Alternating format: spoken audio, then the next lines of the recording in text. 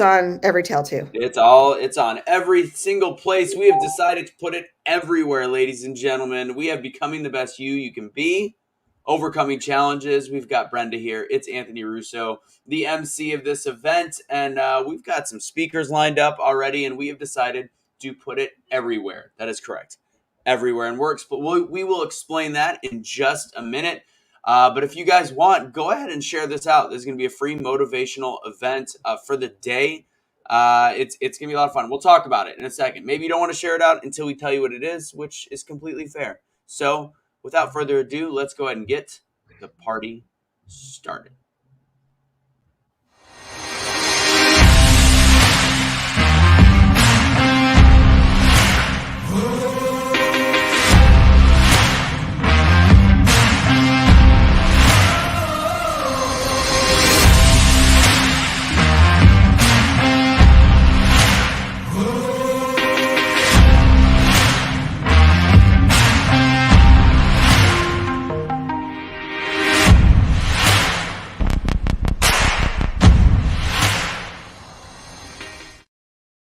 What's going on, everybody? It's time to get day number 2 started. I've got Brenda Ringwood right here next to me. That way, mirrored effect. Brenda, what's going on? How is your Saturday morning? Well, it's an early morning for me. We've had a couple of technical difficulties, but you know what? That's okay because everything happens for a reason, which means you now get this conference for free. Love it. So yeah, we did last night. It was a teaser for today, and Sunday. We had some issues this morning. We had a certain amount of tickets. Those of you that bought tickets, I know Brenda's going to take care of you. I don't know how we're going to do it tomorrow, but again, some of the logins were an issue, so we decided Terrence is helping MC. Obviously, this is Brenda's event. It's me with Be the Change.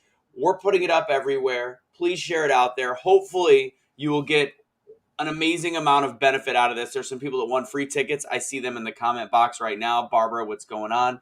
Rhonda, hello. Jeanette, Barbara was our free ticket winner, so she's already there. So I'll hook her up with something. All right. We have a bunch of speakers lined up for the day today on Saturday. I'm going to go through. We've got breakout sessions that Terrence is going to take people through in terms of the panels and intro. I'll be introing the breakouts, but we've got some great speakers. Toriano Porter to start the day. Terrence Leffridge after that. Kim Case, and then Terrence is going to be doing a panel, which is going to be phenomenal. I'll be speaking today. Rumor has it, Brenda. I don't know. I gotta maybe put something together. Just kidding. Make sure you put some pants on today. I'm wearing my lucky shorts. Plain and simple. That's how I roll. That's how I roll. Okay, So okay. we'll go through all the speakers. This is literally going to be a 12-hour event. The one thing that if people are on the Every Tail side, there will be breakout sessions that people can download on that. But we'll figure out how we're exactly going to do that. Again, little technical snafu this morning, so we just said let's bring it to everybody. So here's the cool part. This is 12 hours of speaking. Tomorrow it's another 6, 8 to 2. We really would love for you guys to share this out there. We're excited to be doing this digitally, but at the same time, we really want people to come to our in-person event. Tell them a little bit about the in-person event, Brenda. It's going to be in Overland Park, Kansas, February 11th through the 13th. It's 3 days. Food, snacks, drinks the whole time. So once you get there, you don't have to leave. It's all included in your ticket price. It's at the Overland Park Convention Center. Some of the speakers that you're seeing on here this weekend will be there. And then there's some additional ones. But it's going to be amazing. We've got every story that you can imagine. There's going to be somebody there that you can relate to help you overcome those challenges. We're going to give you breakout sessions, teachings, tools, whatever you need to get you unstuck. And then we're going to party on Saturday night. There's going to be a black tie. We're going to dress you up, get those formals out. We're going to eat. We're going to dance. We're going to have a comedian. It's going to be wonderful. We have music performances. And then again, on Sunday, we have the speaker lineup again. So you just need to come. Right now, the tickets are only $239. They're $399 regularly priced. So go get your ticket for $299 at comechangeyourlife.com. You're pretty much just buying your food and maybe the cost of a show at that price. Exactly. And it's going to be fun. And I look forward to meeting anybody that's in that area or people that fly in. I'll be there on Saturday as well. especially for that party and speaking that day as well. Brenda, I'm excited about today. What was your feedback on last night? Everybody was amazed at the quality of speakers. I have had so much outreach about the quality of our speakers. They didn't what was coming at them, and they were amazed. So, and you know what? That was just a blurb compared to what today and tomorrow holds. So, hold on, guys, it's coming. Awesome sauce. All right, are you ready to get the day started with our first speaker of the day? I am, and you know what? He's right here from Kansas City, and this Queen City. man, yes, he has really talked about change. He has changed his environment to change his life. So I'm gonna let him tell a story, but kudos to him. Excellent. All right. We're going to be doing fun stuff throughout the day. You're going to enjoy some of the speakers. I'm glad we got to bring it to everybody, and I'm sure we're going to see viewers ebb and flow. It's a long day. For those of you that want to watch it later, I think we'll find a way to have it on every tail. Actually, it'll probably be up on our pages. So at the end of this, you guys can go back and watch stuff that you missed, but we encourage you to watch as much as possible. Enjoy as much of it as possible. Share this out there. Again, we've decided to make it free because sometimes when things fail, you find a way around it, and maybe it'll help somebody. Who knows? Maybe somebody that didn't pay for a ticket or didn't win a free ticket needs to hear one of these speakers today, and Right, and that it's is about you, so why not? right. Or exactly. B, I'm gonna bring you in back, and I'm gonna introduce our first speaker. All right. You bet. All right, ladies and gents, that's right. We are at the Becoming the Best You conference. ComeChangeYourLife.com if you want to learn more about the in-person event in Kansas City, February 11th through the 13th. Again, that $239 this weekend is the price for those watching right now. $399 is what the tickets are going to be, and it does include meals. It's going to be a really fun event, and it's always fun to do something in person.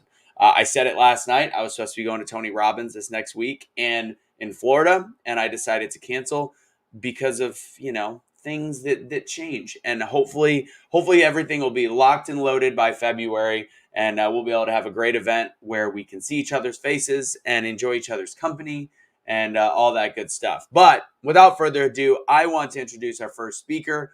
I'm very excited about this gentleman. I got to meet a lot of these speakers in the Zoom, and you could just tell their personality just by having those conversations with them, learning a little bit about them. So I'm going to give a nice welcome to Toriano. Toriano Porter is an opinion writer for the Kansas City Star editorial board. He started his journalism career at the North County Journal in suburban St. Louis and has worked at the Independence Examiner and the Lee's Summit Journal. Along the way, he's won statewide, regional, and national awards for his reporting. Toriano is also the author of The Pride of Park Avenue, James Cool, and the 5 People You Meet in the Hood Before You Go to Heaven. Ladies and gentlemen, Mr. Toriano Porter. I don't know if Parker came up. No, How's it it's going, all Toriano? good.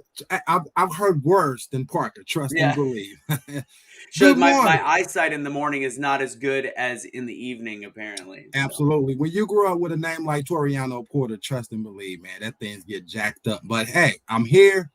Good morning to everybody out there. I am honored to be a part of this conference, becoming the best you could be. I mean, come on. Overcoming challenges is my name, is my nature. And I'll get right into the intro. As you can see on the board, guys, I'm an author, speaker, mentor, journalist, but I also have a phrase that I like to use.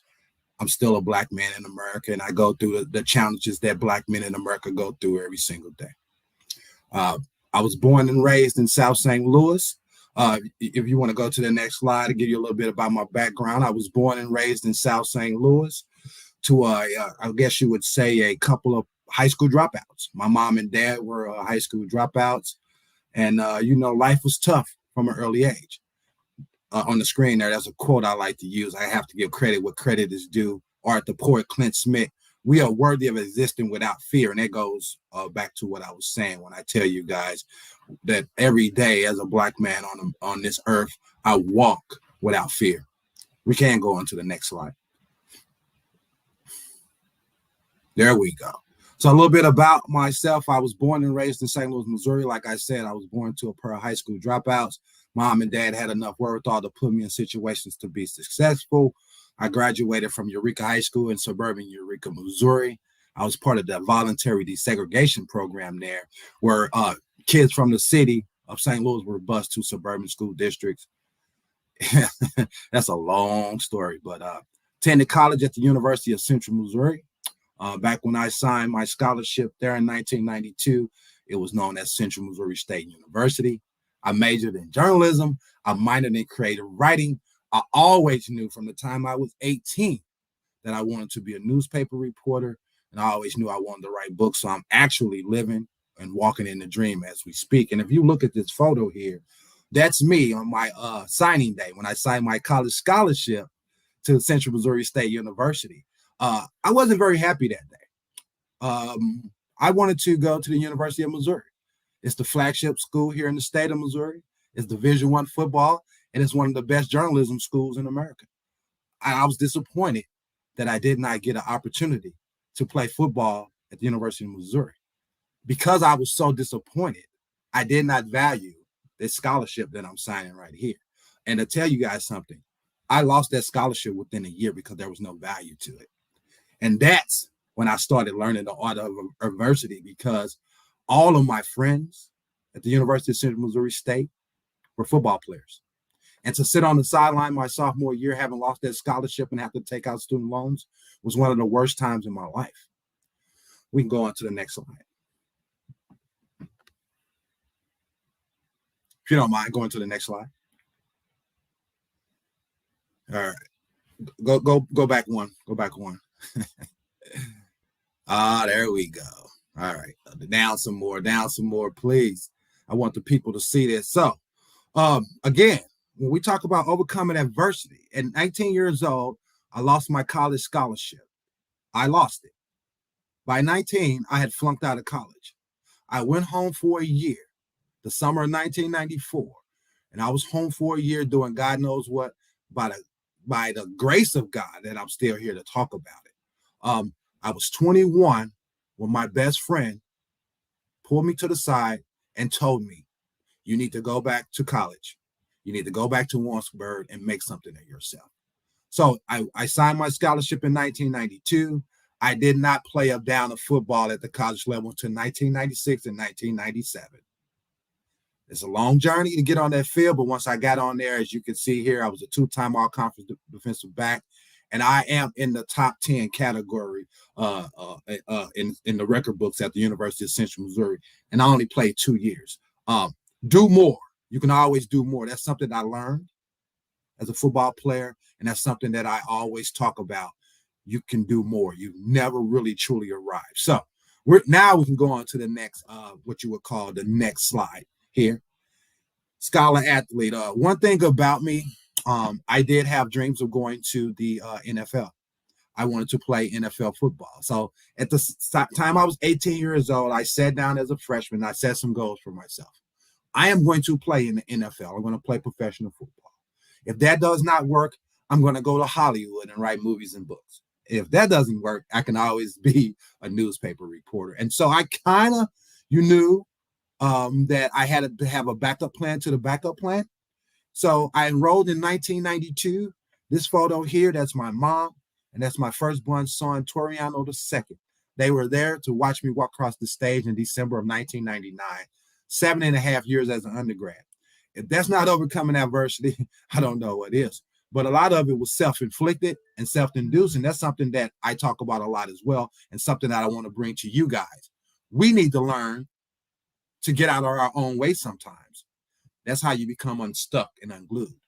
Sometimes we are our own worst enemy.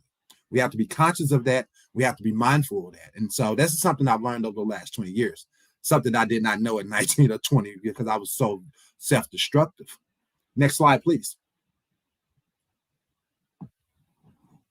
Next slide, please. As you can see here, I am an author. The first book is The Pride of Park Avenue. Can you go back to that author page, please? Just so you know, Toriano, it's got this weird glitch that when we double, it keeps going. No, so it's all good. It's all good. Patient with that. I got it, man. It's all good. Like for my people out there that's watching at home, I am a 3-time author. The Pride of Park Avenue is a collection of short stories, poems, and personal essays about life growing up in a tough environment in South St. Louis and overcoming those obstacles and challenges to become a better person. My second book is James Cool, It's a novel. I call it a cute little story between a boy and a girl and their first little crush. It's set in 1985, the summer '85, and the narrator is 11-year-old sixth grader. I wrote it for middle school kids. And my third book is my first digital-only project. I released it last Black Friday. The 5 people you meet in the hood before you get to heaven. It's a collection of personal essays about the 5 people closest to me that are lost in an 18-month span, including my 2 best friends and my firstborn son. It's a really powerful book. You can download it on your Kindle or your on either iPhone or Android devices. It also went #1 on Amazon, hot new releases. So those are my works. You can find that on Amazon.com or TorianoPorter.com. And if we do want to go to the next slide, it's a question that I ask myself all the time. Who am I really? I am a father. I am a man in the community. I'm a man of God. But I'm also a failure. I have failed many times in my life. As I told you, I've lost scholarships. I flunked out of school. I've been fired from jobs. I was actually fired from my first newspaper job. I started at the North County Journal in February of 2001. Actually celebrated my 20th year as a journalist this year, professional journalist this year. I was fired from my first job. They fired me for insubordination. It's really funny now. Looking back on it, I was a young kid, fresh out of college. I probably deserved to be fired. I did not listen to anything my editor was telling me. One day she told me to go cover a kayaking event. Instead of going to cover the kayaking event, I went and covered a celebrity basketball game the hometown rapper was throwing at Washington University. I turned that story in on a Monday. I was out of the door by a Tuesday. One of the funniest stories in my life, but it also taught me a little bit about perseverance. That happened in 2001. I didn't start writing again until 2007 as a full-time journalist. And if we go to the next slide, I can kind of break down my career and my arc and the importance of not giving up and overcoming adversity. As you can see here, I started at the Examiner newspaper. It's a small daily newspaper in Independence, Missouri. I started in 2007 as the city beat reporter. I did that for 2 years before I was promoted to assistant sports editor. In April of 2011, that position was eliminated and I was let go. I was out of a job for 13 months. And that's when I finished my second book, James Coop. I started at the Lee Summit Journal in 2012, and that's where things get dicey. And this is going to be the bulk of my speech about overcoming adversity. The Lee Summit Journal is owned by the McClatchy Company. The McClatchy Company owns the Kansas City Star and papers in 32 other markets. My goal at the Lee Summit Journal was to be there for 2 years. I call it the minor leagues, and get promoted to the big leagues downtown in Kansas City at the Star. It did not happen like that. For 4 years, I was out in the small suburban area writing community news. I call it fluff pieces. Nothing really hard-hitting, nothing really to make a difference. And I was frustrated.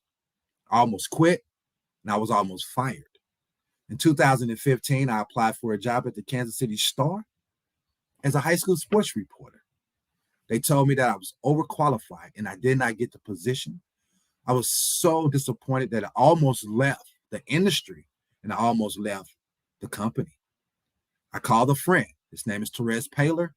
He's a former high school sports reporter at the Kansas City Star. He covered the Mizzou Tiger beat for the Kansas City Star, and he also covered the Kansas City Chiefs professional football team for the Kansas City Star. I watched this young man's career elevate, and I knew if I got in as a high school sports reporter, I would eventually work my way up to where my good friend Therese ended up as a national football reporter for Yahoo News and Yahoo Sports. Well, I called Therese and I told him I was frustrated and how I was ready to leave the game. I'm just done with the industry. I go work in PR, go bag some groceries at Walmart. I was just done. And what he said to me was, do not leave. You're in the building. Write something that get the upper brass's attention. I had no idea what he meant at the time. But what I discovered was he was challenging me to do more, dig deeper, tell better stories. And so that's what I started doing. I broke a story about a local superintendent here in town who had a girlfriend at a law firm that was getting no big contract from the school district. Became a big deal. The superintendent resigned. And next thing you know, I'm on the radar of the people at the Kansas City Star. And in 2016, a dream that I started in 1992 at the age of 18, 24 years later, in 2016, I was hired as a breaking news reporter for the Kansas City Star. And I'm talking about 24 years worth of grind. Again, keep in mind, I was fired from my first newspaper job, my first reporting job. For 6 years, I worked a bunch of odd jobs, including freelance writing, selling women's shoes, selling cell phones, selling gas. I did all these things to get where I was trying to go. And that was to be a reporter at a major daily newspaper. I had simple goals, and that was one of my goals. So in 2016, I was hired as a breaking news reporter, okay? Great, right? But again, you can always do more. So I get in the building, I achieve a goal, and I'm there. And in January of 2017, the Kansas City Star revamped their editorial board. And they brought in a lady from the Wall Street Journal, who had covered the Barack administration for 8 years for the Wall Street Journal. They brought her in. It could have been the New York Times, one of the two. They brought her in to revamp our editorial board as the opinion page director. And she hired a bunch of talented opinion writers. But it was only one issue. There was no Black person on that editorial board. I felt some kind of way about that. But I had only been there 6 months. I couldn't really say anything. And so in August of 2017, I had been there a year. The Kansas City Star and the McClatchy Company nationwide, we revamped our newsroom. We went from print focus to digital focus. Everything was about the internet. They told us this was time to reinvent ourselves inside the newsroom. Again, I proposed to be a social justice reporter. I wanted to do something that was going to help the community. Well, the powers that be said everything we do should have a component of social justice to it, and they denied my pitch. So at that point, I asked my breaking news editor what was going on with the Kansas City Star's editorial board. You know, they need a African-American voice on there. And she asked me, was I interested? And I said, absolutely. So I went back, drew up a one-page proposal of how I would attack the job, gave it to my breaking news editor, who gave it to the big dog in the newsroom, who gave it to the opinion editor. The opinion editor and I, Colleen Nelson McCain, we had never, McCain Nelson, I should say, Colleen McCain Nelson, we had never really talked before that, but she called me for a meeting. We sat down. I would say this would be fall or late summer of 2016, 2017. Yes, 2017. So August of 2017, I brought it up. We met a couple of months after that. She asked me a simple question. How did you get to the Kansas City Star? And I said, do you want the PG version or the real version? I'm giving you guys the PG version right now. The real version is really ugly, but it's my truth. And so she was like, thank you for meeting with me. I didn't hear anything for a couple of months. We met again. This particular time, she told me she had concerns about my daily newspaper experience. I had only been at the Star for a year. And I told her, I actually challenged her. That word challenge, right? I challenged her. I asked her, would you be willing to train me as an opinion journalist? Because an opinion writer is totally different than a reporter. A reporter, just the facts, both sides. Opinion writer, you get to provide commentary. And so it's a different art. It's a different skill. And I asked her, would she be willing to train me? She said she would. I didn't hear anything for another couple of months. So in December of 2017, she called me into the office. She told me that they were going to be holding off on her in a position because of budget reasons late in the year, but did say this to me. Would you like to join the Kansas City Star's editorial board? I was like, wow, absolutely. And if we can go to the next slide, I have a visual of my team. If you want to go to the next slide. So here we go. This is the team that I'm on now, the Kansas City Star's editorial board. I've been on there since 2018. I started in January of 2018. And when I tell you this last 3 or 4 years have been a struggle to find my voice and find my niche has been a struggle. So when I started in 2018, we had goals and goals set by the company. And the goal was 1 million page views. In 2018, I did not hit that goal. In 2019, I did not hit 1 million. In 2020, the year of COVID and working from home, I had 951,000 page views. I finished 49,000 short of my goal. So in 2021, you know what I did? I said, I'm going to get out of my own damn way. I'm going to clear the clutter, and I'm going to hit this goal. By November the 1st, last week, October the 31st, Sunday, Halloween, I had 1,004,000 page views. Crushed that goal with 2 months left in the year. That is what I talk about when I mean overcoming adversity. Putting your head to the ground, doing the work, trusting the process. Thank you. Thank you for tuning in, taking 20 minutes out of your day to be inspired and motivated about overcoming adversity, overcoming challenges to become the best you can be. My name is Toriano Porter. I'm a writer in Kansas City. I'm a father, a mentor, and a man of the people, but I'm still Black. Thank you.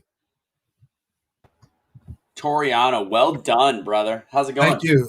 Thank you. It's great, man. It's great. You and I have a lot to talk about. First off, I'm from the Lou as well. I'm going to hit you with it. What high school did you go to? And don't judge me for this because I did not like my high school, but I went to Parkway Central. Oh, my God, you're a Colt. I was a Colt. I played football and baseball, but I would love to talk to you more about the whole concept of the desegregation program, the busing and all that, because I know you said that's a whole different subject, and I talk about that sometimes on my shows, and it changes the dynamic. And I say this a lot. I think I had a conversation last week talking about some of the issues of the desegregation program, and I look at Facebook. Social media is a great way to look.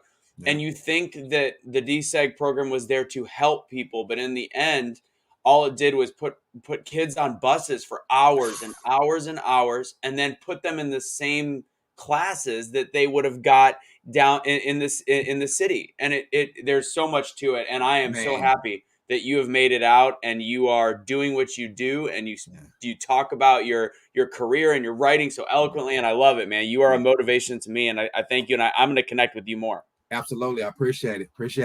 So for the people watching right now, how can people find you, Toriano? I'm easy to find. I'm on all the social media channels, Facebook, Instagram, and Twitter at Toriano Porter. My name's on the screen, all lowercase, all one word. You can also find me at my website, TorianoPorter.com.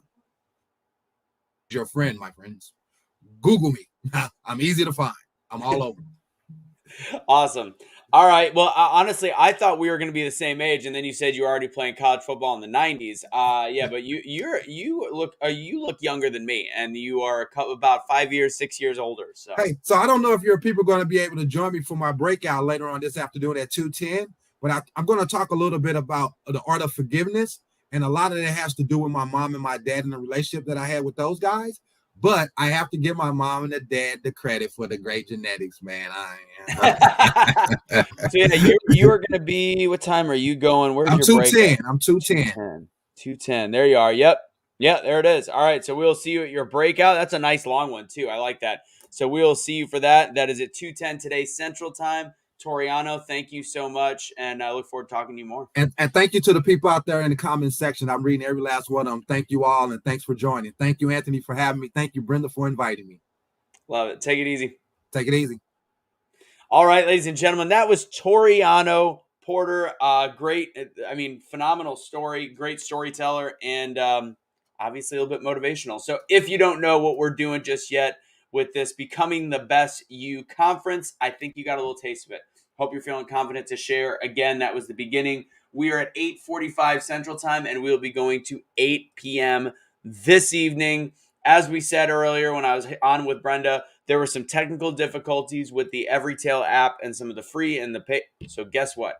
Everybody is getting this, and the people that are paid that I know are in Everytail, we will figure it out. We're going to take care of you. Don't worry about it.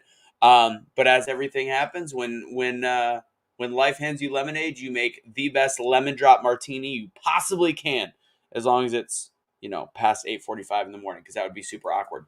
Anyways, guys, I am very excited to bring to you our next speaker.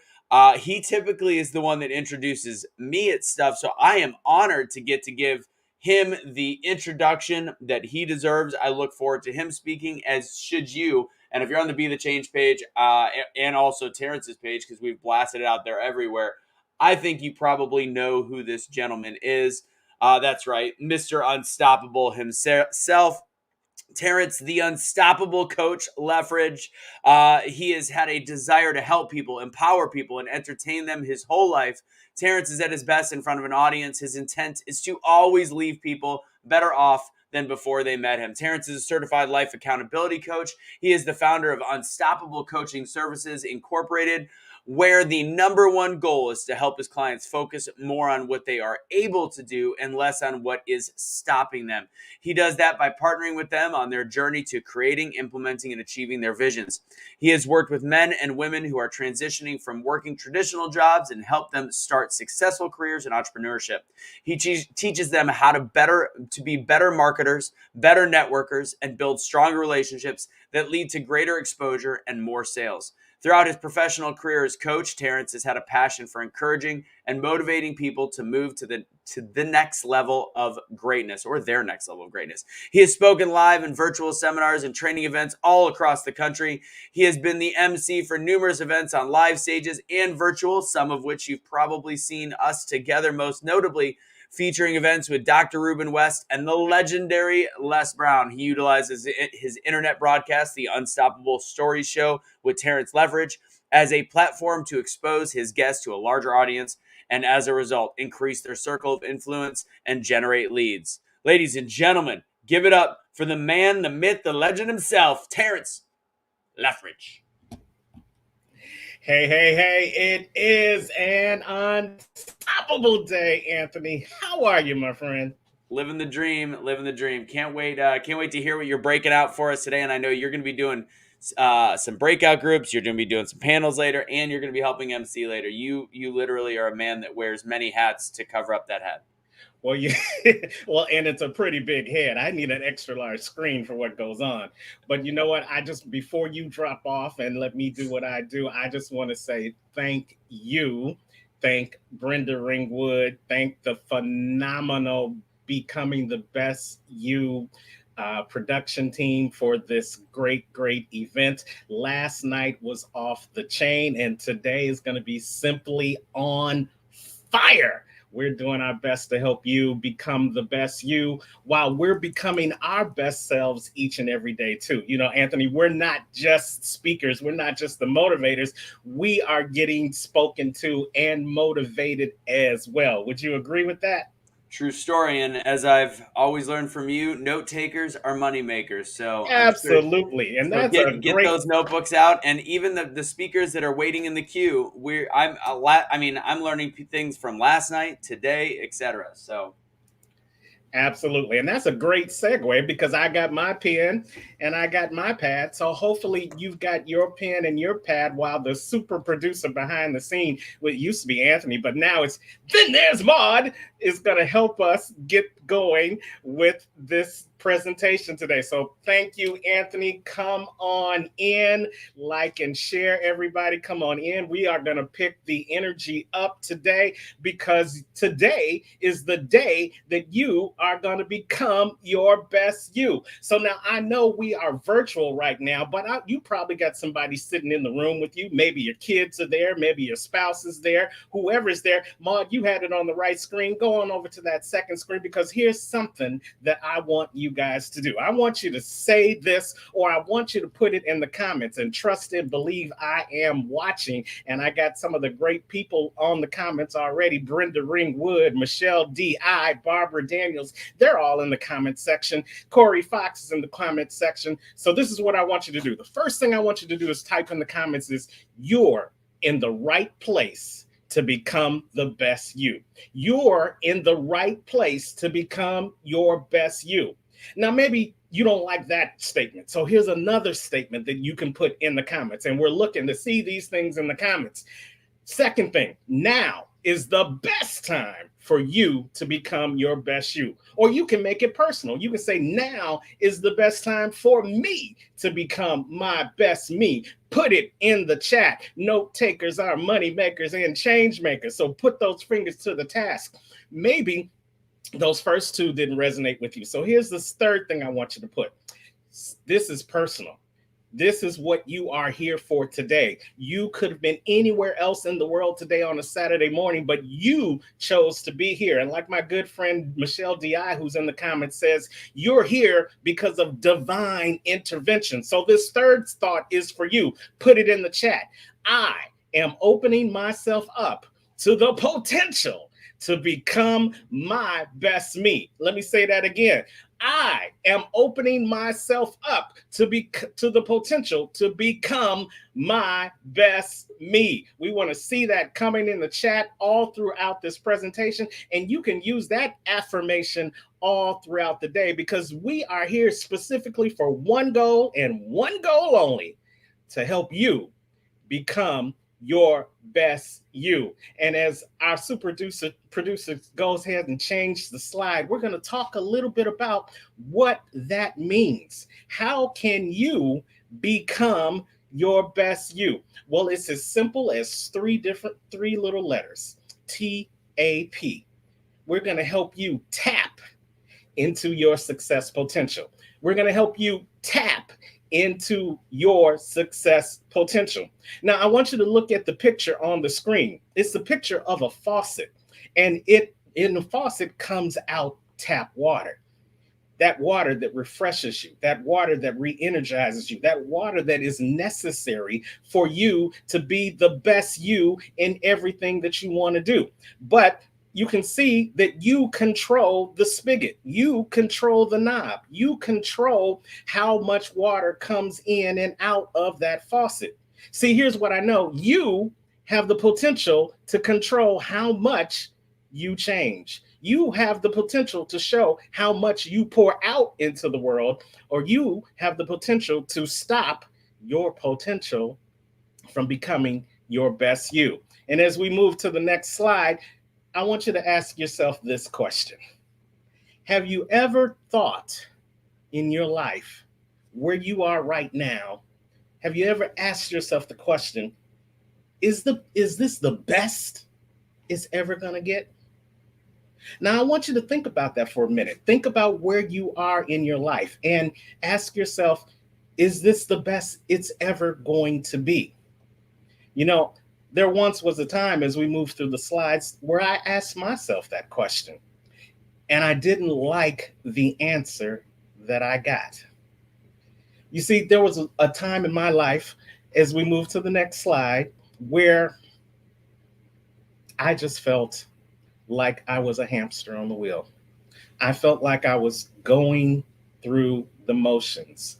And you guys know what that is. That motion that says you get up, you go to work, you come home, you go to sleep, you get up, you come home, you go to work, you go to sleep. That over and over and over again. And it didn't feel like I was living. It felt like I was existing. Anyone out there willing to put in the chat that was them? If you're strong enough, you're becoming your best you today. And part of becoming your best you, we're going to talk about it a little bit later, is being aware of where you were. I was aware of where I was, and I didn't like it. So as we move through the next slide, at that point in my life, I thought it was a wrap. I thought it was over and done, and I felt like the sands of time was just running out on my life.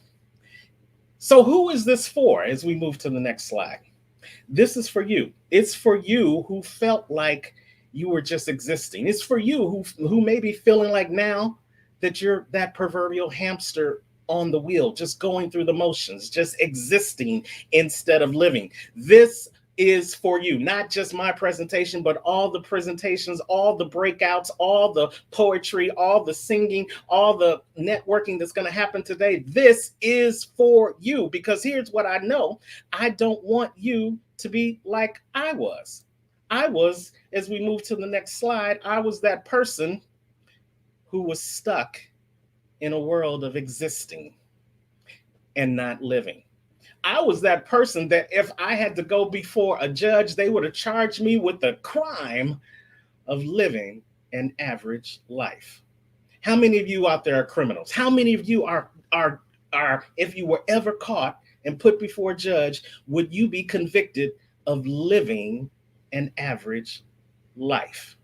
Yeah, that was me, and I did not like it at all. So I had to change my life. And in the little time I have left with you as we go through these slides, I'm going to hopefully help you to change your life, because I found my purpose, and now I use my breath, I use my message, I use my platforms, and I'm thankful for platforms like this, Becoming the Best You Conference, to help people recognize that you can be more, you can live, you can not just exist, you can walk in purpose, and you can focus more on what you're able to do and less on what's stopping you. That's what we focus on at Unstoppable Coaching Services, where our goal is to help you live the life you were created to live, not the life that you may want to live, not the life that mama and them was living, not the life that your neighbor may be living down the street, but the life that you were created to live. When you do that, you'll be able to not be stopped by the things that come your way. And as you heard this morning, as we go to the next slide, even conferences, even big phenomenal conferences like this have moments in their life where obstacles come in the way. If anyone watches my show, The Unstoppable Story Show, you know I say many times before that show even happens, something gets in the way, some obstacle, some roadblock, some internet malfunction on my end or on my guest end comes into play that tries to stop us from living up to the title of the show.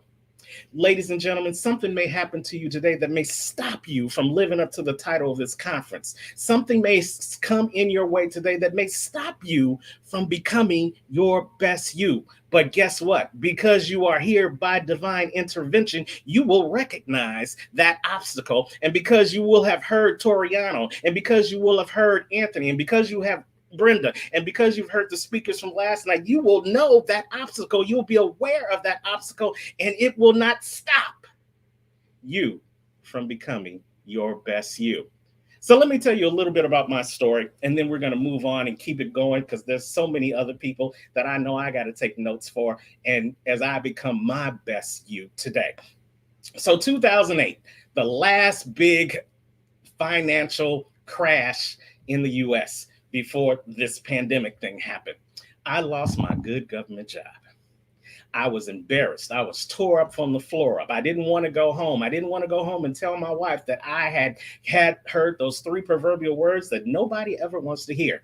You are fired.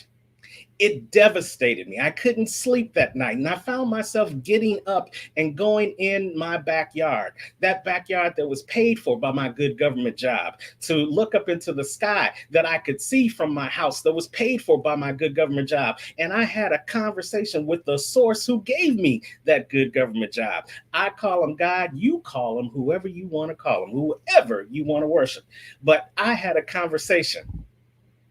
No, y'all, I'm lying. I had an argument with God that night. I looked up in the sky and I said to God, listen, this is not going to work. This is not what I had vision for my life. You said you would not forsake me. You said you'd always be there for me. Now you got to show up, and you got to show out, God. I need you to change my situation 180 degrees from where it is right now, because I am stuck. And ladies and gentlemen, he spoke to me, and he gave me one word. You want to know what that word is? Go ahead and show them what that word is, Maud, as we switch the screen. There it is. Unstoppable. And I looked at it and I was like, unstoppable? Clearly I'm not unstoppable. Otherwise, I wouldn't be out here having this argument with you right then and there, guy.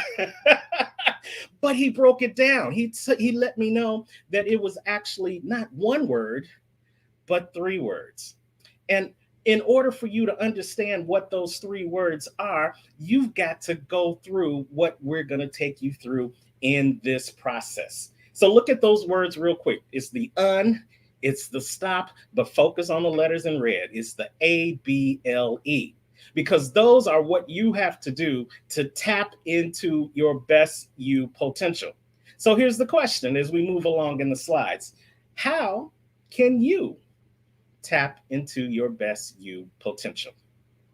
How can you tap into your best you potential? We're going to move to the second slide. So 1, 2 on these slides. Go to the next one. Absolutely. We're going to talk about 4 ways that you can tap into your potential. Number 1, we're going to talk about tap into your awareness. Number 2, we're going to talk about tap into your beliefs. Number 3, we're going to talk about tapping into your life lessons. And number 4, we're going to talk about tapping into your expected success. Now, like we said earlier, sometimes technology doesn't want to do what it has to do. That's why you got the voice right here. So go on to the next slide and we're going to jump, keep it moving. Let's talk about number 1. And hopefully you are writing down the notes, because the first way you can tap into your potential is first tap into your awareness. Write it. Awareness. What are you aware of today that's keeping you stuck? What are you aware of today that's keeping you chained to where you are? What are you aware of today that's not allowing you to live your best life at its fullest potential? You know, I had to become aware that even though I had lost my good government job, I had already fired myself from that job years before then. Somebody's going to get that on the replay. See, many times you may go to work and you can work your 9 to 5 or your 8 to 4 or your 6 to 6, whatever it is, on autopilot, because you've been there so long. You can do it without even thinking. You can literally do it in your sleep. And that was me. I was doing it in my sleep. And because I got so good at doing it, I found myself wandering. I found myself thinking about that question: is this the best it ever was going to be? And in the back of my mind, there was always this movie scene of coming attractions. You know how when you go to the movie and before the main movie comes on, you get the coming attractions of future things that are about to come to the movie theater? Well, yeah, that's what was happening in my mind. I was getting those coming attractions of future things that I was destined to do, and where I was sitting, daydreaming, was not the final destination. So I was aware. I had this burning desire inside of me for the longest time that this was not where I was supposed to be, but the fear of leaving on my own kept me stuck. Come on, somebody, you know what I'm talking about. The fear, the false evidence appearing as real that made it seem like if I got up out of that chair and I walked out on my own, I would not be able to make it. I was beholden to this good government job, and this good government job had me by the neck. But God knew there was something more for me. So he knew that I was aware, but he also knew I wasn't going to do anything about it. So what did he do? He decided that he was going to take that job away. And he took that job away so that I could become aware that there was more to come. He took me out of one movie so that he could set me up to be on stages in the next movie. Ladies and gentlemen, that's what you're going to have to look at. You're going to have to be aware of where you are and where you want to be in order to tap into your potential. So what's the message that I want to say to you? What do I want you to understand as we go to the next slide? The next slide is just basically looking at you. How do you see yourself? Do you see yourself as the person that's sitting in that job right now? Do you see yourself doing that for the rest of your life? And if you do, that's cool, because everybody plays a role in this game called life. And maybe your role is to be the best person at that position that you can be for the people that you interact and the people that you serve. So no shame if working that 9 to 5 that you're working is the place you're supposed to be. But if it's not, then you need to have that awareness. So after we talk about tapping into our awareness, then you've got to tap into your beliefs. Go to the next slide. Tap into your beliefs. You see, while I was working at that good government job, I believed that that's what I was supposed to be doing. And why did I believe that, you might be asking, Coach T? Well, let me tell you. Because my mama, she worked for the government. My sister worked for the government. My aunt worked for the government. You see where I'm going with this? Everybody who was in the circle of influence of my life was working for the government. So by default, I thought that's what I was supposed to do too. But I said it earlier, sometimes we end up thinking that we're supposed to be living the life that other people are living because they're living it. That's what we're supposed to be living, when that couldn't be any farther from the truth. You've got to recognize and you've got to be aware of not only where you are, but you've got to be aware of what you believe. When I tapped into my own beliefs, I believed that I was supposed to be helping people, but I also believed that that was not the end all be all place where I was going to help people. So as we move on to the slides, here's the question for you. Life is one big game. The question is, in order for you to win, you got to be tapped into your source. So are you tapped into your source? Are you tapped into the source of the people or the thing that allows you to create the beliefs that you have in your life? When you are tapped into the source, things come a little bit easier than when you're out there on your own. One of the things we're going to be talking about in my breakout session later on today, so hopefully you'll come back, is we're going to be talking about asking for guidance. That's going to be one of the things. When you're tapped into the source, that's where you can get guidance. And that guidance will lead and confirm the things that you believe to be true about you as well as others. But you've got to be willing to tap into that source so that you can tap into your beliefs. So we talked about tap into your awareness. That's the one. We talked about tap into your beliefs. But now as we move to the next slide, we're going to talk about tapping into your life lessons. Write it. Tap into your life lessons. Now, you'll see on the screen, this picture says difficult roads lead to beautiful destinations. Well, what do they mean by that? Sometimes you've got to go through some difficulties and learn the lessons from those difficult situations in order to get to your beautiful destination. It's not about the destination that makes you grow. It's about the journey and the things that you learn along the way that's going to help you to tap into your overall potential. If I hadn't lost my good government job, I wouldn't know that I was meant to be sitting here in front of you right now, talking to you about tapping into your potential. I can't talk to you about your potential if I'm not tapping into mine. And I learned how to tap into mine because I had some life lessons that taught me along the way. So what life lessons have you had? Velton Showell last night said on his presentation that you don't lose, you learn. And that's a mindset shift that we have to take in life. Many times we think because we have failed that we're a failure. But I'm here to let you know that failure is not fatal and failure is not final if you learn the lesson. You never lose, you just learn. You tap into those life lessons so that you can really solidify what you do believe. You tap into those life lessons because they let you know what you are now aware of about your life, so that when you get uncomfortable, as we move to the next slide, you'll recognize that once you get to that destination, it's not the destination that you're proud of. It's the fact that you got uncomfortable and you went through the difficult destinations anyway. Look, ladies and gentlemen, the mug says it all by itself. Life begins at the end of your comfort zone. When you decide that you're going to learn from those uncomfortable lessons that we all have to go to get to the other side of greatness, you are going to now have that built up shield of armor for the next obstacle. Every life lesson gives you an extra layer of armor to help you for the next lesson. Every lesson that you go to is now a stronger foundation for you to handle the next obstacle, the next problem. When you learn from those life lessons, you are able to now tap into the potential to conquer that next life lesson. And it takes you to the final thing that I want to talk to you about in order to tapping into your best you potential.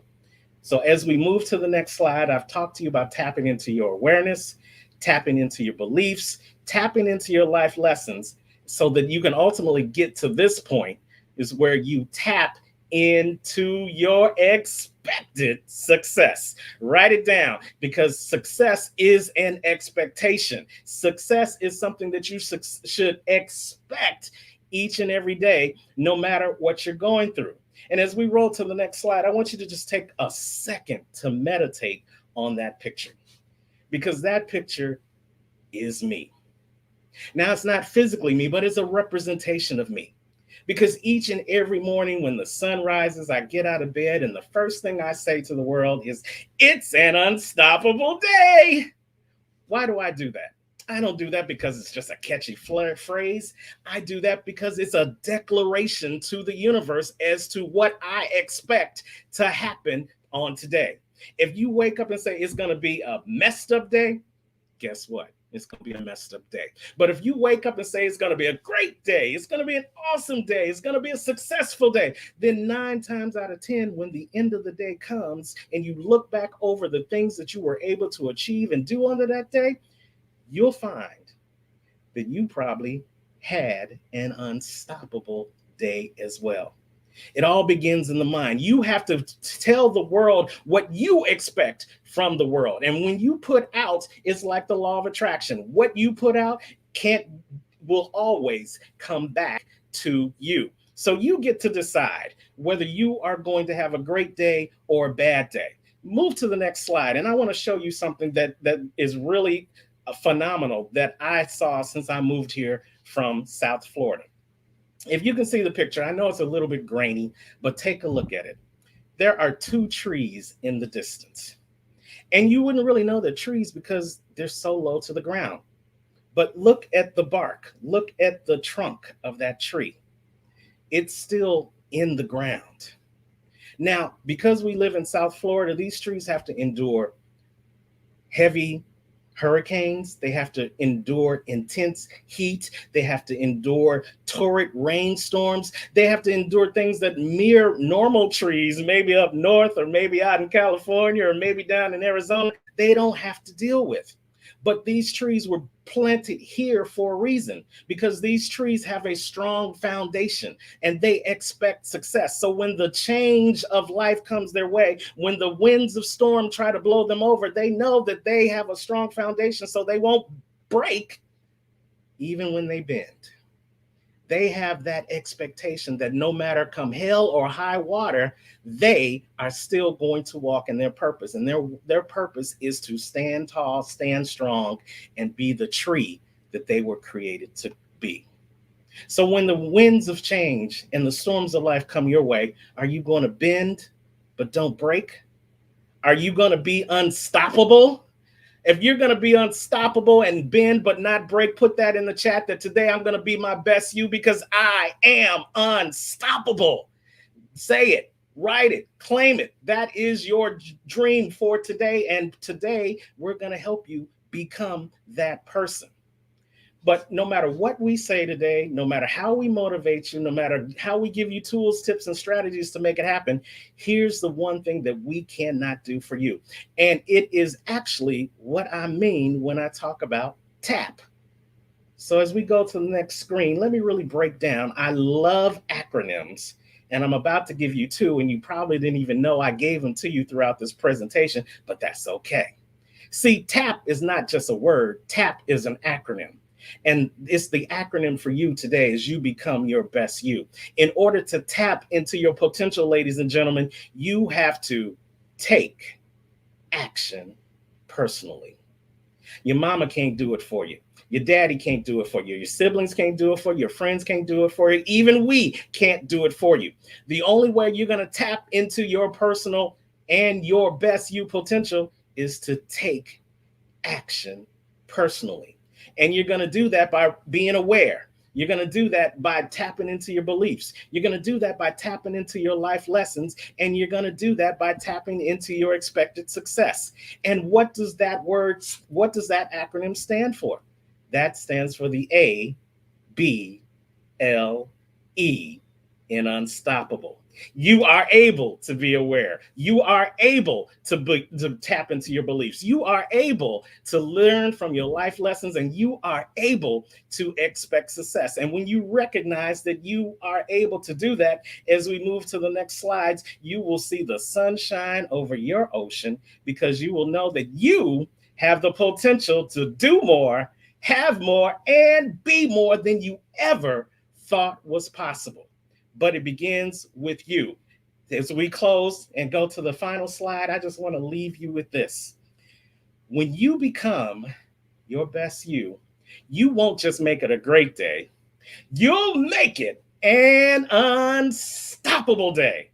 I'm Terrence, the Unstoppable Coach Leffridge with Unstoppable Coaching Services. You know how to reach out to me on all social media or at unstoppablecoaching.com. But do not leave this place today, this place of divine intervention, without taking the tools, tips, and strategies that we give you today and tap into your best you potential. T. Leffridge, my man, Mr. Unstoppable.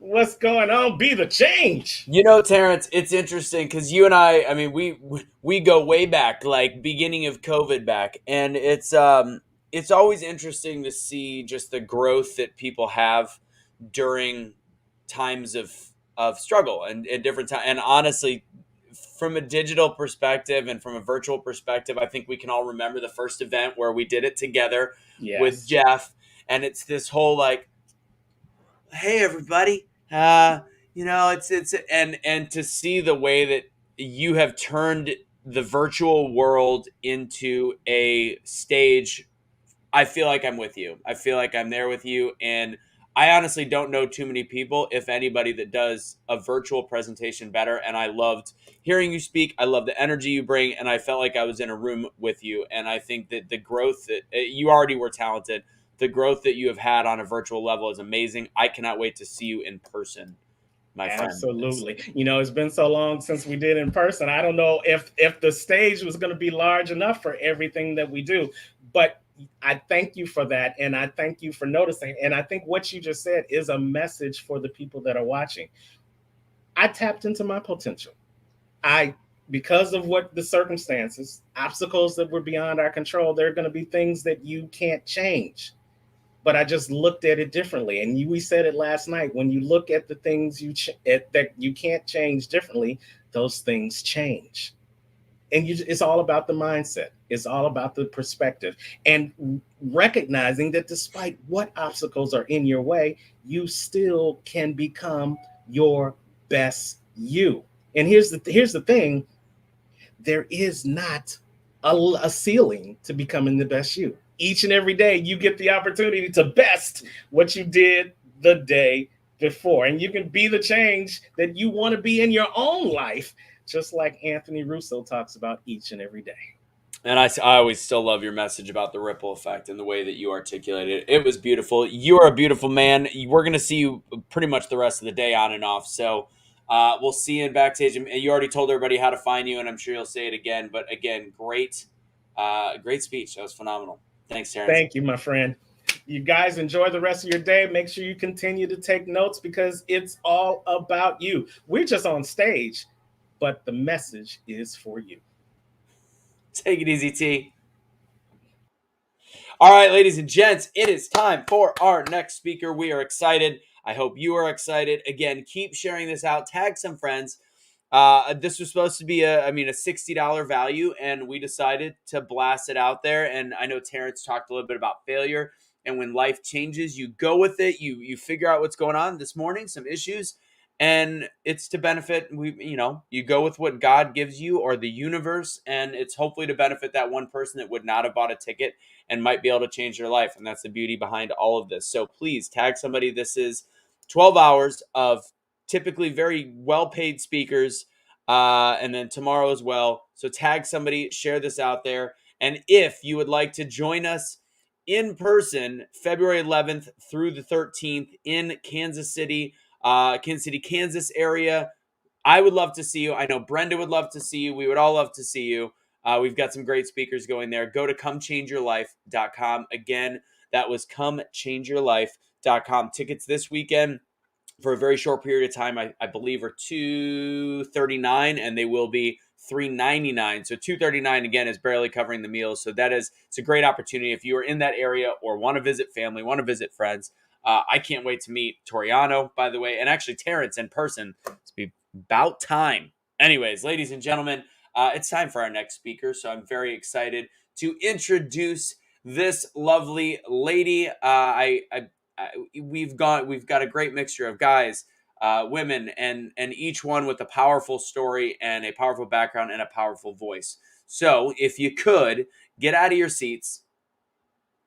Okay, you don't really have to get out of your seats because nobody can see you. But if you want, get out of your seats. I could tell she's out of her seats. I think she's standing. So she's taking it legit, ladies and gentlemen. So if we could, we're going to introduce our next speaker, Kim Case. She is a crime survivor, system advisor, and advocate for crime victims. Kim has spent 2 decades breaking barriers and creating change in the public safety sector. Her passion for serving crime victims began after a brutal victimization nearly took her life.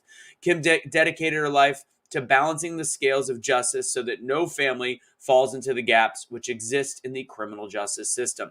Kim is an international speaker and trainer recognized for her work through development and direction of programs like the Department of Justice Office for Victims of Crime, OVC, the acronym for that, advocacy services through FBI's Office for Victim Assistance, Elevate program, the Crime Victims Unit, which serves Missouri sheriffs and police agencies, National Center for Campus Public Safety, United States Air Force Sexual Assault Response and Prevention Office, also known as SART, Mothers Against Drunk Driving Victims Services, and multiple kindergarten through 12th grade and higher educational institutions, including recent work with the safety and health organization Cornerstones of Care. Kim serves on the Missouri Supreme Court's Domestic Violence and Human Trafficking Task Force, along with a variety of other state and local advisory committees, and is the ambassador for the law firm D. Miller and Associates.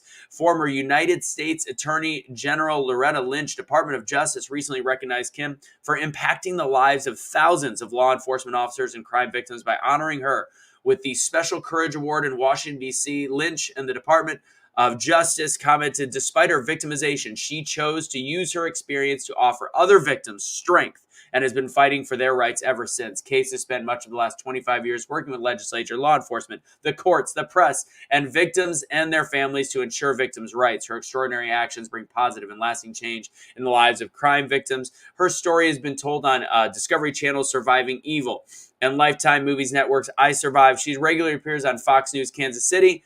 Kim founded KimCase.org and Kim Case Consulting, where she shares her journey. Ladies and gentlemen, give it up for, honestly, I don't even know if she needs to speak anymore because that is a background like I don't think we've heard too many times. Ladies and gentlemen, Kim Case. Hello. Wow, that was a lot of words, Anthony. Thank you so much for that introduction. No problem. The floor is yours. All right. Come change your life, everyone. Thanks for joining me on this Saturday morning. I'm really excited to be here with you. We're going to talk today about the process of transforming tragedies in our life to triumphs. It's something that we have to do. We have to take action. We can change our lives, but we have to take the steps. So we're going to transform tragedies into triumphs today. You can go ahead, Maud, and give me the next slide. Thank you. I'm excited to be here today. There is a lot of things that we're going to cover. We're going to first start by talking about our compass. What direction is our compass facing? Because sometimes when life throws things your way, the wind and the waves, we have to find our true north. We have to center ourselves. Go ahead, Maud. Let's see. We are looking at a beautiful picture of hope.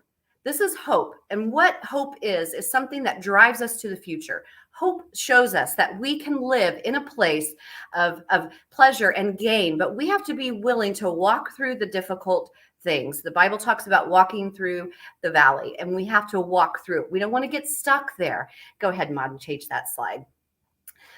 So seeing a sunset like this is a beautiful way to wrap up a day. But the visuals here, what I want you to look at is the road that reaches to that beautiful sunset. We can see it in a distance, but we have to walk towards it. And for me, making that choice every day is something that I have to do because of a situation that happened early in my life. I was followed by a car of 4 men. I had no idea they were behind me. And I'll tell you what, when they grabbed me in the darkness, kidnapped me from my driveway, I knew in my soul that my life was changing. Go ahead, Maud. It's pictures like this, newspaper articles like this, that we see every day in the news. What happens to the lives that have been affected by crime?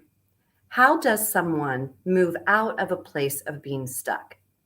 Here are the 4 men that kidnapped me. And as you can see, the newspaper headlines says they were partying before going to prison. And that's exactly what was happening. There had been a sentence handed down and a 30-day stay to get prepared to go into prison for one of these 4 men. And to do that, they decided to go up towards Kansas City and have a little fun. What they did, though, was reach out and forcefully throw me into their car. You can imagine at the time, I was 19, everything was in front of me. All my hopes and dreams were there, ready to be attained. But they had other things in mind. They actually meant to harm and meant to kill. By the grace of God, I was able to escape that situation. I know, I just told you the end of the story. It's kind of like a spoiler, huh? But I stand here today in hope and encouragement because I've overcome. I've turned this tragedy into a triumph in my life. You can change the slide, Maud. So when I look at a picture of those 4 men, it makes me realize that going back to the events in the car, this is what I faced. Everything was in front of me, but what I saw from the front seat was a gun pointed at me. They instantly handcuffed me. I tried to get out of the car. I tried to jump. They pulled me back in by my hair. It was one of those times in life where you know this is an incredibly devastating and important moment that is happening. And everything that came through my mind after that was about survival, surviving the next second. You can change this slide. Have you ever been in a place where you know that there is something occurring that is changing your life, but not for the good? As you can see, they had me handcuffed for the entire nearly 16 hours. They took turns assaulting me and strangling me. By the grace of God, I was able to survive. And after nearly 15 hours, I pulled my hand from the handcuff and I was able to escape the barn where they were holding me captive. You know, going through something like this and realizing what human beings are willing to do to another does steal some of the joy that you're living with. It's about our willingness to fight through that matters. Go ahead and change the slide, Maud. You know, as the hours passed, I spent time trying to understand how this could be happening to me. I was a new Christian at the time, and I knew some of the promises of Scripture, but I didn't understand how to put that into action in my life other than just praying. So I did that, and I did that in a way that kept me protected, and I felt like there was a barrier around me. But knowing that I probably wouldn't survive, all I could think of was the pain and agony that my family would be going through. You know, overcoming a situation like this is sometimes bigger than what you think is possible. But I'll tell you what, any situation that causes you to fear, to have anxiety, to wonder what's next is really a pivotal point in offering a moment of change. You can change the slide. As the hours passed and I was held in this barn, there was a belt buckle, a harness buckle that was outside of the barn. And as we approached the barn from the creek where they had been keeping me, I found this little buckle and I was able to put it in my pocket. And as you see, it had a heart on it. And for me, that was a sign that the universe, that God was working in my favor. And if I could stay calm, and if I could try to make myself human to these 4 offenders, perhaps I could get away. So I made bargains with them. I made deals with them. I literally begged for my life. You can change the slide. At any given moment, we have the power to change our story. We have the power to rewrite it. What these men meant for harm for me turned out to be something that was going to change lives. The ripples effect that, we talked about in some of the work that I've been able to do was simply about making a choice. It was about making a choice to walk through the event and become a survivor. The story that we're writing was crafted in us from the beginning of our being. And the power that lies within us to overcome, to change our life, to be the best that you can be, is really about stepping into that possibility. You can change the slide. We were talking about being unstoppable earlier, and it's something about our ability to have hope. Then you can find your way to healing. Happiness comes in a lot of different forms. It doesn't always mean that things have to be perfect, but it means that we are taking steps towards that. So finding ways to cope, finding ways that bring light back into your life. It's like exposing the darkness. And for me, it meant continuing to fight. Go ahead and change the slide. The healing part is often where people get stuck. And I've noticed lately, as this world is just overcome with pain and agony and anxiety about the things that are happening politically and in our communities, we can rest assured. You see the pictures on the screen. 4 men sentenced to over 375 years in prison. Fortunately, I was able to escape. I was handcuffed to the offender on the right, and he was 19 also. At one point, he fell asleep. The other 3 had left. The driver left with the car early in the afternoon. He went to pick up his wife from work. And I remember when I learned that, I got so angry that he actually had the ability to go out and do a normal way of life when I was stuck, handcuffed, and being assaulted. The fact, though, that they've been in prison has not released me from the pain and the agony of dealing with this every day. This is a lifetime event. Their actions altered the course of my life. But it was up to me to take back that control, and through prayer and meditation and good counseling, I was able to find some strength to overcome. I've been to 7 parole hearings on these offenders, and one of them, the one that actually grabbed me and pulled me into the car, has a release date. So there's going to be a new set of normalities that I'm going to be living with now once this offender is out, something I haven't faced. So I'm having to step back into my own process of overcoming, choosing to understand that I can still write my story. I've always wondered if there was a point of any sort of remorse. I haven't had a chance to find out, but I'm wondering if maybe there might be a mediation, or a conversation that can happen to put some closure and for me to offer some faith and some forgiveness. You can change the slide. The next 5 years for me are going to be interesting as I step into that place of triumph. It's going to be a daily action as I watch this offender finish a program in Department of Corrections and then be released. And then it's really my choice about how I choose to maneuver this next season. But I want to talk to you a little bit about the transformation process. I was speaking recently with a survivor of crime, and we were discussing what transformation means.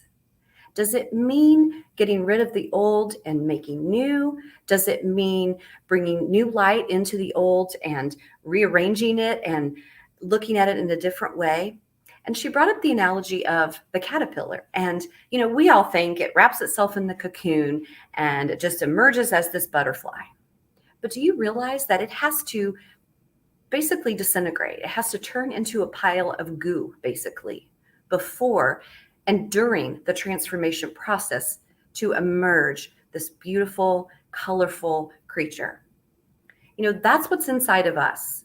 And it's up to us to be willing to go through that process.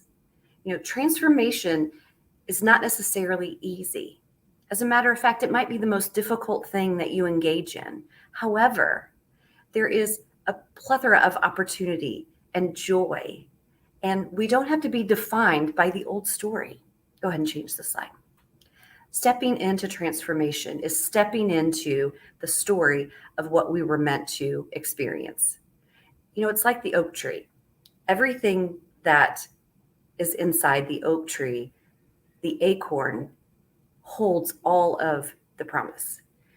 So I think about a seedling as it's growing. Have you ever seen one like on a sidewalk, kind of in the cracks of a sidewalk, and you wonder, how did that get there? Did it emerge from way down deep? Was that seed always there? And when the concrete was put around it, it decided to bust through? Or did it see a light? Did the seedling realize that if it worked hard enough, it could grow? Next time you see something like that, I want you to stop and reflect on your own journey. Are you willing to go towards the light? Are you willing to break through the concrete if you need? Back to the acorn analogy, it's not going to turn into a pine tree. It's not going to turn into a rose bush. It's not going to grow into, a tomato vine. That is meant to be an oak tree. Everything inside of it. So everything that you can be is already inside of you. It's about accessing. It's about finding your own strength. It's about engaging and getting back to the core of who God made you to be. It's a simple process of stopping and reflecting, finding your dreams, and taking action. The process of escaping this brutal assault meant that I was stepping into something different. It meant that I was stepping into an unknown process called the criminal justice system. And, this situation happened in 3 counties with 4 offenders. And so that meant that I was going to go through 5 years of prosecution process, trials, guilty pleas, a number of hearings. It really consumed my life. And here I was, just 20 then at the time. This happened the month before I turned 20. Again, not really capable of managing a crisis such as this. Yet my faith was strong, my willingness to fight and to prove that this was not going to define me. It's like that seedling. It's like the acorn. It's like the caterpillar. If you dream big enough and you believe that what you need is already there, it's already inside of you. We need to make the conditions right to allow it to grow, which means investing in yourself, listening to moments like this where you can encourage and be encouraged. The relationship of human beings are meant to love and inspire. And being willing to step into that is where you can find your hope. Go ahead and change the slide. When I found my wrist able to move in the handcuff, I realized that I could take the cuff off. And we were laying in the top of this barn on a sheet of metal. And every time I moved in order to hold the handcuff and pull it out, it would move the metal. Understanding that he could wake up at any moment and kill me is what I knew the possibility was, what I knew his intention was. He was left there to kill me. But again, God had other plans. And as I pulled the cuff and I wiggled my wrist, I was able to finally be released. He was still asleep. I jumped out of the hayloft. and I ran. What I'm showing you here is a picture of a weaving. And I want you to look at the components that happen when something is woven together. And it may seem odd to talk about this right now as I'm talking about escaping from a kidnapping and a hostage situation. But what I want you to understand is there is a warp and a weft. And the things, the yarn, the material, they have to be woven together. So it takes both sides. It takes all components to make a fabric or make a blanket that is going to be tough enough to stay together and to be held and to be used. Your life is similar. The adversity is purposeful. It's your belief about the adversity where the hope lies. It's really about choosing to believe that this adversity can be something that will fertilize the soil of your soul. The adversity is meant to grow you.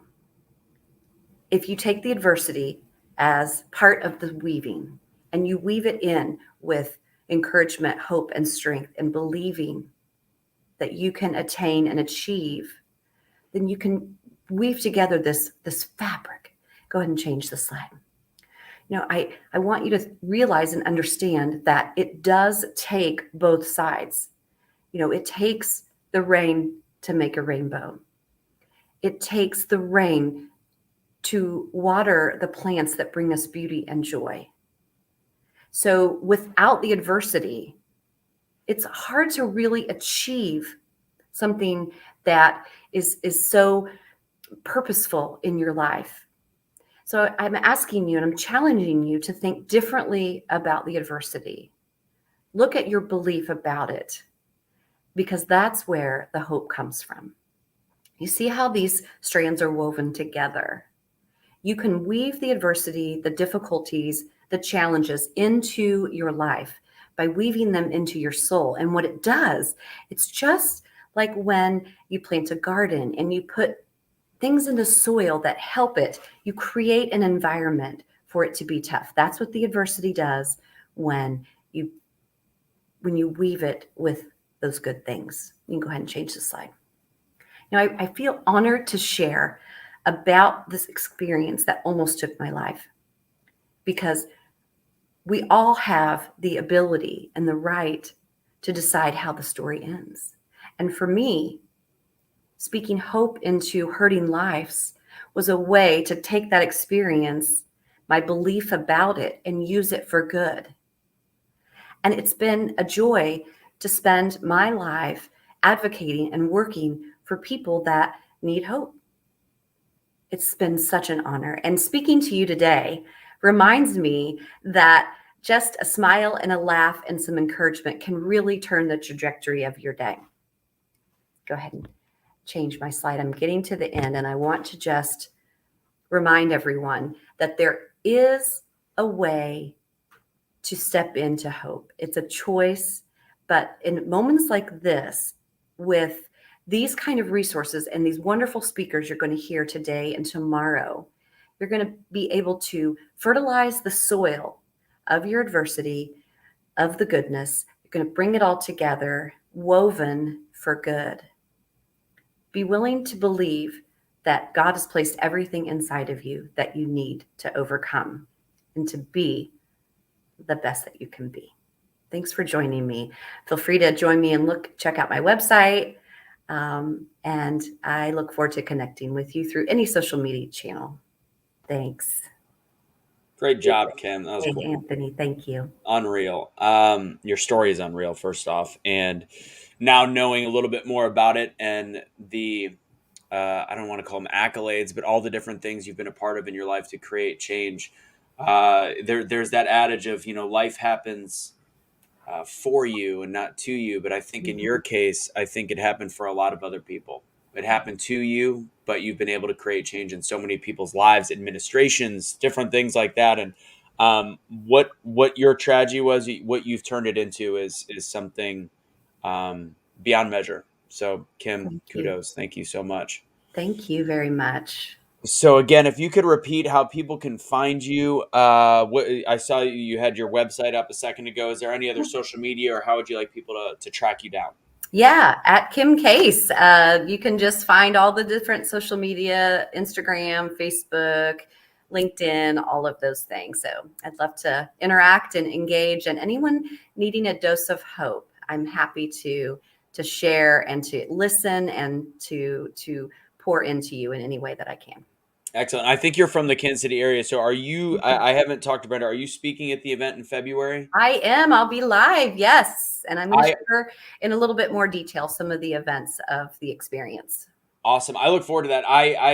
Anybody that it's amazing because people talk about how to create change in the world and in our country. And one of those is policy. And it looks like you have done that. You have worked directly with people. And sometimes that's a very hard thing to do. So I think learning from you on that is going to be, is really interesting. So I can't wait to meet you personally. Kim, thank you so much for your time. Thank you for that, your powerful story and your comeback. You're essentially, and nobody can fit and nobody can go into anybody else's shoes and know what that's like, but to see what you've done with that life experience is nothing short of a miracle. So thank you, Kim. Thank you. Glory to God for sure. Thank you so much. Absolutely. Happy God Saturday, bless. everyone. Happy Saturday. Take it easy, Kim. Yeah. All right, ladies and gentlemen, that takes us to, well, it would be a break. Let's see where we're at. You know what? I think we're good. I think we're just going to go straight into our panels. So, Terrence, give me a thumbs up if you're ready to come out and chit chat before we bring out our first panel. Oh, I got a thumbs up.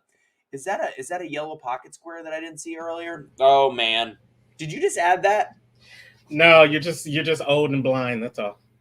I think it was below the frame before. I think that was what it was. Well, because I'm becoming my best you, I'm just rising to the top. So Love it. All right. Well, Terrence, the floor is about to be yours. We've got two panels back to back. Enjoy. The audience I know is going to enjoy. Please continue to share this out there. If you want to know more, and obviously you just heard Kim speak, Toriano, Terrence, you'll hear me later, and several other speakers. We are going to be in Kansas City, February 11th through the 13th. Go to comechangeyourlife.com. The tickets this weekend for a very short period of time are literally just cost, which is $239.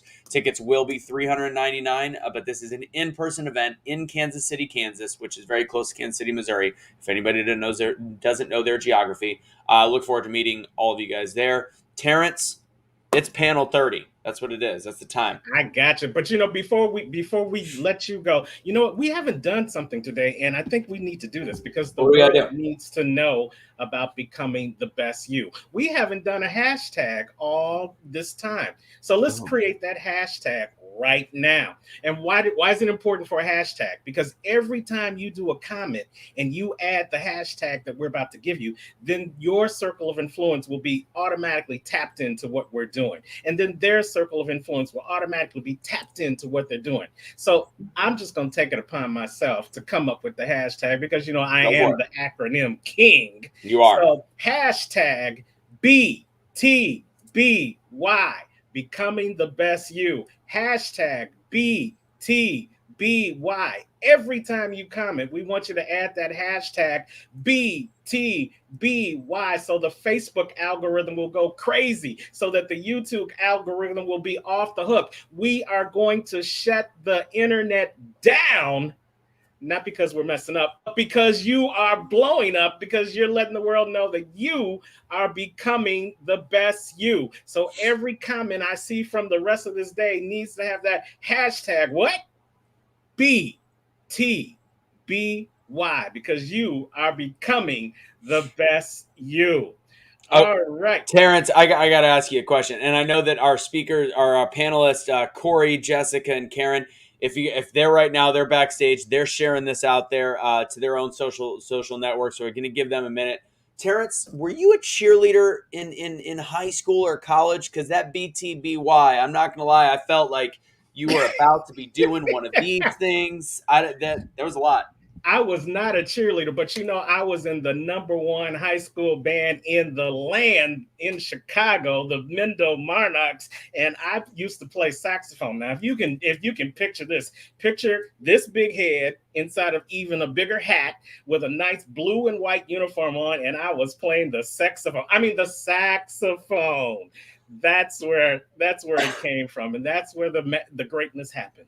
So Terrence, and we were in. I was in Michigan State last week, and apparently there's hazing that goes on at college bands because Absolutely. we were like, it was about 50 degrees out, and we didn't know why, but there was a group of about 20 gentlemen that did not have shirts on in the cold, and we're like, they must be freshmen of some kind. So Absolutely. the band life is something I don't know anything about. Apparently you do, but I'm not gonna lie, that BTBY thing you just did, nailed it. Nailed it. A great movie you should check out is, if you haven't checked it out already, came back in 2000s, Drumline. Oh, I love That is Drumline. Drumline. That is the band experience. So if you know Drumline, you saw that there was some hazing. I remember many a days standing at attention with my knee up in the middle of a pouring rain, because hey, sometimes when you perform, you got to perform in the rain. So what you do in practice shows up in your presentation. Hey, I think we just talked about becoming your best you. 100%. All right, Terrence, it's go time. I'm gonna step in back. You are gonna introduce the panels, and we're gonna have a little fun. All right. Absolutely.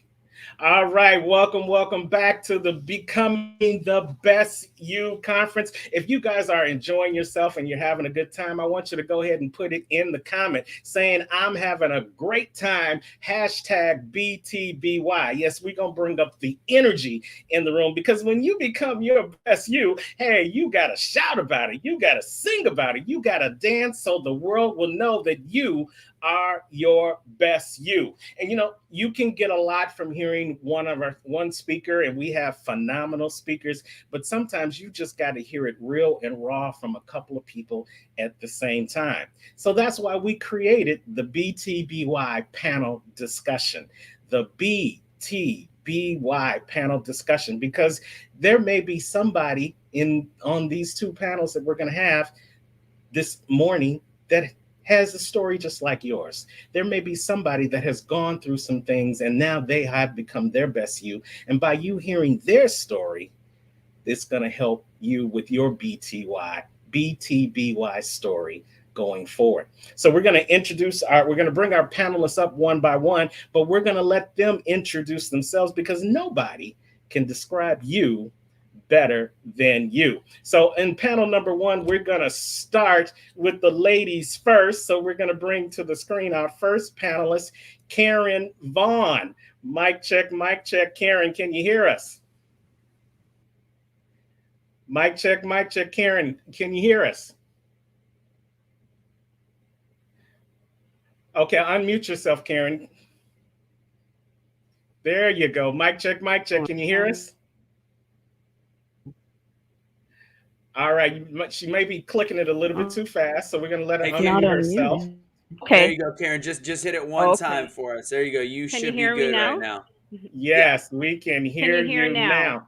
Yes. Can you hear us, Karen? Okay. Okay, yes, I so can hear you. There may be a little delay, so that's fine. That's okay. Karen, we're going to give you 30 seconds, not a second more, to introduce yourself to the Becoming the Best You audience, and then we're going to bring up our next panelist. So go ahead, Karen, introduce yourself. Okay, my name is Karen Vaughn, and I am a marketing and public relations extraordinaire. I do have a degree in marketing. I'm a medical professional. I worked in radiology, sonography, MRI, and decided about maybe a year or 2 years ago to switch back to my marketing degree and started doing public relations events, and also went back into public speaking. And I have always been a person that I always hid behind the scenes, and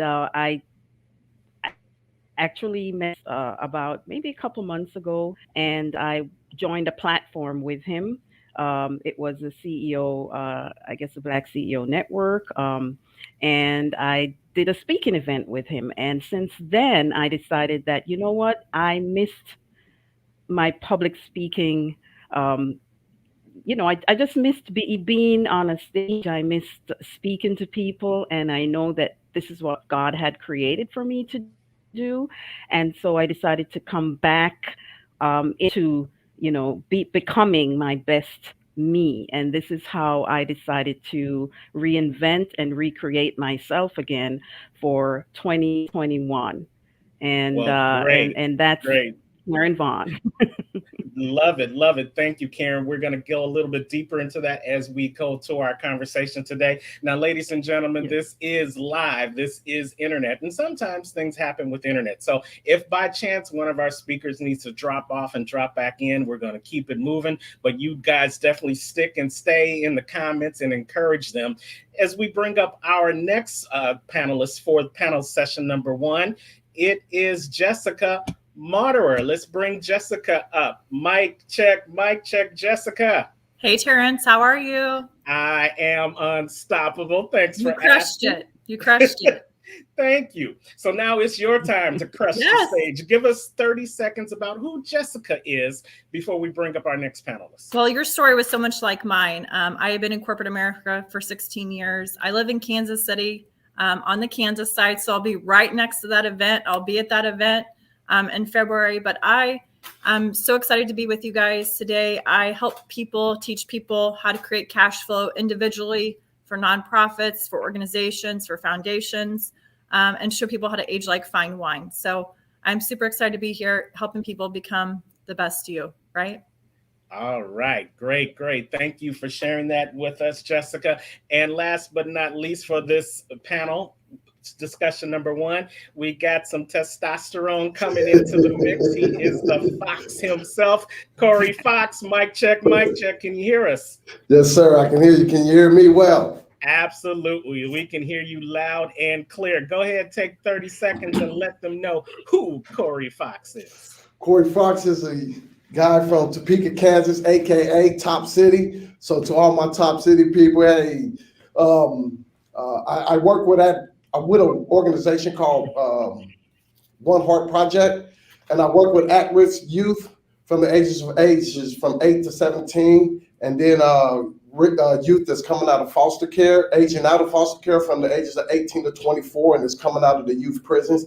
And I teach personal development curriculum. I have the Fox Principles, which you'll probably be hearing about later on. So basically, and I love what I do. Personal development, character development, and hoping I can help somebody become the best them that they can be. Because if I did it, I know they can do it too. Absolutely. I think that's going to be the theme throughout the day, that if we can do it as speakers, then you can do it too. By something that we say or do, it's going to encourage you and the audience to become your best you too. Now, unfortunately, we are at a time limitation, so I'm going to try to go real fast, round robin with these questions. And I know you guys are top-notch speakers, so you're going to be on your game. For each question, I'm going to maybe pick someone specific, or I'm going to open it up to whoever comes first. But for this question, I'm going to let each one of you in a minute give me your answer to this question. And it's a simple question. It's the whole theme of the day. What does it mean to you when you hear the phrase becoming the best you? Jessica, you've got the floor first. All right. I say it's living your purpose, right? And I know Terrence covered this a little bit, living in your divine purpose. Some people have found that, and some people are still searching for that. So I believe it's, having your life match your values. Because if your life's not matching your values, if you say your health is important to you, then what are you doing for your health? If you say spiritual connection is all about what you're about, then what are you doing for that? So living in your purpose. Not anyone else's purpose, but your purpose for you. Love it. Corey, what does it mean to you when you hear the phrase becoming the best you? Basically the same thing. It's just finding out what your purpose here is on earth, your God-given purpose, and walking into that, and just living your best life and what God has created you to be, because we all are uniquely made. We stitched in a different way. Everybody's uniquely different. And what somebody else does, they might do the same thing as me, but they can't do it as like me because they're not me. So just finding your purpose in life and then walking into that purpose and creating anything that you want in this life. Great, great answer. And Karen, what does it mean to you when you hear the phrase becoming the best you? Well, basically the same things that Jessica and Corey said. But for me, finding out your why will help you build your confidence. My why is my daughter, and finding out your why and why you want to become the best you, whether to mentor someone else or it's to mentor your child or having a child at a young age, and then of course you went through tumultuous, relationships, and just to find out why and why you want to become your best you. I think that's a very important piece of the puzzle, and ability to get better. And it's being more diverse. It's a real confidence booster. So it takes work and commitment, but it's worth it once you reach the end of your journey. Right. Great, great answers by everybody. And I love how you talked about the why. As you guys know, I am the acronym king. And when we think of the word why, it's really 3 words. When you look at your why, it's something that's either what helps you or what hurts you. Our why is always connected to either trying to relieve the pain or increase the pleasure or release the pain. That's one of the main things behind our why. So when we talk about that, we know that there's going to be obstacles in that journey to becoming the best you. So I'm going to ask each one of you to share about 2 minutes about just one obstacle where you were able to use your why to overcome that obstacle and become your best you. And we're going to start with you, Corey. Tell us that one why, that one obstacle you had to overcome in order to become the best you that you are today. Man, there are so many. Growing up, those puzzles, they had 1,000-piece puzzles, 2,000-piece puzzles, 3,000-piece puzzles. And when you get them there and you pour them out of the box, it just all scrambled up. You don't know where to start. You don't know. And that's how my life was. It was just like a big old puzzle. Like I didn't know how to put the pieces together. But just a little bit, I started off selling drugs. And the same drugs that I started selling, I started using. Then I became addicted to the drugs. Now I'm no longer selling drugs no more. Now I become a drug user. So that was an obstacle that I had to really overcome because I did it for 15 years. 15 years I was on drugs, alcohol, was addicted to drugs, alcohol, and I was addicted to women. So like she was saying, like my why was I had my first son at 28. Then I had another son about 4 months right after that. And that became my why. And I knew that I didn't want my kids to grow up like I grew up. So I had to get off drugs. And being on drugs for 15 plus years and then just wanting to stop, that was the hard thing to do.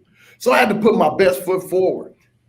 And I had to just really dig deep within myself. And I had to pray to God. Like Terrence was saying, like God was my thing. I don't know what it is for you, but I had to go back to the source from which I came from. And I had to go and pray and ask God to help me get through this because I did not want to leave my kids out here without a father like I was raised. And I knew how that felt. And I didn't wish that feeling on none of my kids. So I just had to really just grasp and I had to really reach out and I had to start asking for help. I had to ask for help. I had to go and ask for help because I was stubborn. I didn't ask anybody for help because I grew up. I always felt like I had to do this thing on my own. I was on my own, lonely. And once I started asking for help, that's when my life started to change, because now I'm asking for help and they're giving me the tools, and I'm reading books, and I'm just changing my life because for my kids. And I had to do that. And it was hard because it was a habit. That became a habit. That became a part of my life for 15 years. So I had to overcome that by really just praying every day, asking God to help me get through, got me a mentor, started reading books, and just really was determined to change my life. And that's how it started with me. That's how I overcame my obstacles, and knowing that there was something greater in me than that was in the world. And I had to buckle down and I had to put my best foot forward. And I had to just go for it. And I had to believe that I could do this thing. I love it. I love it. And I'm not going to let you get away without, as a result of you going through that defining moment and really buckling down and deciding to go for it, you created something called the Fox Principle. So real quickly, let them know what the Fox Principle is. The Fox Principles, I came up with about 9 months ago. And these are one of the things that I had to do to really get my life together, and the things I had to work on for my personal development. And the number one was Fox, what for the F was focus on desired outcome. If you desire whatever you desire in your heart, if you focus on that, you can create that, because you are a creator within yourself. Because the Bible says that God made us in his image and in his likeness. So if God is a creator, then you are a creator as well, because every source and everything, you are part of him. So if you focus on that and you desire it in your heart, you can have whatever you desired if you focus on it and stay committed to it. And then the next one was, to operate in integrity. I believe character is 100% power. Your character is what defines you. And you want people to be able to trust you. You want people to be able to have loyalty. You want to be able people to trust you. You want to be able to be trusted. You want to your character is everything. You want to always do the right thing, even when nobody's looking. You always want to do the right thing, because there's always somebody looking. So integrity, character, that's power. And then the last one is X-ray your thoughts. And this was really important because you have to X-ray your thoughts. That means you have to watch what you're watching on TV, who you're listening to, what books you're reading, what music you're listening to. You have to make sure that whatever that negative, if it's negative, you got to wipe that thing out. It's your mindset. It's your mindset. And you have to X-ray your thoughts, because X-ray shows the big picture of things. And if there's anything broken, if there's any broken bones, that's what an X-ray is going to show. So you got to X-ray your thoughts. You got to make sure that you got to see if this is positive, or if it's for you, or if it's against you. If it's negative, then you don't want to do that thing. But if it's positive, you want to X-ray everything before you even make a decision. It's your mindset. Watching what you put in your mind. What books are you reading? Who are you listening to? Love it, love it, love it. The Fox Principles. I hope you guys are getting that. I hope you are writing that down, taking that information with you, especially that X-ray part, because until you are aware of what's going on inside of you, you are not able to connect to the people that are going to help resolve the issues inside of you, so that you can become your best you. And as we talk about connections, Karen Vaughn, you're known in the world as the connector. But you weren't always that title. You had some obstacles that you had to overcome. So tell us one obstacle that you had to overcome, and how you used your why, maybe your daughter, like you mentioned earlier, how that why helped you overcome the obstacles so that you could become the best you are today.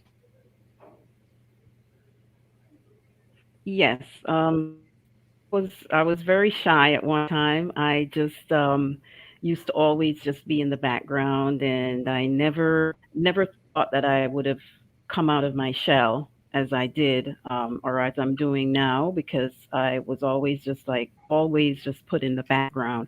My background is of Caribbean descent, and my parents always told me, just do what I you to do, and don't say a word. So I was always like, just trying to be the best that I could be, because of them, because that's the way I was taught. I was taught like a young lady or a girl is supposed to be out there because you're aggressive, like how sometimes people think we're too aggressive.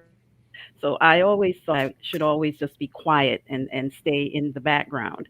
And, I grew up sort of just, like that, just being very shy and quiet. But then as I got older, I started to like rebel against what my mother had taught me because I figured, I just don't want to be left in the background anymore. And I got into some bad company. And I went out there and did things that I wasn't supposed to be doing, and so and so my mom didn't really know about a lot of things that happened, but I ended up, of course, daughter at a young age, and her father died, and so I was left on my own, and I felt lonely. I didn't have anyone to speak to. I couldn't tell my mother even what was going on because she would not understand because she just felt that you had to be the best person that you could be. I believe that's how she was taught and grown up, that you're a black woman in this world. You're supposed to be strong. You're supposed to you're supposed to be in control of everything. And I was not in control of everything. And when my daughter's dad died, and he died at a very young age, and I was left with a child, I had to go out there and find my niche. I had to do something. And so I formed KV Connect, which is like a PR firm or connection firm. So what I can do for people is a consulting agency, actually. So you could come to me if you need any kind of connections at all, whether it be in entertainment, in real estate, in whatever you need, cryptocurrency. I can connect you to whoever you need to be connected with. And so my company is called KV Connect LLC. And mentioned this was something that I formed because I had to show my daughter that there was something else in me. I actually went back to school also, and I got my marketing degree. I started working with a company that closed down, and so I went back to school and got a medical degree. So I also have my medical degree, and currently pursued a master's as well in mental health. And then I also have my company, as I mentioned. So I'm back on track.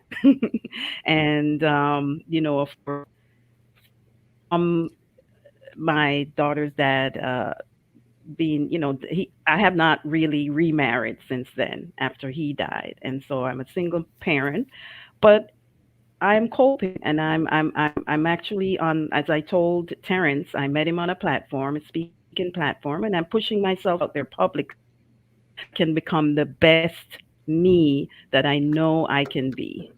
And I that's love it. some of my story. I love it. That's great. And she really touches on some things. Sometimes you've got to, we like to say in the speaking world, you got to go through to grow through. Sometimes you've got to have your proverbial back against the wall before you can really step out of your comfort zone and grow into the person that you want to be. And then I love how you're taking it to the next level, how you're connecting with other people so that they can also learn how to be the best person that they need to be as well. So congratulations, and thank you for sharing that story. So Jessica, you said we have a very similar story. I had those proverbial 3 words happen to me. I was fired, and it set me on a defining moment that led to an unstoppable decision. So what was your defining moment? What was that one obstacle that you had to go through that now has you on the journey to becoming your best you? Yes. So in 2016, I had a brand new baby. I had actually struggled to get pregnant with her, and took us about 2 years. So I struggled with that infertility journey. And then I had her, and I'd read The Purpose Driven Life during my maternity leave. And I was earning for being able to stay home with her. I was wanting to, be able to wake up, right, and create my day, go on walks, start with something I call savers, and I'll share with you in just a second. But I wanted to create my day, create my life, and live within my purpose. And she was my why, right? Her middle name is Hope, actually. And so I wanted to create that life that I'd always dreamed of, give my kids more than I had as a child, all of that. So losing my job, honestly, was an answered prayer, but it's not the way you expect it to happen, right? Like I thought it was going to happen a different way, right? So when God said, nope, you're losing your job today, I was like, oh, I had this huge relief on my shoulder. Like, thank you. You answered my prayer. Like, I mean, I cried for a moment, and then immediately I was like, no, this is my prayer. This is what I've been praying for. And so I just chose to make my plan B my plan A. I decided that failure was not an option. I'm getting God bumps as I'm talking, but failure was not an option. I fed myself every single day, and I'll give you the savers. So the first one is S, silence. So whether that's prayer, silence, like trying to get my direction, like Terrence talked about. A is affirmations. V is visualization. E is exercise. R is reading. Corey talked about this. S is scripting. So gratitude, journal. I even, was writing a book, finished a book, like all of that. So savers, I got this from someone else. It's not mine. Like I just use a lot of things from a lot of different people. So I might sound like some people sometimes, and you're like, hey, I've heard that before. It's because there's no new ideas. I've chosen to adopt ideas. So I just really took that plan A to plan B. I decided, you know what, if I need to act like I'm the boss of my life, I don't have a boss anymore. I need to create, daily action items. And I shared that last night, daily action items for every single value in my life. And I need to live out my purpose. And I need to show my two daughters. Now I have two daughters. I need to show them that their dreams are possible, that they can be confident, right? That they can live their best life, and it's up to them. Like they don't have to do what everybody else is doing. Empowering them, right? So I start with them. They show me that a lot of different things. I learn a lot of lessons from kids, right? But it really is, they're watching you from the very beginning. So it's all about that. And we even talk about gratitude every single day. They know I'm doing my gratitude journal in the morning. Like it's a part of our day, right?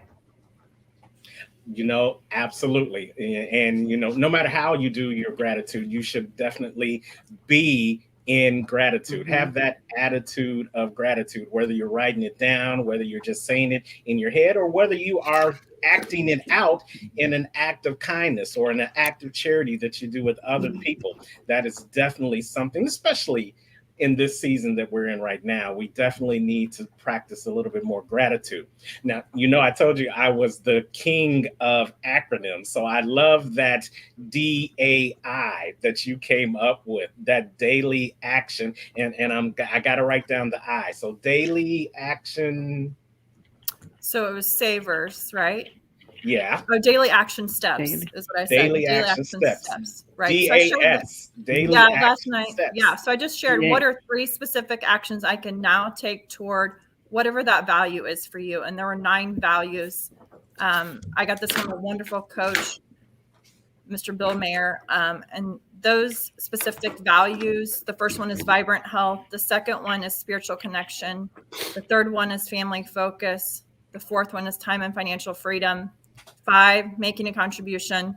6, fun, joy, and laughter. 7, love, kindness, appreciation of self and others.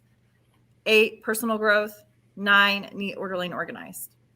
Love it. Love it. And you guys, if you're watching us, if you are getting this, what these great panelists are putting down, go ahead and put some comments in the chat and make sure you use that hashtag BTBY, hashtag BTBY, and let us know what nuggets you're taking away from what Karen, what Jessica, and what Corey are saying in this first segment of the BTBY panel discussion. So, Jessica actually segued into my next question, which was to share with us a tip, a tool, or a strategy that you can encourage our audience as they become their best you. So, Jessica, you answered the question. I am going to jump down to Corey. Corey, one tool, tip, or strategy that you use daily in your journey towards becoming your best you. Well, I have this thing, it's called, for personal development, I actually have like 10 things, but the first one, the number one that I always start with is start now.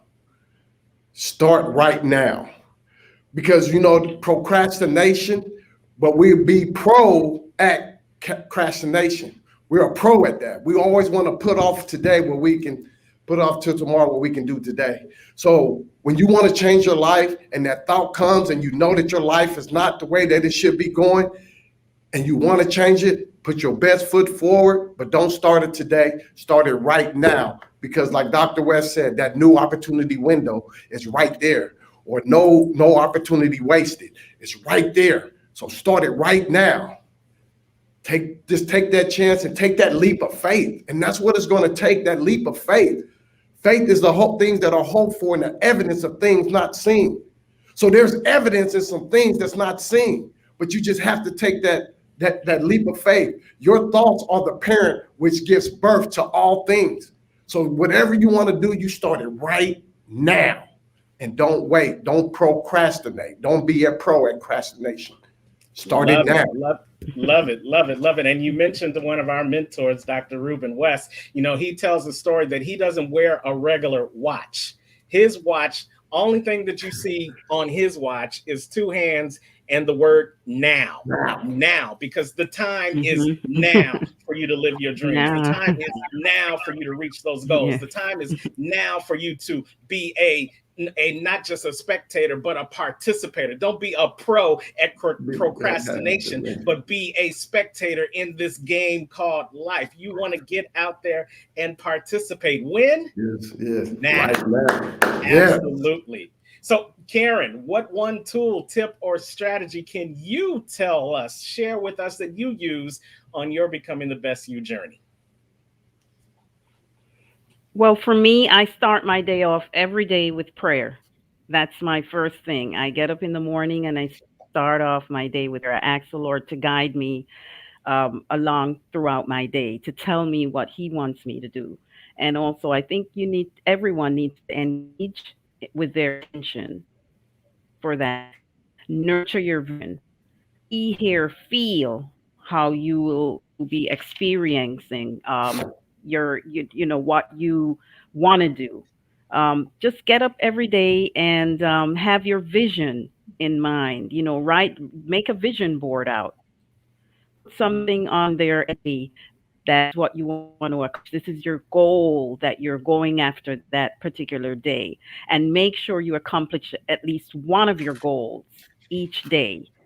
Whatever your goal, whether it be to be in a panel that day, whether you want to, be a keynote speaker, just make a goal every single day and just try to accomplish that one goal for that. Even if it takes you the whole week to accomplish that goal, try to accomplish it.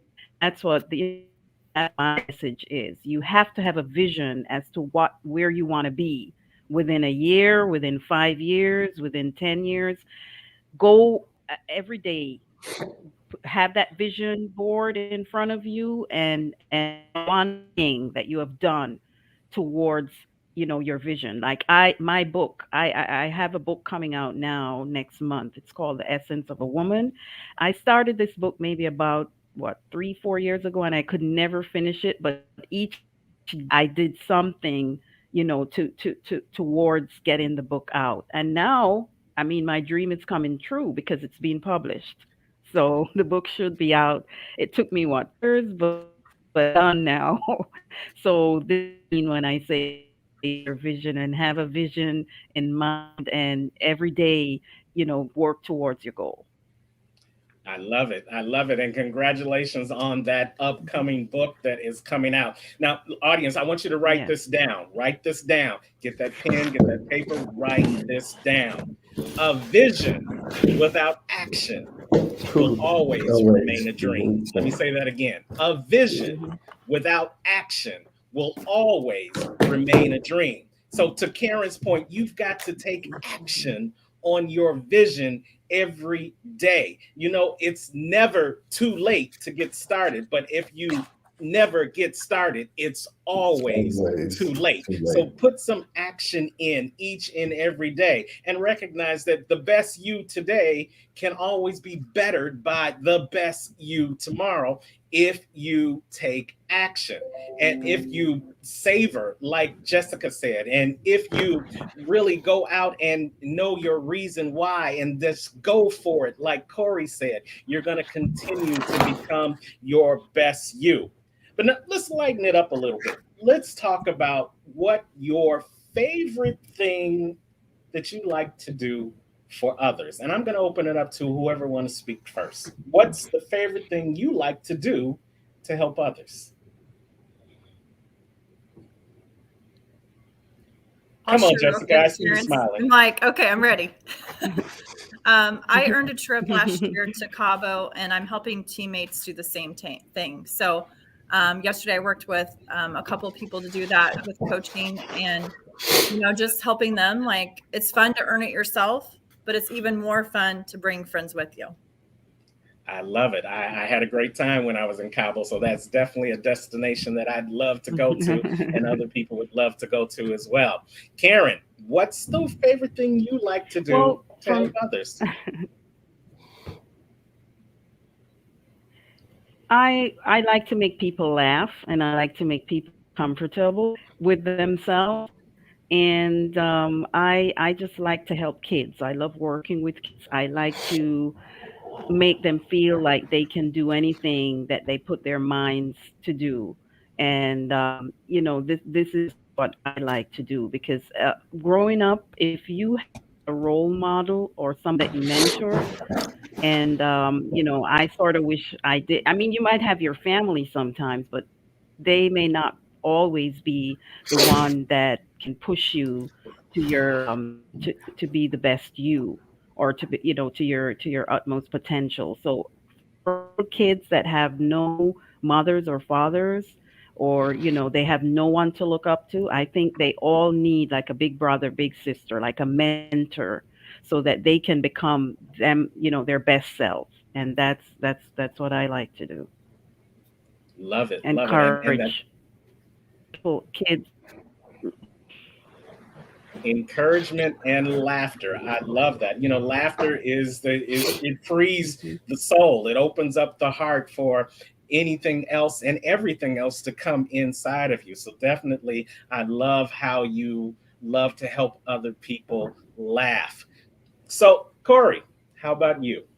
I work with the youth, so I really love to help the youth try to shift and change their mindset because I think Rick spoke on it yesterday how that generational curse, how the things that happens if your father did this and you're gonna be like your father and you was told you're gonna be just like your daddy, he was no good and things like that. So I like to get people to really think about their purpose in life and to change the way that they're thinking and to think more highly or better of themselves. That just because somebody said you was going to be that way, don't let somebody else's opinion of you become your reality. So I want to shift their mindset to better thinking and to know that they are somebody. Because I remember when I was in grade school, Mr. McMurphy he used to come in and he used to play this video and it was called "I Am Somebody."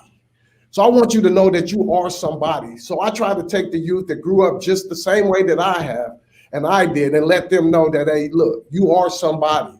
You can be whatever you want to be in life as long as it's according to your purpose and aligned with your purpose. I love it. You are somebody. Audience, I hope you really heard that, and I hope you let that sink in and recognize if you never knew it today, Corey's telling you today that you are somebody. And I'm telling you today because you are somebody that makes you unstoppable. So here's the next question. Here is the next question. When do you feel at your best? As we're on this journey to becoming our best you, when do you feel like you're your best Karen? Karen. I feel like I'm my best Karen when I am taking care of myself, mentally, physical, spiritually. When I'm exercising, because I try to exercise almost every day. If everyone knows me, they think I'm a gym rat or they call me a gym rat. But I just love exercising because you know what? It helps me feel good, it helps me look good, and it helps me to control my mindset. Instead of being angry or, getting upset, I realize when I go exercise and I take it out on the machines or on my if I do kickboxing, I take it out then. So I feel so refreshed when I exercise, and then I forget about whatever it was that got me, riled up or whatever. I just feel like a different person. So that's me, making sure that, mentally, physically, spiritually, that's what, that's my answer to that. I love it. So if you guys go in the gym and y'all see Karen posting a picture on the heavy bag, y'all know what kind of day she's having. So watch out because somebody's about to get kicked. Jessica, what does your best day look like? It's that value-based day that I shared. When I'm living in my purpose, when I'm helping people, when I'm, like Karen said, taking time to take care of myself as well, when I'm doing prayer, when I'm, doing my gratitudes, like when I'm living that value-based day, when I'm living in my purpose and I'm, looking at my why, my dreams, all of that, like I'm taking action on that. If I procrastinate, I'm not feeling like I'm having my best you day. I really, when I'm breaking through, when I'm being unstoppable, right, Terrence? I love it. Yeah, and helping other people be unstoppable as well.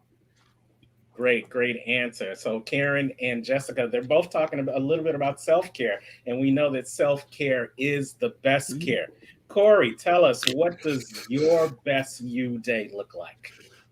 Living in my purpose, going into the schools, into the jails, and this speaking a message to the kids and helping others. And I feel like I'm at my best because when I help others, it just seems like whatever I'm going through, it just goes away because I'm giving my all to something else and trying to make somebody else be the best them that they could be. And when I see my kids and my wife and my family just smiling and laughing and happy and say, hey, Corey, I'm proud of you and where you was and where you came from, that's when I know that I'm living at my best, man. Great answer. Well, you know what? We are coming down towards the end of this segment, and we're going to thank each and every one of you for this. But the last question is just from the heart. If you could share one message with our audience today of what they can do, like we said, right now to become their best you today, what would that message would be? And we're going to ask this question with the way we started. We're going to start with Karen, then Jessica, and then we'll have Corey bring it home. So Karen, one thing that you would share in our audience on their journey towards becoming their best you. I would say gather positive people around you, raise your energy, turn up the heat, love yourself, be grateful for all you have in your life right now, and spend time with the people who are supportive of you. And that's how, what I would say would be a good way to start to become your best you and live your life. Thank you. Great message. And Jessica, what would you share with our audience? It's funny you said from the heart, and here's a picture of a heart right here. My friend Erin, she's gonna be speaking later today, actually painted for me. So, I think really it comes down to planning your day. Like I plan my day today for tomorrow. Like I look at what do I need to do and those values towards my taking action towards my goals, my dreams, my ultimate vision for my life, my purpose, all of that. So daily, right? If it's not something you do daily, then guess what? Like if it's not top of mind, you're not doing it. Other things come into your life. So it doesn't always look like the same things every single day, action wise in the same order. But even in the hardest times, we've had pandemic, right? I lost some family members, but during those times, I still was planning and I was still taking action at some level. Every level, may look a little different, but you've got a different season sometimes. And so I really feel like planning your day, doing that savers or whatever your mode of operation is, your mode of action, is going to help you be unstoppable. Great answer, Jessica. And Corey, what's one bit of advice you'd give to our audience that they can do right now to become their best you? I'm gonna give you 3 words. Don't give up. Don't give up. Perseverance. Always just get around people who are already doing what you're wanting to do, and get around them and learn from them. And also, like Jessica said, like what I do is I write down the most important things for that day. And even if I don't get that whole list done, guess what? I got the most important thing done. Still got the most important thing done. And let your thoughts be your words, and then let your words take action. Take action. Yeah. And become the best you can be. I know it's in you. It's already in you. You just got to remember. And when I say remember, I'm saying remember not only who you are, but whose you are.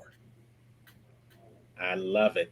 And we're going to let that be the last word. They said it. You heard it. If you start your day with prayer, if you write your plan and make it plain, and if you remember to never give up, then each and every day you're going to be on your way to becoming your best you. We're going to run around the room one time again and let them know how they can get in contact with you, because they definitely want to have a conversation with each one of you individually or collectively. So Karen, give us a website or a social media site where they can reach out to you if they want to have a deeper conversation.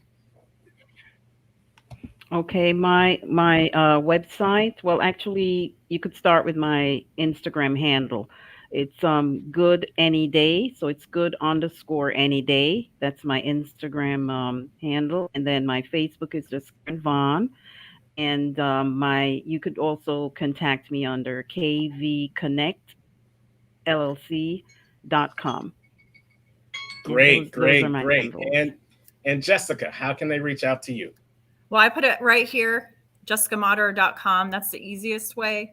I have a Facebook, LinkedIn, Instagram account, TikTok. My name is pretty unique, so it shouldn't be hard to find me. Just reach out. My email address is jessica@jessicamater.com. But the easiest way, honestly, I'll be real with you, is my phone number, 816-797-5869. 816-797-5869. Text me, because that's the easiest way to get a hold of me. Emails and all those things, kind of are like out there. So if you really need help taking action, having your best life, becoming the best you, reach out. I'd love to help you. I love it. And last but not least, the man with the Fox principles, Corey Fox. How can they connect with you? On Facebook, Instagram, Corey Fox H2O, and also YouTube, still Corey Fox H2O. I love it. Well, thank you all. Thank you to Karen Vaughn, to Jessica Madera, to Corey Fox for being such great panelists on the Becoming the Best You panel discussion part 1. We thank you guys. Everybody, please, after you go off, go ahead and make sure you put your information in the comments so that people can connect with you. And we thank you for sharing your voices on the Becoming the Best You conference platform. Thank you, guys. Thank you. Thank you. Alrighty. Love it, love it, love it. And hopefully you guys have gotten so much out of that today, but we are not done, because we are ready to go to our second panel. But before we do that, we want to make sure that you guys are still putting all of your hashtags in the comment sections, because we want to hear how we're doing. We want to know the nuggets that you're getting. So any nuggets, any comments, anything you want to share about what you're grasping and what you're really resonating with you from the Becoming the Best You conference, go ahead and put it in the comment section. Make sure you are using the hashtag BTBY. Yes, BTBY. Anthony, why don't you jump back up for just a quick second? And what resonated with you from that first panel as I we mean, get ready for the second? yeah, the way that I really loved listening to Mr. Fox and his principles, and then everybody just sharing their own personal story of exactly why they are passionate about helping people and why they've created change in their own lives. I think that's one thing that was very consistent in that first panel, which is really good to hear. Absolutely. We say a lot that there's many ways to get to the same destination. So for everybody's destination, there's going to be a different journey. And to be able to hear other people's journey and see how they've overcome, but yet still they're reaching that destination of becoming the best you they can be, it's definitely helping me. And I hope that it's helping you guys out there who are watching us live or who may watch the replay at some point on your journey to becoming the best you. Yeah, So, Anthony, I think watching everybody's unique story and showing that they were able to do things in their life, I think is tremendous, because everybody goes, well, I can't, and then you realize that everybody has a different flavor and a different life experience, and these people have created the change that's necessary in their own lives and the world around them. All right. Well, you know what? It just gets greater later because we got panel 2. Are you ready for this? Absolutely. So welcome back to the Becoming the Best You panel discussion, part 2. We are helping you become the best you today by bringing you great stories and great words of wisdom from our panelists. And this panel is just as great as number 1. So like we did before, we're going to introduce our panelists one by one. We're going to give them 30 seconds to introduce themselves, because we all know you can introduce yourself better than anybody else. And then we'll jump into some questions. So first, we're going to bring to the BTBY stage Miss Jean Caggiano. Jean, mic check, mic check. Hi there, everyone. Can you hear me? Yeah, I can hear you loud and clear. Take 30 seconds and let the world know who you are. First off, thank you, everyone, for all your hard work on the backside to create this event. I am very grateful that you chose me to be a part of the show today. I am very nervous, but I will go ahead and get into my groove. I am an educator in Central Florida. I work in the high school with students, teaching them college classes, as well as I work with some of the students that are struggling to pull them up so that they can get their graduation requirements. So I get the opportunity to work with a very diverse group of students. And to me, that is inspiring every day for me. I get to live in my purpose and live in my vision every day doing that. Today, I am working on building my capacity so that I could move outside of my comfort zone that I've been in for more than 10 years. I've had the opportunity to work with those students. Thank you so much for the opportunity to introduce myself. Thank you, Jean. And we're going to get deeper into your story and becoming the best you. We're going to bring to the stage now Carrie Agadava. Carrie, are you here? Come on up. Okay.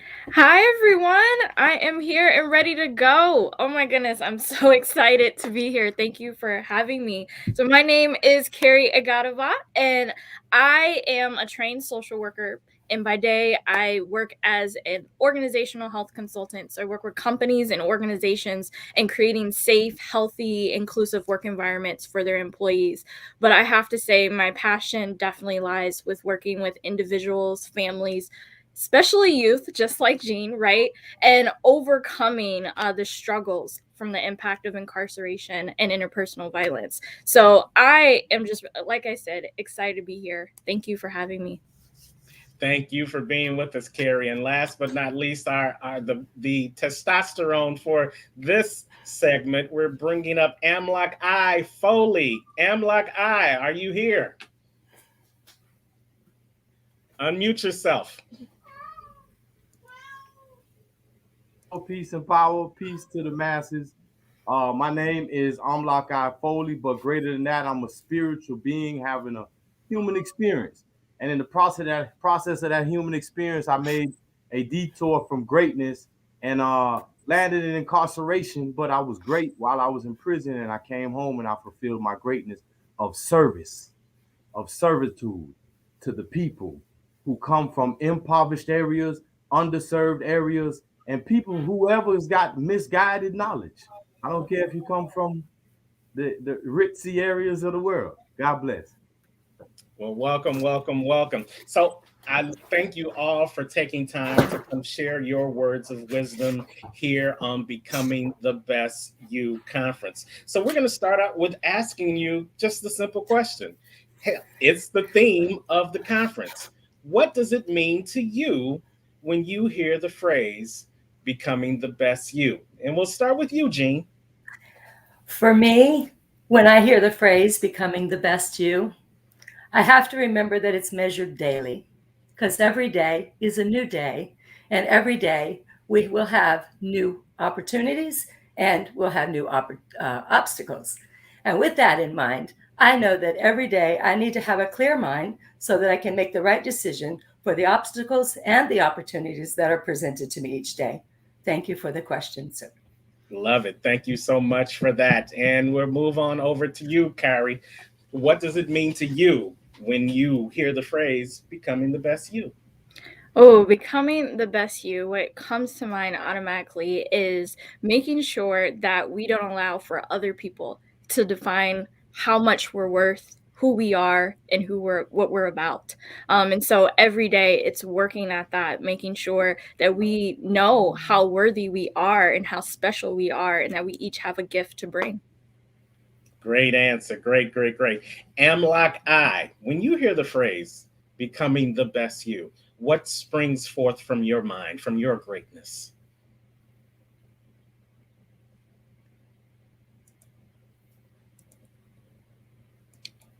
Hold on, Amlock I, you're muted. I'm terribly sorry. Y'all remember I did 19 years in prison and I'm still working with this technological advanced society. Please. No problem. Speak up a little bit. Yes, sir. Can you hear me now? Yes, absolutely. Okay. Much better. So, forgive me for my transgressions with the technological advancements of society, but I've been gone for 19 calendars. So bear with me. I'm gonna get it right. So becoming the best you, to me, what that means is first, to become the best you, you have to study, in my opinion, the best past yous. So the ones who came before you, whose backs you stand on to create the great you that we're speaking of. To me, it's an old principle of the African ideology that says Sankofa, which means to fly forward in life, but look back to become the best pilot going forward. Look back at the best pilots behind you. So to me, becoming the best you humbly means studying the servants who came before you, whether it's Mother Teresa, Desmond Tutu, Nelson Mandela, whoever, and then fashion a way out of those beautiful ways that succeeded.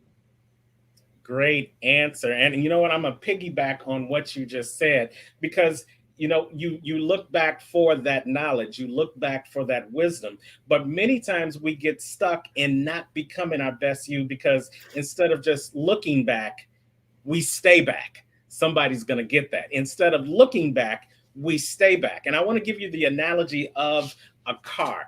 Have you ever recognized that the front window of a car is a lot larger than the rear view mirror? You know, that thing on the front mirror, on the front window, that allows you to see what's behind you. Well, many times people get into an accident because they're looking more in that rear mirror than they are out that front window.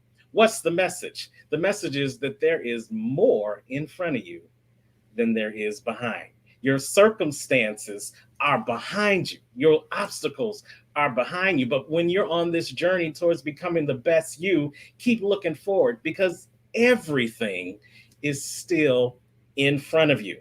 And with that question, I want to ask each one of you, what challenges may you have faced that it's been hard for you to keep in the rearview mirror and have allowed you to stay back instead of moving forward in your life? Let's start with Carrie. Oh, I love this question. This is the point where we can all get vulnerable and really connect with one another. For me, it was at 11 years old, being sexually abused by my biological father. that challenge just changed the directory of my entire life. So when we talk about being the best you, it was a little more than just overcoming what happened, behind me, right? Because it comes up in all my relationships, it comes up in the way that I interact with people. But it's also about what I like to call chasing hope. And so it's chasing the hope that what we're focusing on in that mirror in front of us is going to be better than what we experience behind us. Thank you. Great answer. Great answer. Amlock I, why don't you get some of that? What should be in your rearview mirror, but you may continue to look at that's keeping you from being your best you each and every day? Oh, that's a brilliant question, and so the answer that I will give to that is the pain that I inflicted on society, because I pretty much did a 180. I was extremely one way. I landed in prison for 19 years. Come on, I didn't steal cars to get 19 years, right? I didn't steal cars or candies, right? So I committed acts against my society that I dwelled in, that I love so dearly now and for very long now, right? In my past decades, I've been loving society. And so the pain that I inflicted on society in my youth, 13, I did horrible things in society at 13. And, wow. So that's what makes me so charged to be a physician for society, because I was the dude who worked in the mortuary. Everywhere I came, it was not a good energy. So that, now that I've become this, is the hardest thing to look back in the mirror and kind of deal with. And that's a great answer. And you've got some powerful words that you're sharing with us. So what I'm going to ask you to do, Amlock, I'm going to ask you maybe pull up a little bit closer to your camera and project a little bit more so we can hear you, because you're dropping some nuggets, and we definitely don't want our audience to miss this. As we move to Jean, what may be some challenges that maybe you should have put in your rearview mirror that may be holding you back from becoming the best you possible? Some of the areas that I am still struggling with is I've worked through several years of several traumas in my childhood, including homelessness, broken families. At 15, I found myself homeless under a bridge by myself and nowhere to go. Eventually, I found a bus ride to Texas, another place to go for a short bit. So my entire life, I traveled around. And with that, being homeless, we moved a lot. I got disconnected with people. So sometimes I struggle reaching out to people. And today, the main struggle would be with my own children. Although going back to that past, I'll have to drop it there for now. Okay. Relationships with my children is what's taken me back right now. I had to deal with a lot of the traumas from my childhood, and now I'm working on forgiving my own self for the relationship with my children, and how can I change that for families to come. And as I said, in the classroom, I get the opportunity to work with a lot of teenagers, so I'm working through those struggles still. Thank you for the question. Thank you for that great answer. And thank you guys all for being vulnerable and sharing your challenges and your obstacles. But now let's turn it. Let's flip the script. Let's talk to our audience. In your opinion, what might our audience, or in your experience in the people in the circles that you run in, what are you seeing in your opinion that are stopping people, everyday people like you, from becoming the best possible person that they can be? And we're going to start with Amlock I. What is stopping the masses from becoming the best possible person they can be? Absolutely. Instagram, Facebook, Squid Games, what's the name of the show? Empire, Netflix and chill. Too many devices without advices from people who walk miles in our shoes and tore they holes in the front of their shoes and made away. So I think the disconnect, in summary, the disconnect from the elders to the youth is the great divide of society. And anyone who promotes, oh, forget those old people over there, ha ha ha. Anyone who promotes that is creating a bigger divide. And I think that's the heartbeat. The elders give the knowledge to the youth instead of social media giving the knowledge to the youth, instead of YouTube giving the knowledge to the youth. So that's what I believe the social fabric of interconnectivity between human species, saying, hey, I did this 40 years ago. You're about to embark on this path. Here's a few nuggets. So I feel like that's a big thing that's, missing in our society that causes uh, uh, uh, uh, inabilities to connect to the ultimate goal one desires. I love it. I love it. Great answer. Great answer. Carrie, what do you feel? What are you experiencing? What are you seeing in your circle of influence that's really stopping people from becoming the best them possible? Yeah, what I'm seeing is a lot of fear. And ironically, so fear that people may just be good enough to do what they want to do, to live out that purpose. Fear that if they just take a chance and on themselves, right, and do what might feel deep down inside as the impossible, right, and chase the hope that they can live this dream life, one in which they're not accustomed to, that they just watch and hear about on TV. But yeah, definitely that fear being their anchor, and keeping them from being their best selves. Great answer.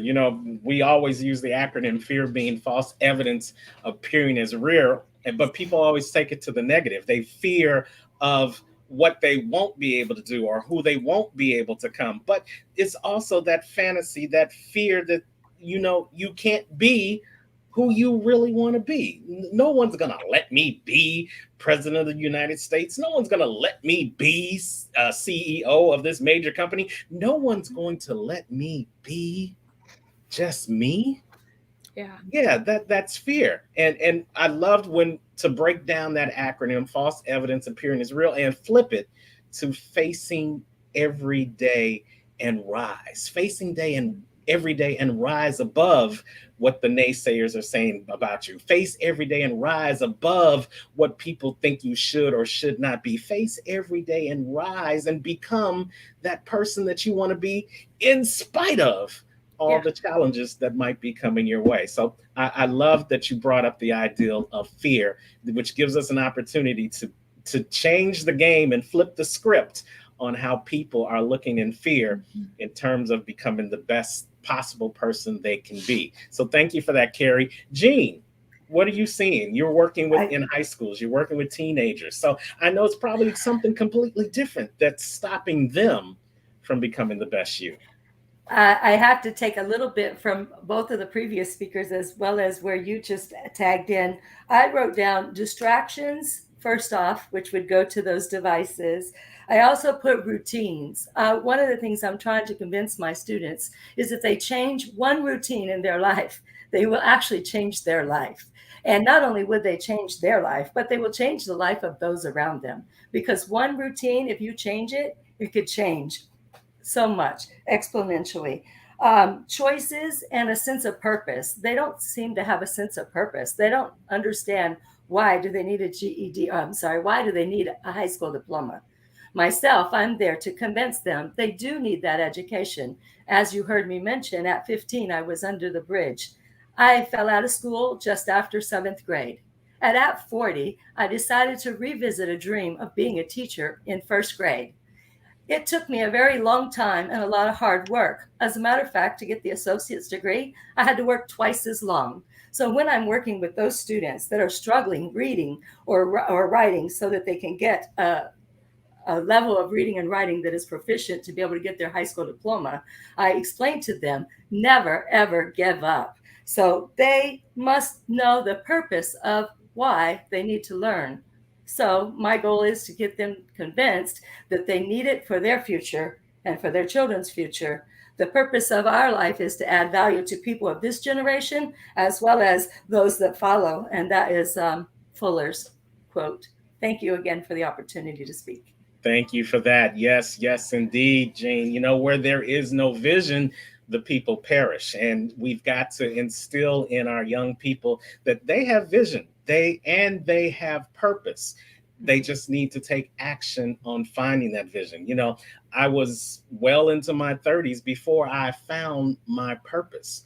But here's the thing, I know it was inside of me from the moment I was born. It was inside of me from the moment that I was conceived, from the moment I was created. That purpose was inside of me. But it takes people like you, Jane, teaching us. It takes people like you, Carrie, being vulnerable. It takes people like you, Amlak I, going through the situations that you went through to teach others that are coming up behind you that if you can make it through, then yes, they can make it through as well, to let them tap in to their potential for their vision and their purpose. So we thank you guys for being here today and for doing what you do in your community, in your circles of influence, to help others become the best possible people that they can be.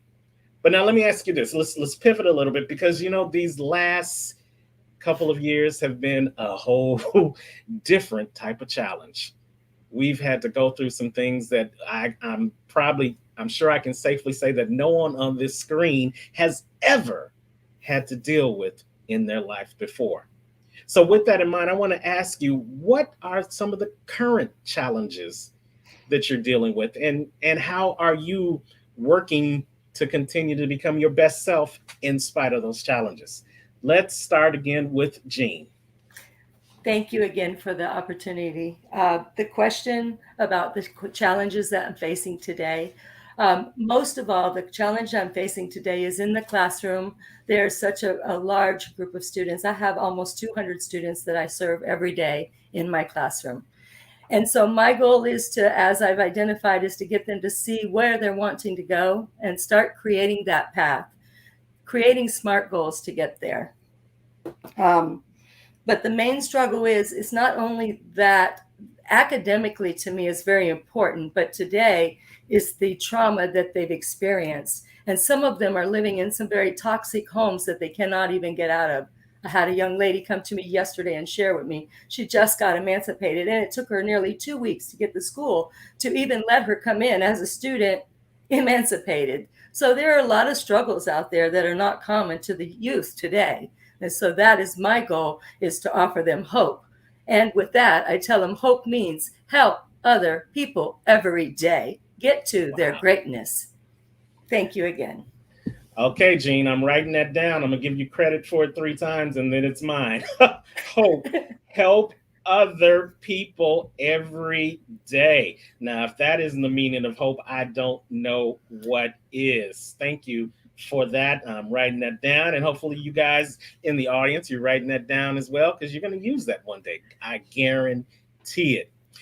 Carrie, what challenges or different challenges have you had to face this year, especially as a result of what we've had to go through with the pandemic? Yeah, this pandemic, oh my goodness, whew, came out of nowhere, right? And so I think I would say my greatest challenges that I've faced since this pandemic is connections, building connections with other people. I think it has definitely forced me to figure out different ways that I can build relationship, different ways that I can demonstrate authenticity, right? Because when we talk about the social media platforms and we talk about other streams of media and how people are connecting with one another, a lot of times it's like, okay, is this really you, or is this a performance, or what's going on here, right? And when we're facing these real life struggles at home, when we're trying to establish some type of psychological safety at home and we're by ourselves, there's a specific way in which we can engage one another and create that authenticity and that true connection. And so that has been the greatest challenge for me, figuring out how I can really create that connection. A lot of that has been being willing to be vulnerable. And when you're vulnerable, that means sometimes you're going to fall and mistakes are going to happen, right? But being willing to be in that space, because connecting with other people and loving on other people is so worth it. I love it. You bring up a great point. Before the world went into lockdown, you had the opportunity to really show the world or introduce the world to your representative on your own terms. You got to decide where you were going and how you were going to dress when you got there, and what type of person you were going to be when you got there. But now, having to be locked down and having to rely on social media and Zoom and your camera phone to really get out there. Sometimes they've seen you at some of the most vulnerable points in your life. Mhm. Sometimes they've seen me with my hair undone. Sometimes they've seen me in my pajama bottoms. And that takes a whole different type of reality to your situation on making that connection. So I love how you talked about being vulnerable and really getting the opportunity to do something a different way in order to create those connections. So thank you for sharing that.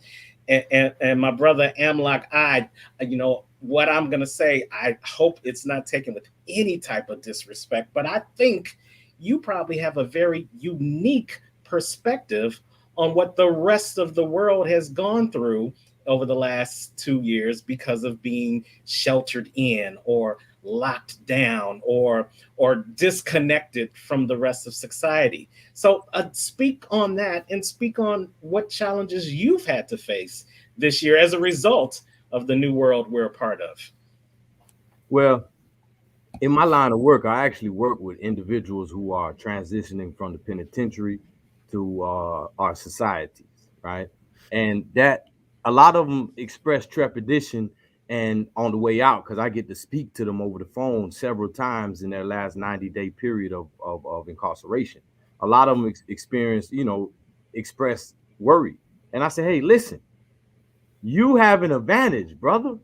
They say, what do you mean, man? I've been doing this several years now. And so I was doing it pre-COVID and I was doing it in the height of COVID when the numbers when they showed people coming out of, like, everyone's seen the news. It was like body bags after body bags, news over and over. You don't know. It's like millions of people, it looks like, in 1 minute.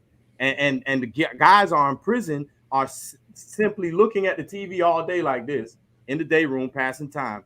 So they're really, really, really worried. So I would tell them, hey, you have a big advantage over everyone else. I say, what do you mean, man? I'm coming out, I don't have any. I say, listen, you've been incarcerated. Everyone know out here is so frantic because they're going crazy. Spousal abuse is on an all-time high. Suicide is going up. Child suicide just went up higher. Everything. One thing they didn't add, because I'm a father now, the disrespect in the household from the children because they stressed out, right?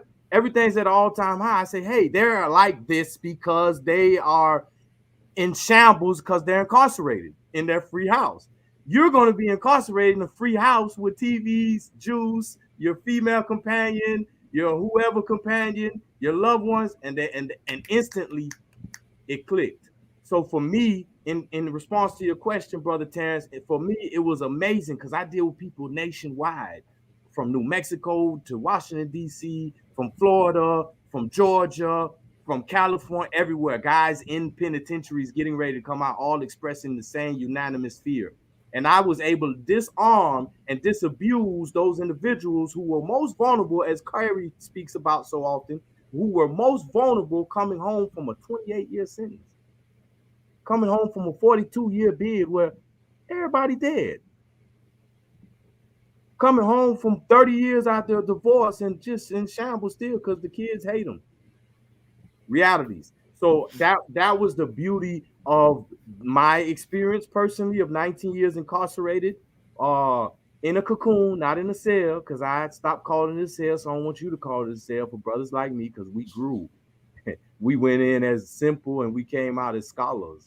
We just don't have a piece of paper to accredit it. Wait. See, when you say something great like that, I can't let it just fly right by. So you got to pick up right at that point, and y'all in the audience, make sure you got your ears tuned in, because it's not only about his physical situation that he's about to drop a nugget, it's about your mental situation. So you went in like what, and you came out like what?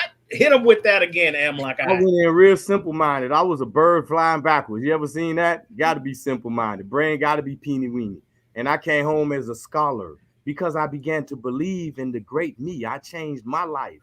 You know what I'm saying? I became the great me that I always was. I was no longer calling it a cell. When I went in I stopped calling it a cell, and I started calling it my room, because I was enlightened. I said, hold on, I don't want to call it a cell, because cell is a living dwelling. And I don't want to live in this dwelling mentally, physically, anyway.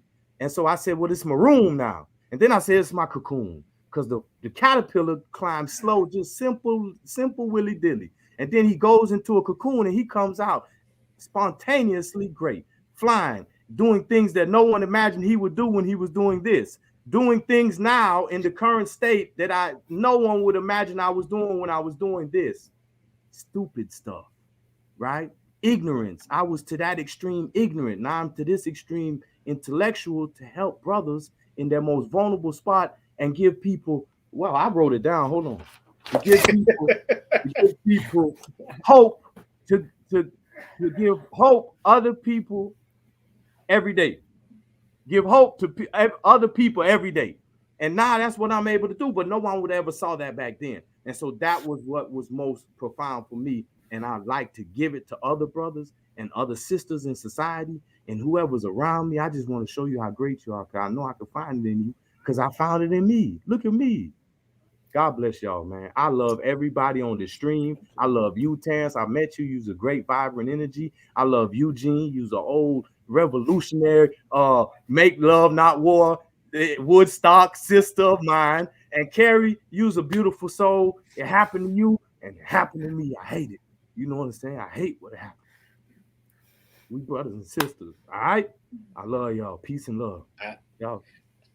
Now, listen, guys, whether you're watching this live or whether you're watching the replay, you can't get this kind of nuggets and knowledge anywhere else. You only get it because you decided to invest in yourself, invest in your time, investing your money, investing your discipline to get this type of information from these great words of wisdom proctors that are on the screen right now, helping you to see how you can become your best you, no matter where you are in your life. So I'm loving it too. I'm running out of paper. There's so many nuggets, but let's lighten it up a little bit. Let's ask you a question, just like we asked our other panelists, and then we're going to wrap it up. So the question to each and every one of you is now, what does your best you day look like?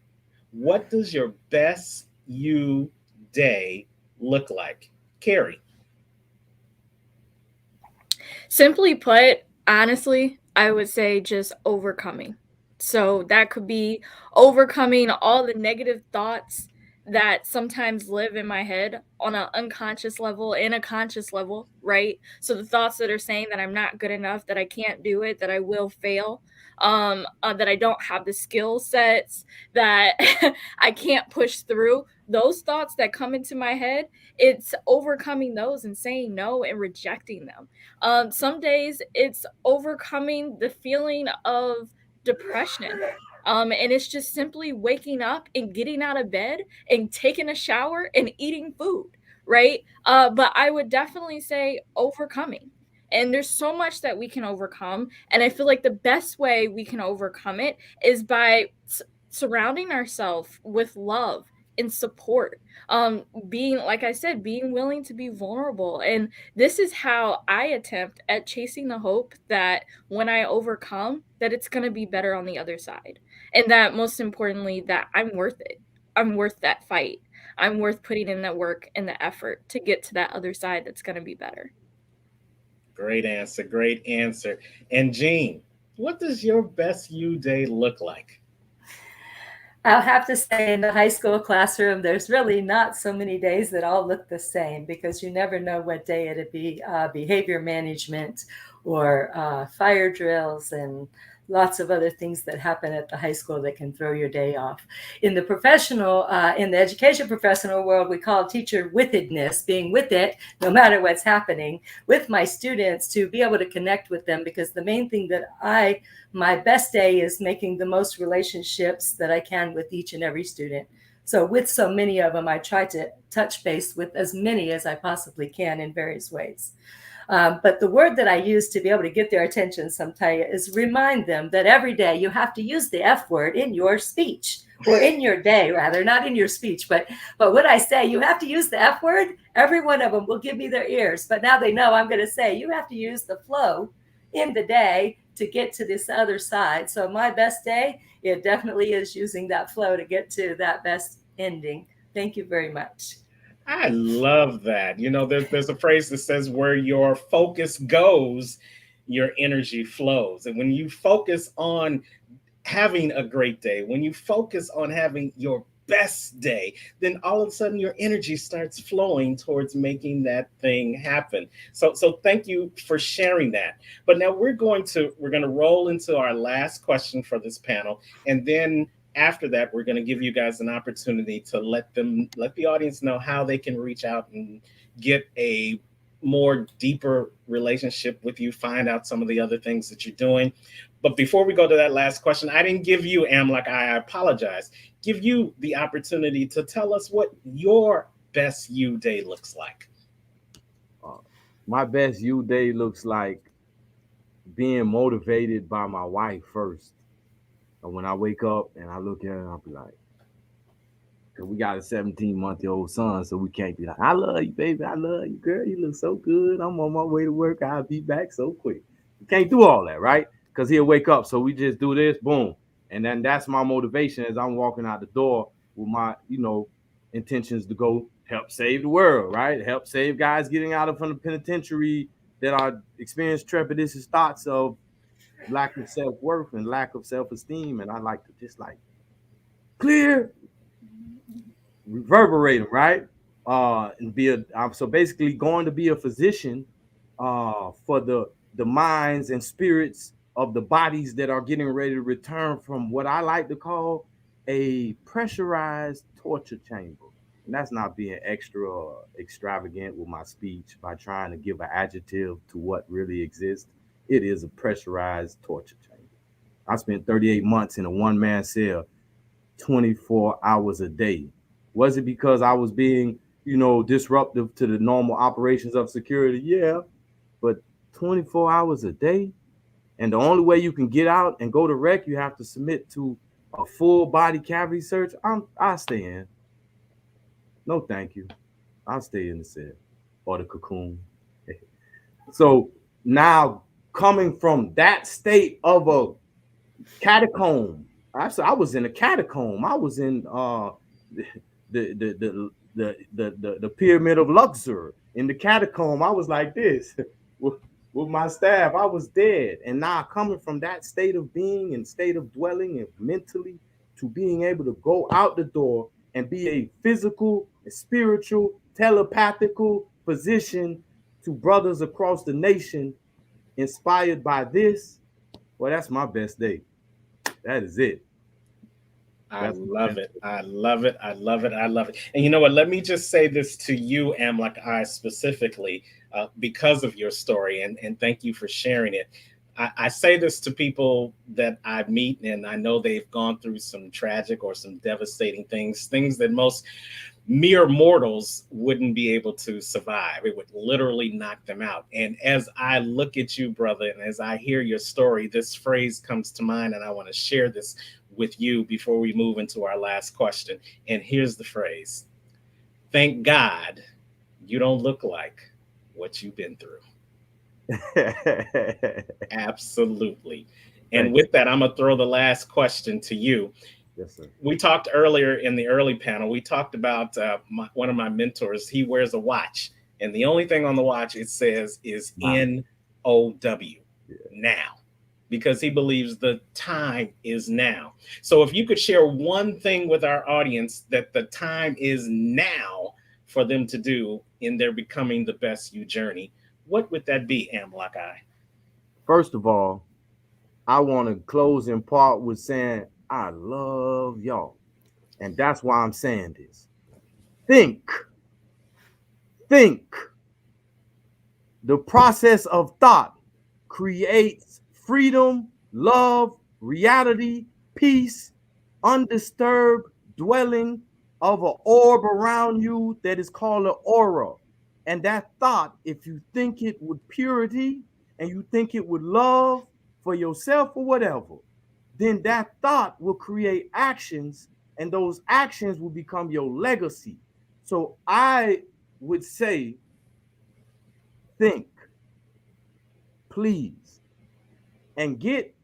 I like words, right? I really like words because I think I read a lot of I call it a definitionary, excuse me, because it only gives one or two, it only gives one way to say it. Diction is how you say it, but there's sometimes 3 pages of definitions.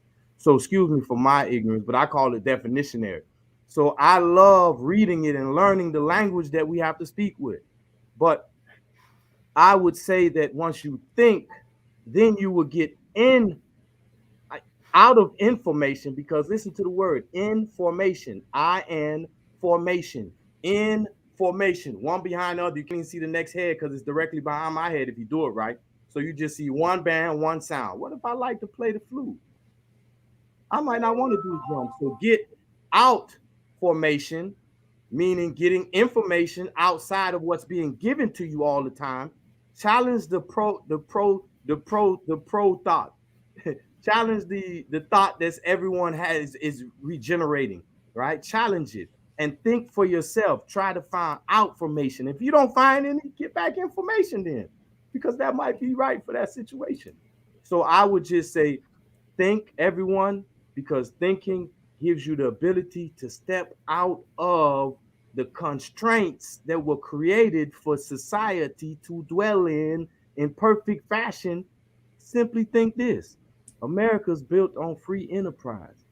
Why not we not being taught in the schools how to create free enterprise? You go to 14 years of school. So with that being said, I love y'all. Think, challenge the status quo, and if you can't find anything better, go back to the status quo because it's good. I love it. I love it. Thank you so much, Amlak. Real quick, give them one way they can reach out to you, whether it's a website, whether it's a social media link. How can they reach out to you? You can email me at wings. Remember, caterpillars have wings, right? Eventually, they turn into butterflies. So wings of wisdom, and every S is a Z. So WIZ. I mean, my fault. WINGZZ OFWIZZZDOM. So wings of wisdom, replace the S for Z and put gmail.com. Please send me an email and I will promptly respond to you, and we can begin communications to save certain parts of the nation. Love it. Love it. Wings of wisdom at gmail.com. Replace that S with a Z and you'll be in contact with Amlak I. Thank you so much. In 1 minute, Carrie, tell them one thing they can do right now to become their best you, and then let us know how we can get in contact with you. One thing you can do right now is invest in yourself, identify that purpose, and move towards that, because there's one person in this world, even if it's just one person, that is waiting for you to do what you need to do to live out that purpose, right? And so that's what we're here for. We're here to help and love and support other people. And if you want to contact me, I would love to hear from you. You can reach me at carrie.igadava@gmail.com. Also find me on LinkedIn, Carrie Igadava, and on Instagram, Carrie.eggy. All right. Thank you, everyone. Love it. Love it. And last but certainly not least, Jean, what's that one thing that they can do right now on the Becoming the Best You journey that our audience is on? Right now, I would say begin by designing your vision of where you're going, and start to make the adjectives line up with it, and then begin to take the actions to go along with those adjectives so that you can build that vision that you have created here, because it all starts here. Whatsoever you think, therefore you will become. So positive mindset, take any negative, as Michael Jackson said, take the negative and turn it into positive, and you will put forth positive energy. Thank you for the opportunity to reach me. The best way to find me right now would be Jean Caggiano on Facebook. I'm on Instagram, and I'm also on Twitter. But Jean Caggiano on Facebook would be the best place to find me. Oh, I remember in the last panel, my phone number is really the best place to reach me. 863-978-6474. You may text me. That is the best way to reach me. Thank you very much for the opportunity to speak. Love it, love it. Thank you all. Please make sure you put your information in the comment feed afterwards so that people can reach out to you. But for Jean Caggiano, Carrie Agadava, Amlock I Foley, I am Terrence, the Unstoppable Coach Leffridge, and I want to thank you guys for being a part of our Becoming the Best You panel discussion this afternoon. But don't go away. We've got plenty more to talk about, plenty more speakers, plenty more words of wisdom to help you become the best you possible. So stick and stay, and go ahead and out there, put the hashtag BTBY and invite a friend, because if you're getting this inspiration, guess what? They can get the inspiration too.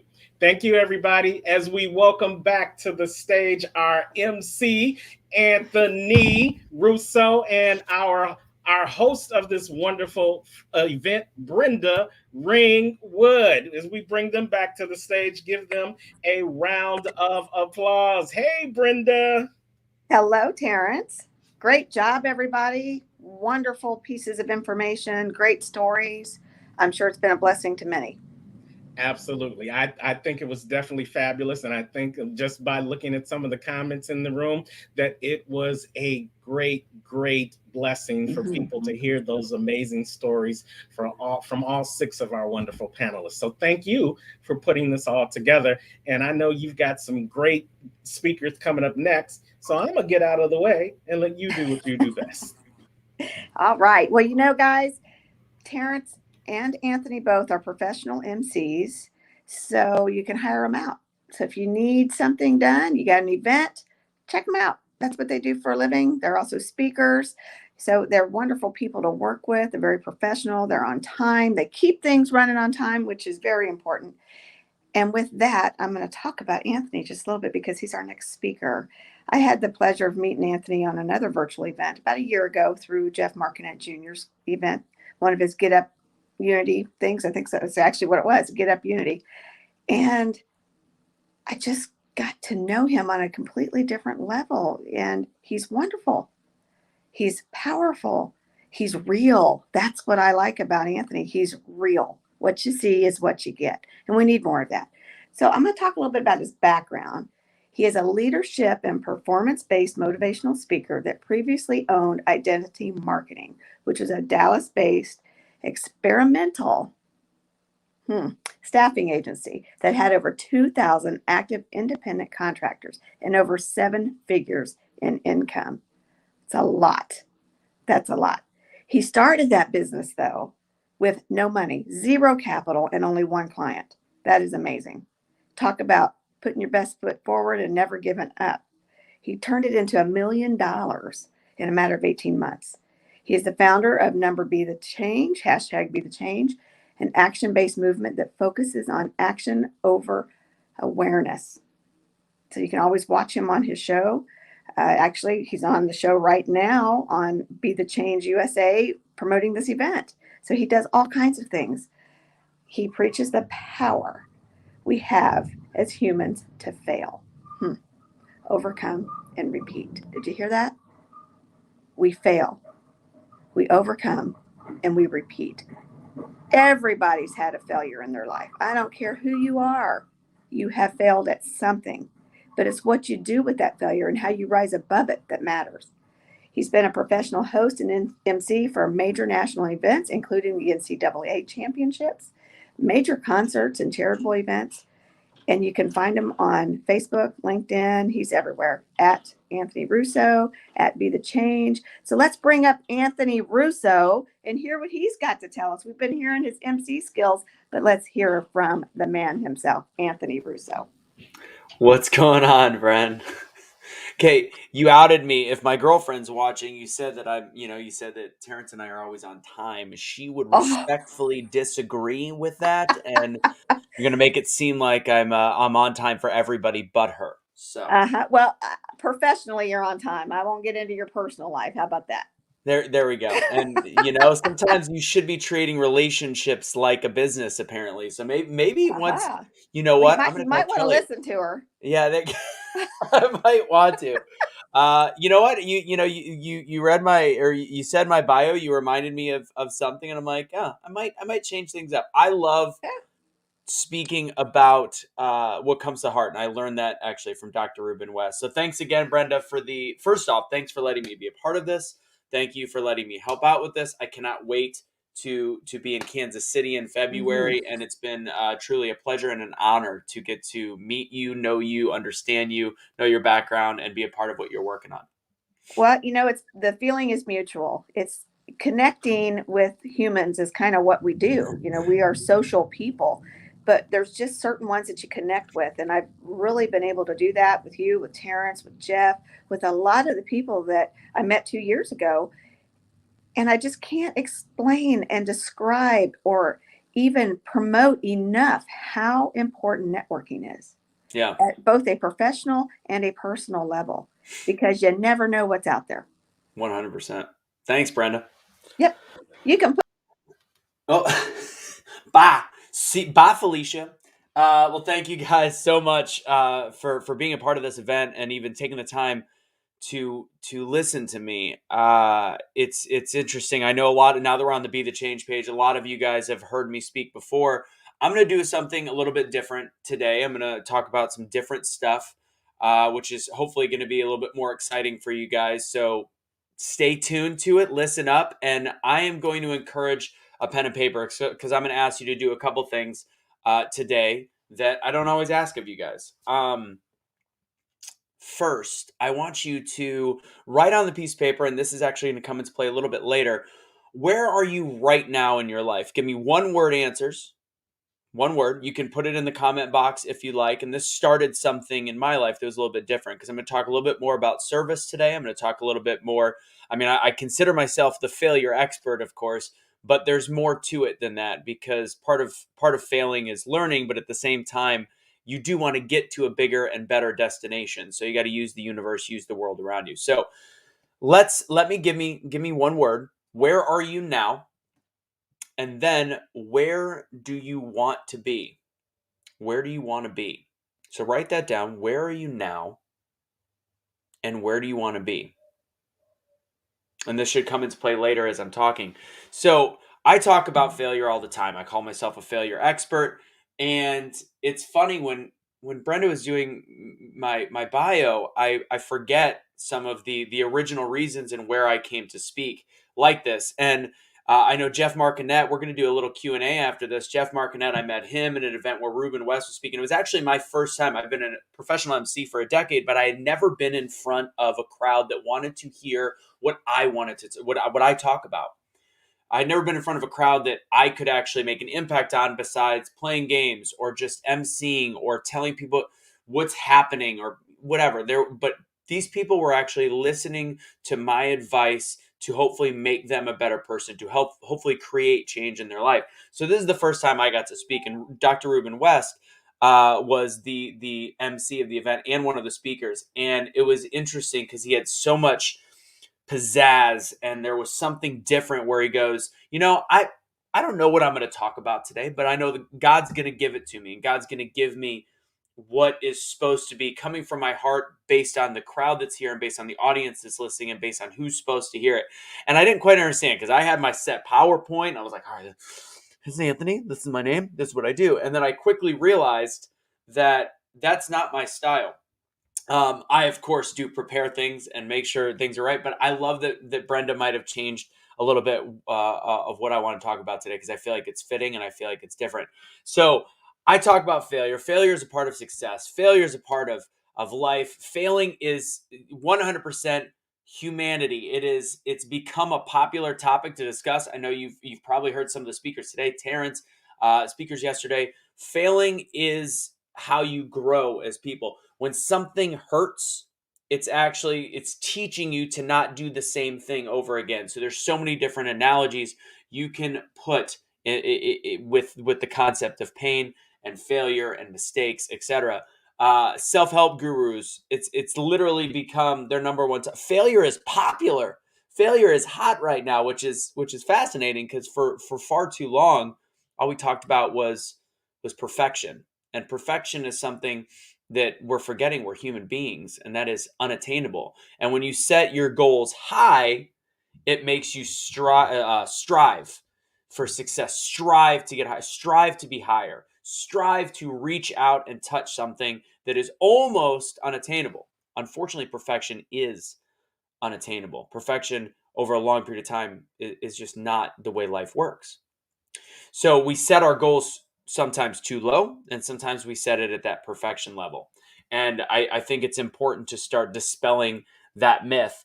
So I've come to explain what I do, and when I speak, and I say I'm a soil guy, and people look at me very, very confused. What is it? What exactly is a soil guy? And I explain it like this. So I don't teach how to sell anything.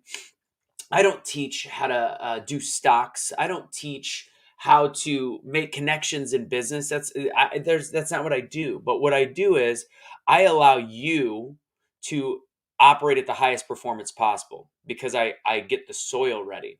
So a lot of people will go to classes and they'll spend $10,000 and $50,000 or $25,000 on all these coaches that are telling them all these great things that are important to learn. But if the soil, or if the foundation hasn't been built correctly yet, these are just seeds that are going to bounce right off the dirt. If the soil is not moist, it's not wet, it's not ready for growth, there is not a single thing that you can put in your life that is going to all of a sudden miraculously make you this different person that's going to allow you to sell to anybody, talk to anybody, network with anybody. No. It starts right here. You are a bed of soil, and I am getting it ready. So that's what I mean. I'm a soil guy. To tell you a little bit about my background, I know I've talked before about my failures. I've talked about how important it is to look at failures in a positive light. I don't always talk about where I came up with my want and need to talk about overcoming and failure. So my father actually was a compulsive gambler. He played blackjack. He was also disabled. He had multiple sclerosis. I was raised right at the poverty line, and I got to see my father gamble away whatever we had, which was twice. He when I was a very, very, very, very small child, his family gave some money to my mom and him, and he gambled it away at the blackjack table. And then again, when I was, I think, 4 or 5 years old, somewhere around there, did the exact same thing. And this wasn't like tens of thousands of dollars. We were pretty poor, so it was the $2,500. It was the $3,000. It was whatever we actually had in the bank account. And he managed to gamble away with a style of gambling that I don't recommend to anyone, but I do recommend it in life. It's called negative progression. What negative progression is it's a perfect way of looking at failure. You lose. When you lose, you double your bet. So say I'm playing blackjack and I'm betting $10 a hand. If I lose that hand, I bet 20. If I lose that hand, I bet 40. If I lose that hand, I bet 80. I can keep losing and doubling my bet so that I can legitimately lose 10 times in a row. And on that 11th bet, if I'm betting that, I'm actually, not only am I ending up even where I started, I'm at actually one bet ahead. The math actually works out if you want to do it on your own. But it's an interesting philosophy. It's dangerous in blackjack because there's table limits and there's limitations. And also, most people that are willing to just chip away at life chip away at gambling, $10 at a time, aren't going to be willing to reach in their pocket. If you want to really quick do some math, 10 becomes 20, 20 becomes 40, 40 becomes 80, 80 becomes 160, 160 becomes 320, 320 becomes 640, 640 becomes 1280, and I've only lost 6 or 7 times in a row right there. Most people trying to just win a little bit in life aren't going to be wanting to reach in their pocket for $1,280 on a single bet, nor would I recommend it in gambling. But in life, you have to remember there are no table limits. You can always keep fighting back. There also is the concept that those willing to keep reaching in that pocket and to take bigger risks and be willing to fail over and over as long as they're learning from these lessons, those are the people that end up making it. Those are the people that end up succeeding in a way that most people don't expect them to be able to do. So again, that's the basic philosophy around negative progression. And part of it is to have that mindset that you are not willing to back down. You're not willing to stop reaching in your pocket, because those that stop reaching in their pocket are the ones that sadly are unhappy with their daily lives, no matter how on paper successful they are. So let's get back into the concept of you know what? Yeah, let's talk about the businesses that I had. So I had two major failures in business. One of those actually cost me 6 figures in terms of a small business loan that failed. My first business was called Pride Tags, and as Brenda said in the introduction, I ended up having a business called Identity Marketing that in 18 months I ended up turning it into a $1 million revenue company. And it wasn't because all of a sudden I got lucky and I put in some hard work there and it all worked out. Absolutely not.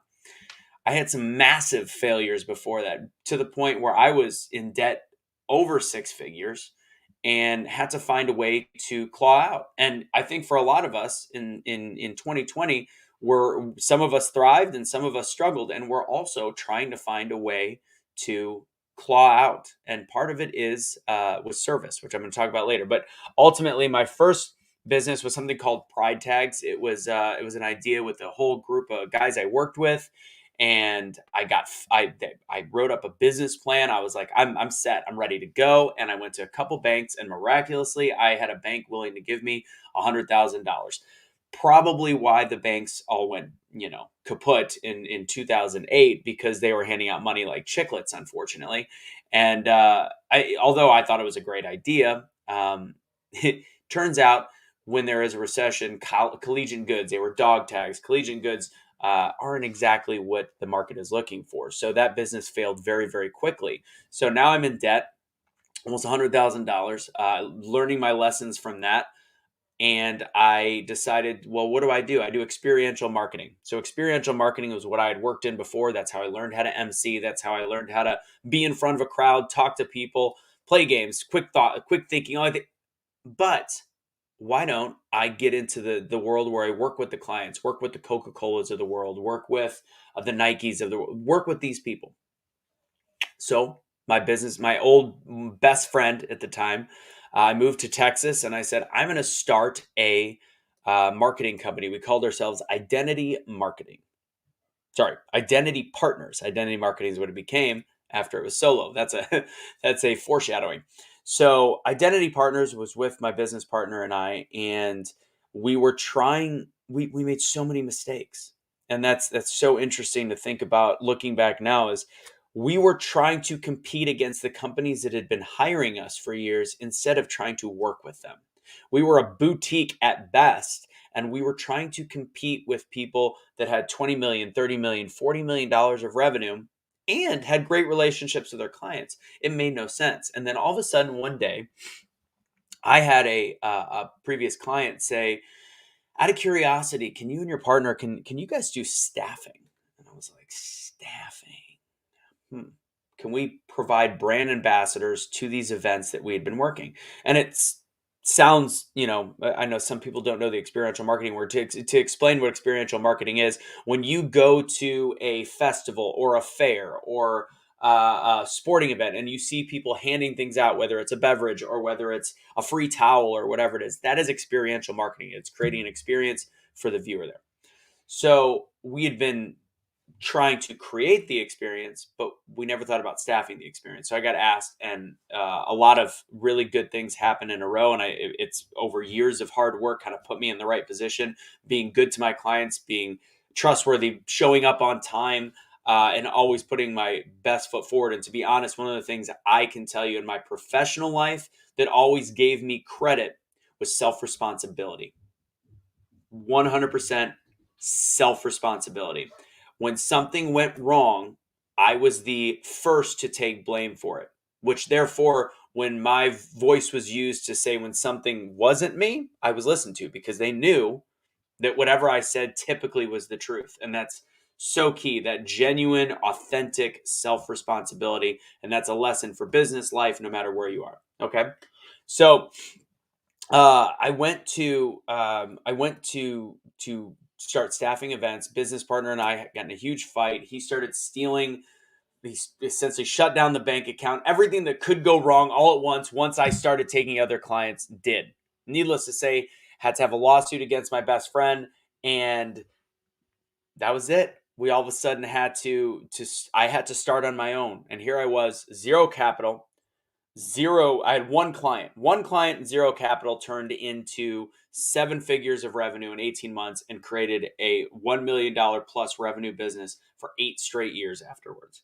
Identity marketing. Now, all of the lessons that I learned: first off, don't go into business with your best friend. Second, don't try to compete against your best opportunities for business. 3, timing is everything, because that Pride Tags business, if it was any time besides 2008 or 2007, I probably would have been in great shape. And also be very lean with money.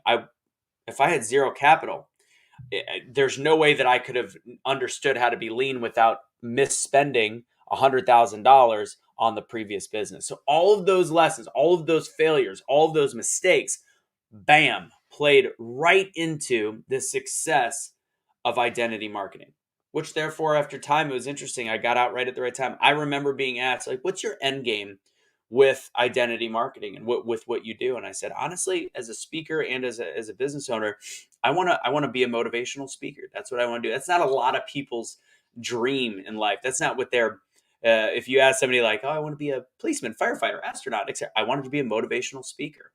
And that was my end game. And interestingly enough, 2018 is when I left my company and pursued more on Be the Change. And as we all saw what happened in the world in 2020, the experiential and event world went shut down completely, which is fascinating to see. That I fortunately got out at the right time, but also had to start adjusting my concept for speaking. I had just started getting speaking gigs at the beginning of 2020, late 2019, paid good speaking gigs, and then the world shut down. So you have to reassess what you're doing, and that's what I did with Be the Change. So talked a little bit about my dad. I've talked about where I came from. I've talked about my failures. Let's get moving a little bit on that positive mindset and some nuggets that hopefully I can take with you today. So I've already told you, where are you now and where do you want to be? That's the first thing we said. I honestly, I don't think I've heard a single swear word out of any of our speakers, but I have to say something because it's me. But I got to let you guys know, perfection, this word perfection is bullshit. Complete and utter bullshit. It is the single biggest detractor from success. I believe in that last panel you heard, Instagram, TikTok, Facebook. It's this level of perfection that sounds absolutely it's fake. People look at it's the ruination of relationships. It's the ruination of friendships. And it's also such a negative thought process, because what somebody shows on one picture on Instagram of their relationship, of what they're doing this weekend, even when I it's not my whole life. It's not their whole life.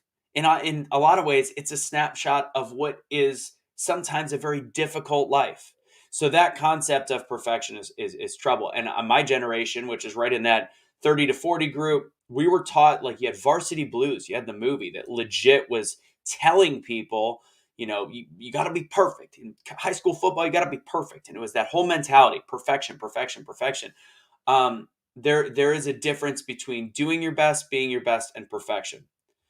I'm going to tell I talk to people all the time and I say, you're not necessarily going to be Kobe Bryant. but you're going to be the best you can be, which is, again, what this conference is about, becoming the best you, setting your standard to be something that you're physically not able to be. Like, you know what? I'm going to go start lifting weights this week. I'm going to become a world champion power lifter. That might not be in my genetic or muscular makeup, but but if I set the goal of, I'm going to be the strongest I've ever been, I'm going to lift a certain amount of weight that's attainable. I'm going to say, I want to be able to bench press 350 pounds. That's the goals we need to learn how to set. Make it stretchy, but don't make it stupidly impossible. So these are the things I want you to start doing. So right now, I want you to take that same piece of paper and I want you to write down a goal that you have for yourself in the next 6 months. A goal that you have for yourself in the next 6 months. So write down a goal that you have for the next 6 months. Got it? Okay. So again, these are things that I want you to look at throughout your day. Keep this note. I want you to maybe put it on a Post-it, stick it on your fridge, stick it on your computer, stick it wherever. Okay. So now I'm going to talk about the concept of when you start to create change in your life and get unstuck and feel as though you're looking for something that's going to create that change. I want you to think about things that get people unstuck. I always suggest cleaning your house, cleaning your room. If something feels weird, clean your car. If you need to you look around and you go, I don't know what to do with my life. I don't know what to do with my job. I don't know what to do with my career. Change something up that's very basic, super basic. I don't know what it is, but change something up. So in my life, I didn't even realize this last year as things, and I love speaking. I know a lot of you guys that are probably watching right now have seen some of the shows and some of the things that we do, but I was looking for a change. I was in some ways not happy with the way my career was going. I was happy more in my personal life than I had been, but something was missing. And I didn't even realize it till about a week ago. And I talked a little bit last night in our Wonder group when we were chatting, but something was missing. I hadn't been taking on professional coaching clients. I hadn't been giving of myself as much. I'd just been going in front of cameras, talking about, politics, talking about, the Get Up conferences, talking about my past. But what was I doing right now? So I said I needed a change. I didn't know that what would come of this, and I didn't even know till last week until I look back. But I realized I need to give. And one of my favorite books is The Go-Giver. My other favorite book is The Alchemist, all of which is essentially giving something of yourself or observing what is there as you make changes in your life to see what comes to you. So I decided to give free coaching, and I did the exact same thing of the question you got: where are you now, and where do you want to be? I had people put that in the Be the Change page, and say, I'm going to take on a few free coaching clients. I don't want anything returned. There's no strings attached. I want to actually start trying to help people. And in turn, I knew that it would help myself because it would get my mind back. It would get me stimulated. So I was giving of myself and hopefully getting the camaraderie in return. And that's all I wanted. So I took on a couple clients, which have been ultimately incredibly enriching, to be totally honest. And there was over, I think, 60 or 70 people. And I don't know how or why I chose the 5 that I did, 3 of which I still talk to. And this is about 5 months later. I don't know why I chose the 3, except for the fact that God put me with them. And I do think the universe and God has a way of putting you with the people that are going to help you change your own life and change their lives. And again, it's why it's so fitting. And it's been a journey for all of us. And there's been a lot of change made. We've started a group on the Be the Change page called the Accountability Group, talking about getting a group of people to help lose weight and to help to essentially just be accountable to each other, things that's missing. That self-responsibility, but accountability all at the same time. So all of a sudden last week, I look back and I'm a little bit more relaxed in my professional life. I've got some good things going on. I'm working with some sports shows and doing some events and getting paid well again. And I'm like, oh, something just feels different. Then all of a sudden I look back and I realized that everything changed. My phone started ringing. And again, it's got nothing to do with it. There's no direct correlation. But you can put something together and realize that the universe conspires to help those that put forth something of themselves. There's the secret, that philosophy. And I realized that everything changed when I started to do the personal private coaching for free. And I can't stress enough that concept of service. If in your life you have a soft spot for a certain charity or certain whatever, find out how you can get involved. If you don't have the money, don't give money to a charity. Go see how you can help. And I will tell you, you might meet somebody there. You might talk to somebody. You might get a career shift that you don't even know about. And ultimately, this is how you're going to get unstuck. You can do the little things. You can clean your room. You can change things up. You can do little stuff like that. But if you want a massive change in your life, realize that giving is the ultimate change that can create something in your life that's enriching and can make you shift in the direction you need to be shifting. So keep your eyes open. And I'm going to use a sports. I don't know why I'm so sporty today, but there's a quarterback that was on Alabama's team, Joe Burrow, a couple years back. He was supposed to be a third string quarterback. And again, he made a shift in his life and a decision. He was on top team in the country. And he's like, I feel like I'm destined for more than this. And I'm sure his family was like, I don't know if you should leave Alabama. I don't know if this is a good idea.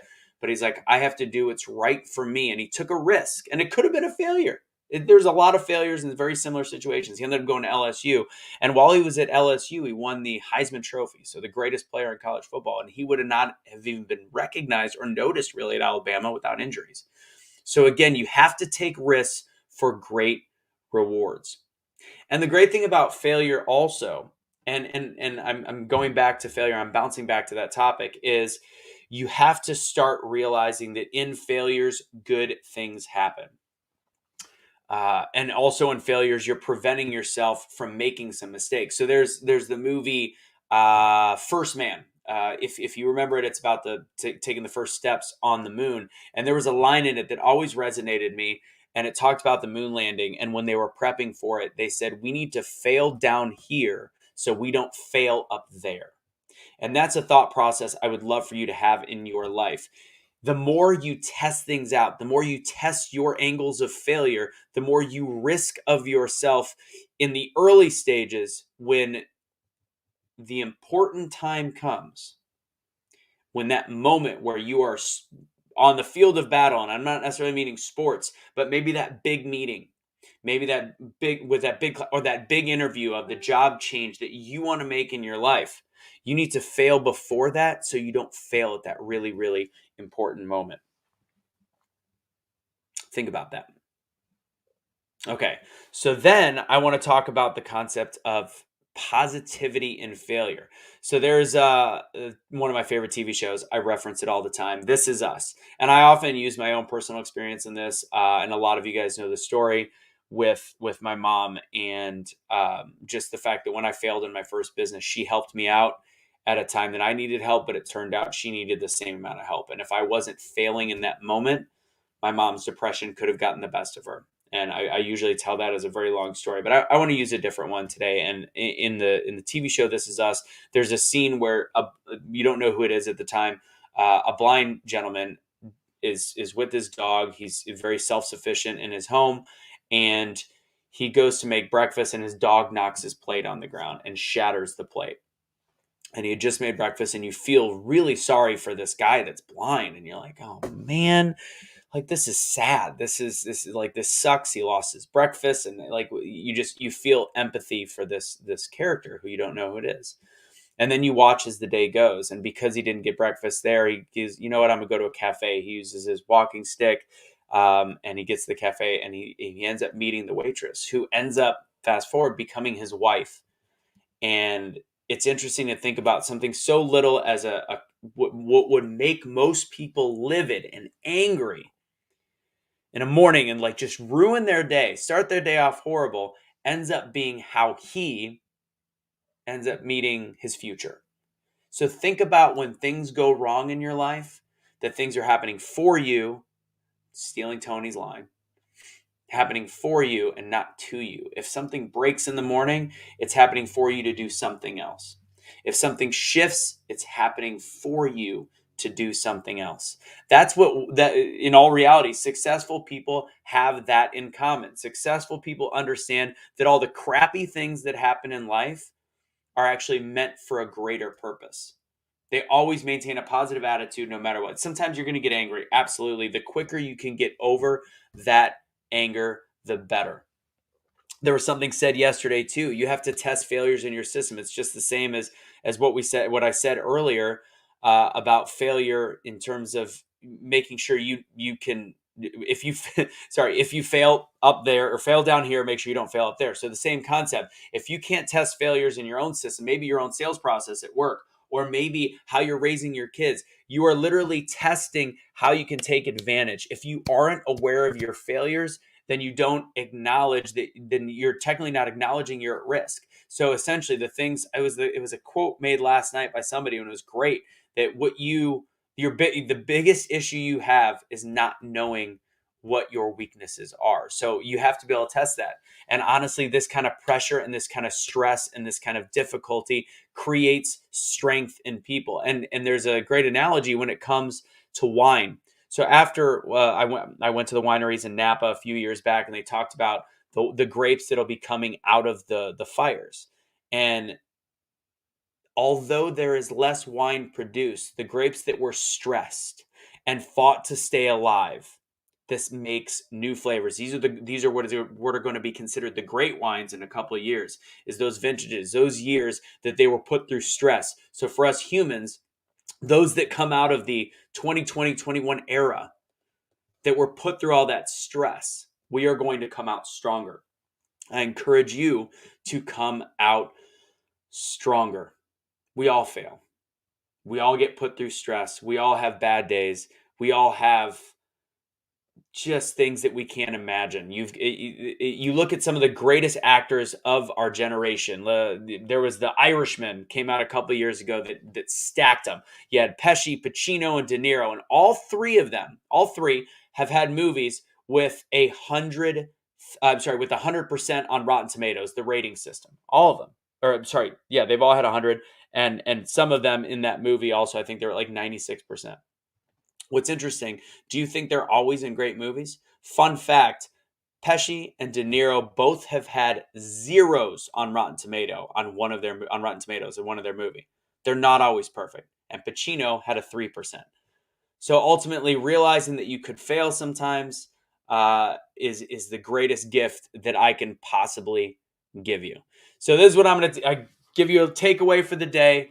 I call them 3 tips to feel alive, and I want you to start taking these with you. First, you must be willing to do the things others won't do today to have the things others won't have tomorrow. So start making changes. Be willing to be uncomfortable. Be willing to challenge yourself. Be willing to be upset. All right? Life's going to happen. Failure is going to happen. You got to be willing to challenge yourself. Number 2, use your faults and weaknesses to become strong. Use your faults and weaknesses to become strong or stronger, and use it to your advantage. I remember seeing a dance recital, what my daughter was in, a girl that lost her shoe in the middle of it. She's a young girl, and everybody's like, oh my God, this girl's going to freak out. But at the end of the day, she was the hero when she kept dancing without that shoe. So use your faults and weaknesses. Use your faults and weaknesses to become stronger. And then if you're in business and you're wondering what your purpose is at your job, if you're not a salesperson, remember that you are the product being sold. Your purpose, no matter what your job is, from the bottom to the top, is enormous. So understand your purpose is enormous.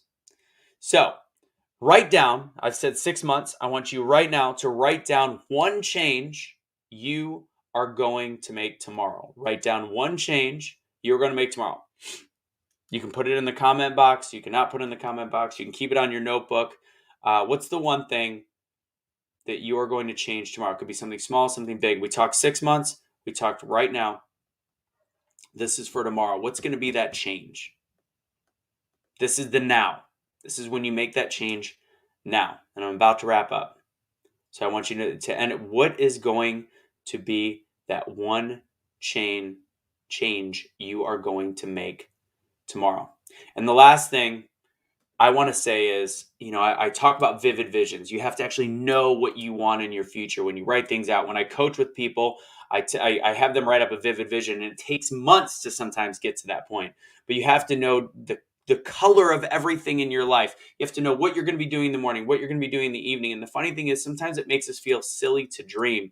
But what's interesting is when you go to conferences, when you go to motivational conferences, you look down the aisle and you see somebody sitting there, and you look at them and you go, how could this person be so confident they're going to get all these amazing things in life? And you go, they're not that smart. They don't even say things correctly. And you almost think that they're silly. Well, I'm going to tell you that silliness often is the person that does things that are unexpected. Those people that are willing to think outside of their confinements as a human being, they're the ones that rise up and do something that most people would think is impossible. Why? Because they didn't think it was impossible.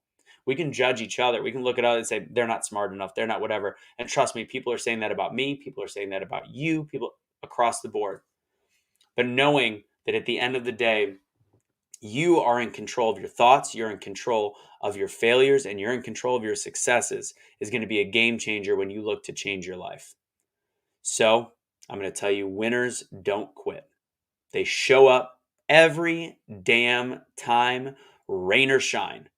So I hope today the soil has been moistened a bit, and I hope that I am creating listeners out there today that will show up every damn time. Fail, success, doesn't matter. Don't quit. Never give up. Thank you guys so much. It's Anthony Russo from #BeTheChange. I think we're going to do some Q&A stuff right now, so I will have everybody come up that wants to join. Yeah, there you go. Great job, Anthony. I've never actually heard your whole story, so I was impressed. Thanks. And leave it to Anthony to say in his presentation that he doesn't think he heard anybody swear, and then he swears. Well, I said I got to say it. I got to do it. Oh my goodness, great. Authentic self. So what is it that you think is the most important thing that happened to you on your journey? Oh, well, I mean, to on a macro level, failure.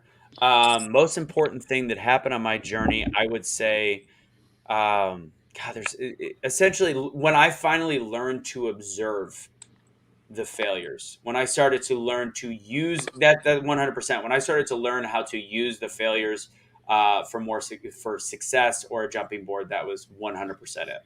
Yeah. That's very good. Okay, you guys out there, if you have any questions, drop them in those comments and we'll see if we can get them answered for you. All right. Jeff? Yes. What's the most important thing that happened to you in your journey? So I've actually never been asked that before. Oh, good. Let's hear it. I would say it was the being told I couldn't do something and then doing it. And that has taught me that I'm stronger than I thought. I'm stronger than other people think. But that just shows me that each and every person out there is strong. That they don't know what they're capable of until they push or test their limits. And we have to do that. We have to push and test our limits to know our abilities. That's very well said. Very well said. That. Yep. Terrence, what about you? You know, I don't think the most important thing has happened yet. And I say that because this is, you know, we're talking about becoming the best you. And each and every day, we're trying to be better than we were the day before. So have there been some milestones? Have there been some defining moments? Absolutely. You know, I talked about it in my presentation. There's been some life lessons that I've had to learn.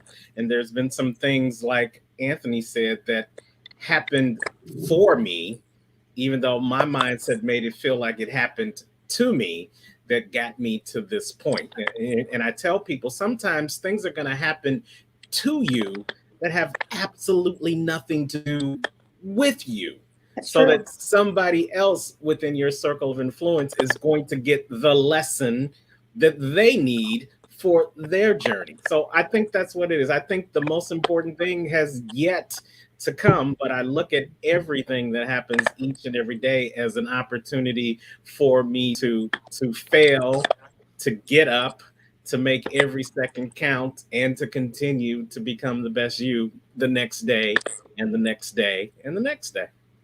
That is so true, because it's easier to just hide. It's easier to not show up. It's easier to be lazy. It's easier to not do what you're supposed to do. It's easier to make excuses. And the more you do that, the further you're digging yourself in that rut. I interviewed a guy that was an addict and had been an addict for 20, 25 years. All the time he called, he did some more drugs, because that's all he wanted was some more. That's what he called his drugs, some more. And he said, I'm very humble. He's been clean for 9 years. He said, I don't think I'm better than anybody else, but I am better than one person. And I said, okay, what is that? And he said, I'm better than the person I used to be. And that was so powerful, because his change, his transformation was genuine. It was absolutely genuine. And he proved it every day in his actions, in his words, and what he was doing to make things better for not only himself and his family, but for everybody around him. And you can go look at that interview. His name's Chris Harris. It's on my YouTube. And he tells his whole story. And that's what we should try to be, better than we were yesterday. And if you make a mistake, you just keep moving forward, keep plugging along, but try, at least try to do better. So let's get some questions coming in. Here, we got a great one that I want to ask Terrence, because I'm curious about this too. How do you know when to give up or when to keep going? That's a good one. I don't. So I'm going to answer it a couple of ways. The easy answer is never give up.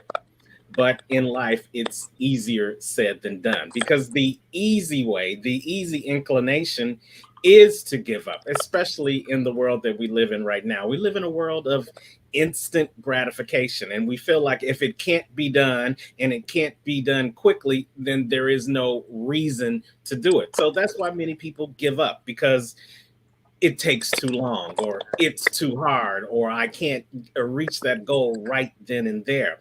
But there's phrases as I get older and older in life that I didn't understand when I was younger that I clearly understand now. And one of those phrases is, the race isn't given to the swift, but it's given to the one who can endure. See, if God gave you everything right when you were born, you wouldn't be properly equipped to handle all the blessings that he has for you. So like Anthony said, he's got to prepare the soil for which you're going to run over to get to your blessings, so that when you get to your blessings, you'll be properly prepared to receive those blessings, because your soil has been seeded and germinated in a way that those blessings will be actually blessings instead of blessings in disguise. Somebody's going to get that in the replay. So that's why it's important for you to never give up, because your blessings are on the other side of that germination. Your blessings are on the other side of that seed growing. And if you give up before that seed becomes that beautiful rose, then all you end up getting and giving to the world is thorns. So never give up. But the other part of that question is, how do you know when to keep going? You know when to keep going when someone says, hey, you look better today than you did yesterday. You know to keep going when you say, you know what, I may not be where I want to be, but thank God I'm not where I used to be. You keep going when you get that dollar raise, even though you're looking for that $10 raise, because you know if you can get the dollar, if you keep going, you can get the 10. So you keep going because you know that if you can get this, then that life lesson says that you can get this again when the next obstacle comes your way. So that was a great, and I'm gonna piggyback off that, Terrence. So it's interesting because I was about to almost say I don't fully agree, but I do, because ultimately, the question is, how do you know when to give up? It's not very specific. You never give up. That is a correct answer. But I do think sometimes it is okay to shift in your life. And I've talked about this Yes. before.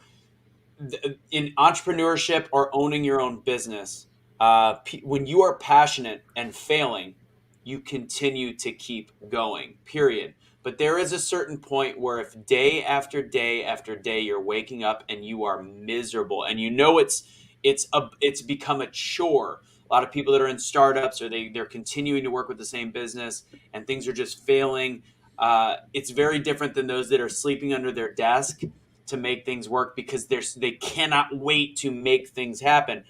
But at the same time, when you all of a sudden lose passion for if there's no money coming for it, or if there's no business from it or whatever, if you've lost passion for a passion project, you have to really look inside and start realizing that maybe your passion, using the lessons learned, just like my first business, using those lessons learned to shift and to actually start using that energy and that knowledge towards something else is very powerful. So you haven't given up, but you have kept going in a different direction. So I think there's a difference when you lose passion, it is time to shift. Yes. And let me piggyback on what you said, since we're piggybacking on each other. You know what?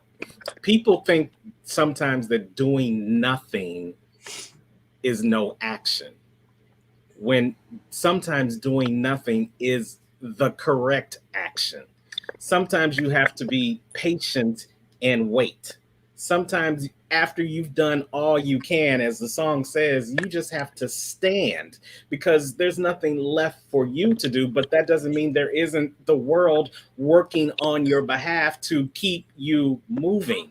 There's a red, yellow, and green light on the pole for a reason. Sometimes you go, but sometimes you've got to yield. Sometimes you've got to get to that proverbial point in the road and look both ways before you keep going, because there might be a distraction coming your way, or there might be another accident coming your way, or there might be something coming your way to take you off track if you keep going straight forward. But if you just stop and yield and let that distraction go by and let that accident pass, then you can keep going in the right direction. So sometimes stopping isn't giving up. It's just as powerful an action as it is that you keep moving and you move into that accident waiting to happen in your life. All right. I gotta piggyback here. I want to piggyback too. Don't tell me I can't do it, because I'm going to. Go ahead. All right. So all right. How do you know when to give up? Well, you see, I think, to me, giving up is a no-go. And it's not something that I'm going to allow anyone to ever do. But as Anthony says, you can make shifts in your life. So you can make small adjustments to what you are doing now and keep going. So you don't have to actually quit what you're doing. You just make small adjustments and do them slow. You don't have to do them fast. Just make those small adjustments. Just like driving a car. You don't drive by keeping your hands at 10 and 2 and just keeping them right there. No, you have to make small adjustments to make sure you go straight. So just you're not going to quit. Don't ever quit. Just make those small adjustments. And eventually you will win. Because like Terrence said, life is a marathon, not a race. Well, And not yeah, a Jeff, sprint. yeah, like the whole concept of micro adjustments, we feel like we have to rush ourselves because we compare ourselves to other people. I believe it was Prince yesterday talked about Prince was talking about staying in your lane. I believe whoever, I think it was Prince. Yeah, it The was whole Prince. concept is we can't compare. Some people move faster than others, and that whole mindset of oh, they're doing so much. Go at the pace you need to do. Change, stay moving, stay mobile, but don't compare yourself to others, I think is huge. Yeah, exactly right. So I want to say hi to Jen out there. She says you guys are killing it and she loves it. So thank you, Jen. I appreciate that. And so does everybody else up here. And I'm sorry for taking over this whole question and answer thing, but I'll stop doing that now. No, you're good. I have a question for you guys. What is your belief on the idea of asking the universe for something? When you say, I need a sign, do you believe that's a thing or do you not believe that's a thing? I think it depends on which faith you believe. I really do. I personally am a believer in Jesus Christ. He has changed my life, and I'm going to talk about that a little bit tomorrow. But sometimes you just need to sit and listen, and those signs are there. You just need to be aware. You need to open those eyes and sit and think about things before you actually do it. Because when we rush into our actions, that's where we get in trouble. That's what happened with me. It put me in a place that I never thought I would be. But as Jeff said, taking those little steps to get to where you need get you there. They get you there. Those giant steps and those hurdles that are in place take you longer to get there, but a little step makes it easier.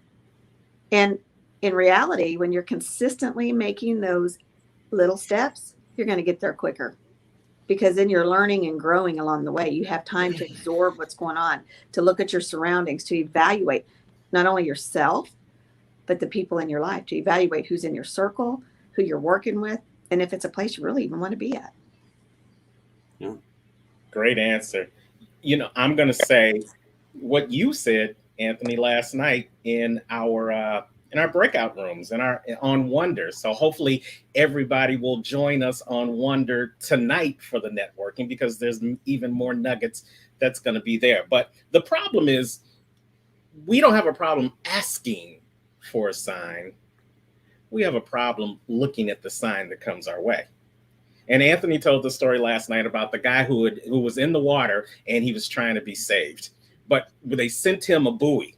And because the buoy didn't look like how he wanted it to look, he didn't take it. And he said, God's going to save me. So he's still out there trying to tread water. And then the big boat comes by and they want to give him an anchor, give him a pole to pull him in. But that's not the way he thought he was going to be saved. That's not the sign he had created in his own head. So he didn't reach out for the pole. And so now he's still out there treading water. And even a bigger boat came out, a fireboat with people on it. And they were ready to jump in and pull him out. But because that wasn't the sign he was looking for, he didn't accept their help.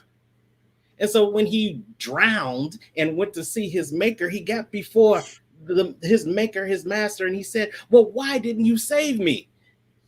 And God looked back at him. Do you remember when I sent you the buoy? Do you remember when I sent you the boat? Do you remember when I sent you the men on the fireboat? Those were all my signs that I gave to you to let you know I was there to help you. What's the point? Many times, because the sign doesn't look the way we envision it in our mind, we miss the sign and we miss our blessing. We're asking for the blessing, but we're not asking just to be blessed. We're asking to be blessed in a specific way. And that is not how the universe works. Sometimes you've got to be careful for what you ask for, because you might just get it. Yeah. So Kelly, of course, as you can see, my picture is in with her picture. So you might know who Kelly is. She's the reason I asked this question. And it's interesting because I do think we as humans, we go in places where we get into the flow and where God is responding more. It's almost like, I'm going to create this thought now. It's like God's algorithm.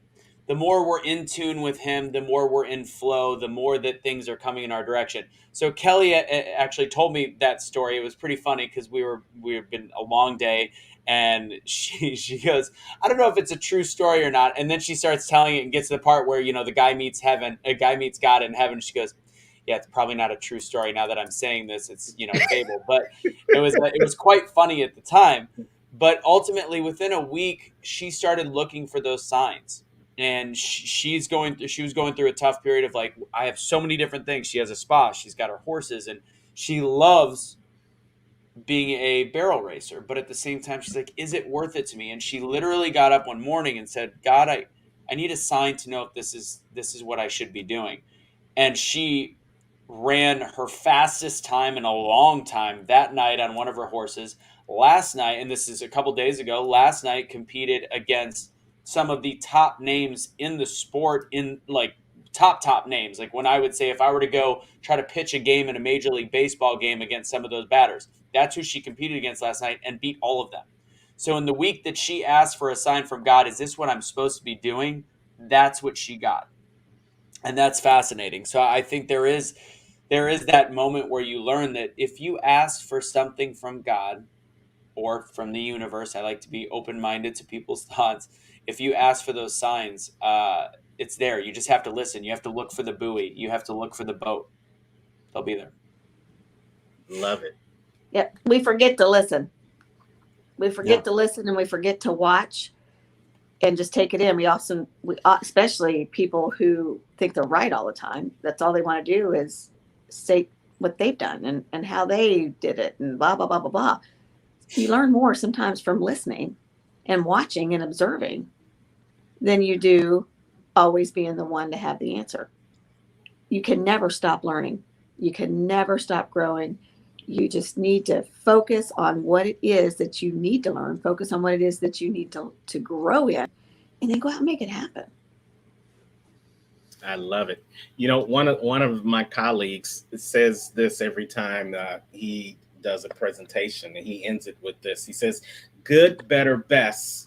We can't let it rest until our good becomes better and our better becomes our best. So I want to ask you guys, we've been at this now for about combined between last night tonight, almost 12 hours. How do you feel like being a part of this event has made you better or brought out your best? Well, for me, I'm going to tell you, I've met some phenomenal people, and I've heard some stories that have inspired me, and a sign that says what we're doing is the right thing, because so many people have challenges and so many people want to give up. And it gives everybody hope that your situation can turn around. Your life can turn around. The way you think, the way you feel, the way you act can turn around. People can change. People survive, and they can thrive. They can move forward. It's good. Jeff, how about you?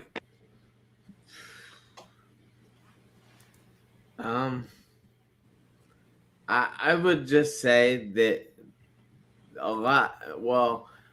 almost all the stories are extremely powerful, and we can learn lessons from each and every person out there, whether they're black or white or female or male or Muslim or Jewish or any of the other religions.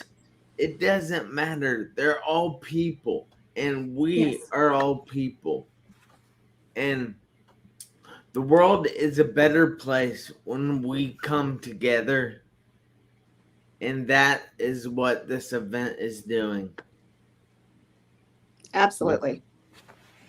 I'm always reminded of just the differences that we all have, and people always, especially when we're in this self-help profession, like, why would anybody listen to Terrence? Why would anybody listen to me, Brenda, Jeff? Why? Because no matter where you're at in your life, somebody's story might resonate with you in that moment. Our life, very true. Our mind and our lives are meant for triggers bad and triggers good. So if we find the good triggers, then we're able to use that to catapult ourselves to happiness. And I say success a lot, but ultimately success and happiness are not synonymous. Success in business is one thing, happiness is something else. So ultimately, seeing the things from other people that inspire us to change our lives, to seek happiness and to be happy. Sometimes just realize to take a deep breath and look at the world around you and look at what you've got in your life, and to have that kind of gratitude, and seeing other people's stories and what they've been through, and still have the ability to stay positive and help change people's lives. It's a enriching It's an enriching concept, and we've seen that from our speakers leading up to this point. I'm sure we're going to see it for the rest of the event. Happiness is key. When you're happy, things are worth it. When you're unhappy, you make the wrong decisions. Truth. Great, great answers. You know, a good friend of mine, Trevor Ott, says, wherever you are in life, your mind got there first. So that's why I love these type of events, because it helps you get your mind right. It helps you get your mind focused on where you want to be. And if you want to be in a happy place, this is one of those forums where your mind becomes happy. And now with your mind focused on happiness, you'll start manifesting happiness in your life. Why? Because wherever you are in life, your mind has to get there first. So if you want to become your best you, set it up in your mind today that that's who you're going to be. And then tomorrow, good, better, best, we won't let it rest until our good becomes better and our better becomes our best. You're such a poet. And I didn't know it. I didn't even hang out with Shauna last night. You always just nail it. Are you guys ready for our next speaker? Do you guys have any final words before we move on to Brad, who did a pre-record specifically for this event? I have one thing to say, and whoever else wants to. Remember that same boiling water that hardens the egg also softens the potato. So which one are you going to be? I had to think through that. Mic drop. Wow. Also makes coffee taste delicious. Yes, absolutely. And spaghetti as well. Yeah. And it also kills the frog. Oh, True. And on the spaghetti, there is time that proves there's timing, because if you let it boil and soften too long, it becomes mush. That's right. So it reminds you to and act. the potato, it just disintegrates. Yes. There's so many analogies out of this. I Right. love And what's the room that nobody's allowed to go into? The mushroom. That's right. See how we brought it back? Well done. And if you want to get more nuggets and fun like this, then you've got to come to the after party in Wonder. So we can have them put it up on the screen. That link again for Wonder tonight after our festivities. Come on in. You can hang out with the likes of Anthony, Jeff, Brenda. Some of our other speakers are going to be there, where you can network, get closer to some of the speakers that have really resonated with you today, and share your information, because maybe you weren't on stage, but you still have the opportunity to make an impact. So come on over and join us tonight on the Wonder link. It's right there in the comments. You can copy and paste it, and we'll talk more about it as we get to our networking event later on this evening. But now, Anthony, let's get back to the BTBY conference. 100%. By the way, if you haven't seen the eulogy for the boiled water, it says, rest in peace, boiled water. You will be missed.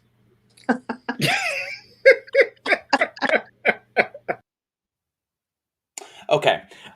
We are ready for our next speaker. We're actually going to be playing it. He recorded it just for us and just for this weekend. So we're going to get that up. Maud's loading it right now. I'm going to do this gentleman's intro. Brad, I got to watch it a little bit early. It's fantastic. You're going to enjoy it. So please stick around for this, watch this, and then we've got more speakers to come after it. So I'm going to tell you a little bit about Brad. Brad is a speaker and career coach that helps others find their purpose so that they can do what they love. He's known as the rubber chicken guy and is on a mission to spark tiny acts of courage into 10,000 people and remind them not to let fear stop them. He uses a hashtag choose courage. He is a former IT geek that struggled with his confidence and turned his struggle into his passion. He left a lucrative, almost six-figure a year job in the tech industry to pursue his passion of helping others. Each person he inspires gets an itty-bitty tiny rubber chicken to remind them to choose courage. Hashtag don't be a chicken - do what you love. Ladies and gentlemen, we've got Mr. Brad Finkeldye. Go ahead and bring it up for me, Maud.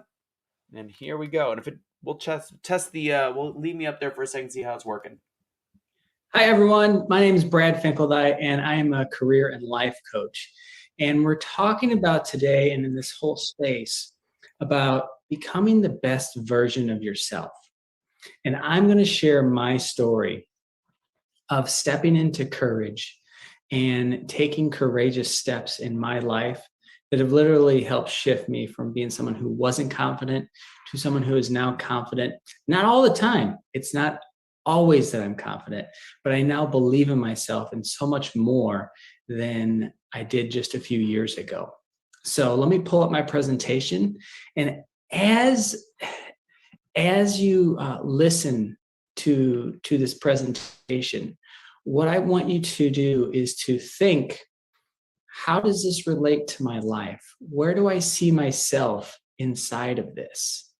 And what steps could I start to do in my life that would make a huge difference if I was just take a step in being more courageous?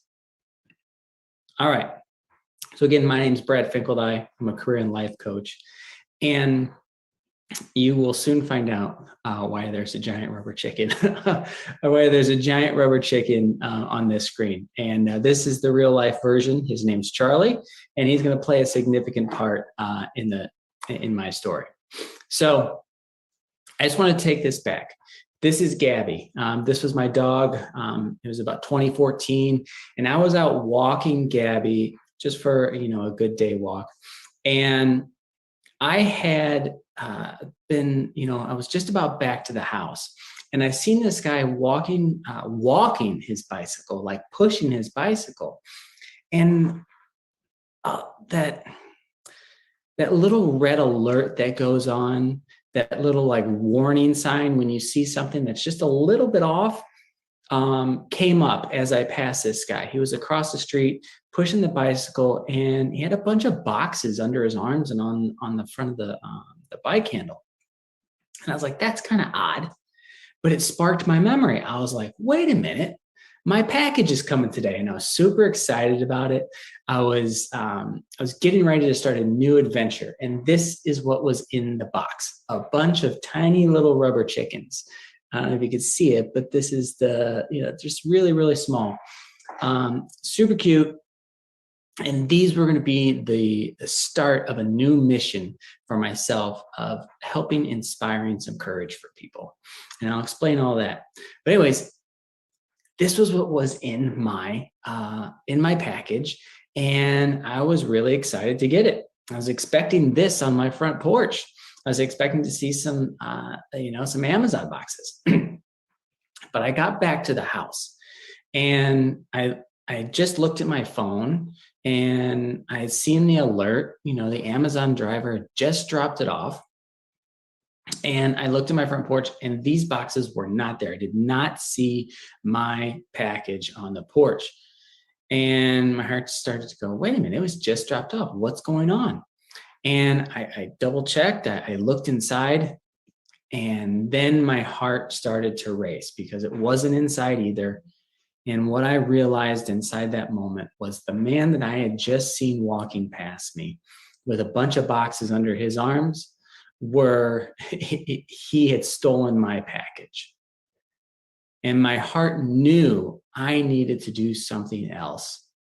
I needed to go stand up and be courageous for myself. I needed to go chase this guy down and get my package back. But why would anybody go chase a thief down that you're not even sure that they stole for something as tiny as this little rubber chicken, right? It just doesn't make sense.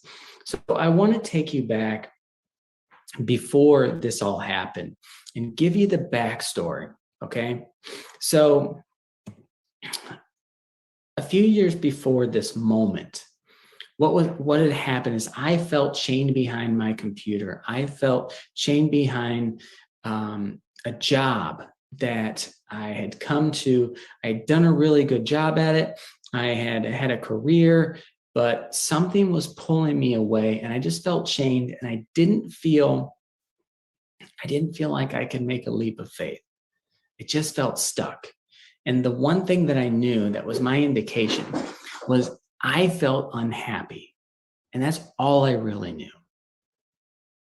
And that's generally the first sign of something needs to shift. I need to shift something. I need to change something in my life. I need to mix things up because I'm not happy in the moment and I'm not sure why. I had the big house. I had the nice car. I had the BMW. I was living in Austin, Texas at this time. I'm originally from St. Louis. And I had, quote unquote, made it. I had everything that you're supposed to have and be successful in today's world. And that feeling was still there. And I didn't know what to do. So what I did is I reached out, and I never done this before. I reached out and I had a conversation with a life coach. And we sat down, and it was just over a cup of coffee for about an hour or two. And at the end of it, what I realized was that I wasn't confident. What I realized during this conversation was I wasn't confident. And that was really, really confronting for me. And then the truth was told to me. The life coach told me flat out. She said, Brad, you're not confident and you're using your big paycheck to impress people.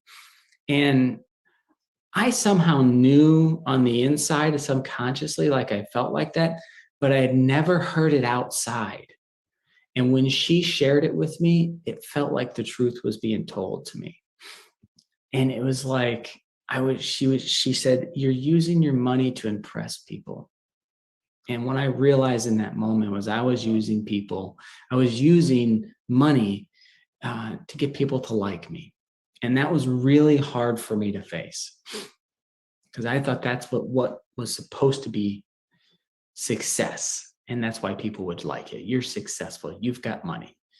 And I had to learn the hard way that that's not the truth. So what I want to share what happened next was, I'm going to step back here. What I want to share what happened next was that made me realize, what do I want to really do in my life? And at that time, I wanted to travel. I wanted to help others. I wanted to do some more photography. And I started to think about the things that I would feel regretful of if I didn't do them in my life. And what happened was I ended up coming back home for Christmas. And I realized when I walked back into my mom's house that her house had fallen apart, that things had not been taken care of, and that I would feel regretful of not helping her out and giving her a nice place to live. See, my dad passed away in 1997, and it had been a number of years since he passed, and the house just wasn't taken care of to the level that I thought my mom should have a house. My brothers and I did the best we could, but we all had our own lives and you know, things like that. And my mom's house had just fallen slowly into disrepair. And that little feeling I had, like, I'm going to regret this if I don't take care of this. So I looked at my life and I said, you know what? I'm going to move back in with my mother, and I'm going to help fix up this house.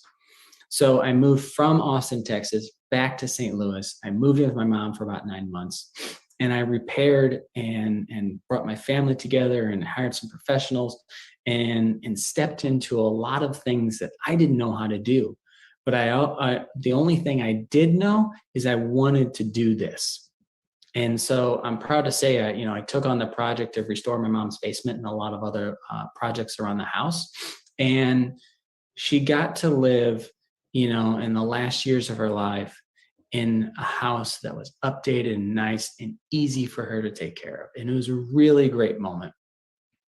And it was during that time of me rehabbing that I went to a yoga class, and I met someone, this yoga teacher, that introduced me to the concept and the idea of becoming a life coach and being doing that as a business. It never occurred to me at all before. So what I ended up doing is I went to San Diego, the land of the coaches, and I got certified as a coach. And then I wrote a book. And then from there, I found this speaking trip where we went to Ecuador, and we got to go to the Amazon forest, and we got to go to the Andes Mountains, and we got to speak at the University of Cuenca. And it was an amazing event. And one of the guys there was an amazing human being. His name's Raphael. And he carried around this giant rubber chicken, just like the one I got. And he just reminded people to be courageous in their life, to do what they love and not let fear hold them back. And, don't be a chicken. And then he would give people these tiny little rubber chickens. And I got one of these little chickens, and it was a cool moment, and I liked it, and I just kind of kept it. And it kept reminding me to be more courageous, to do things that I want to do, but I might be a little scared to do, and not let fear hold me back, right? So I kept doing those things, and about a year or so after I met Raphael and after the trip, completed, it was amazing. Raphael was over in Egypt with some family and some friends, and they were just tourists touring around the desert. And the military mistakenly identified them as terrorists, and they killed them all and gunned them down by helicopter. Well, I don't think they killed them all, but a lot of the people ended up passing away, and Raphael did pass away.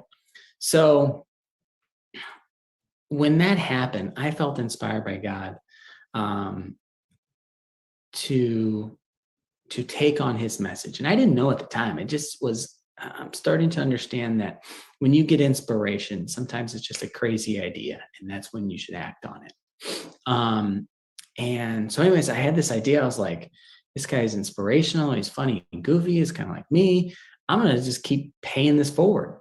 So I ordered these little rubber chickens. And so these chickens that were on my front porch that were just delivered were my gift back to the world. They were my little mission, the one way that I can give back to make a difference that made sense to me.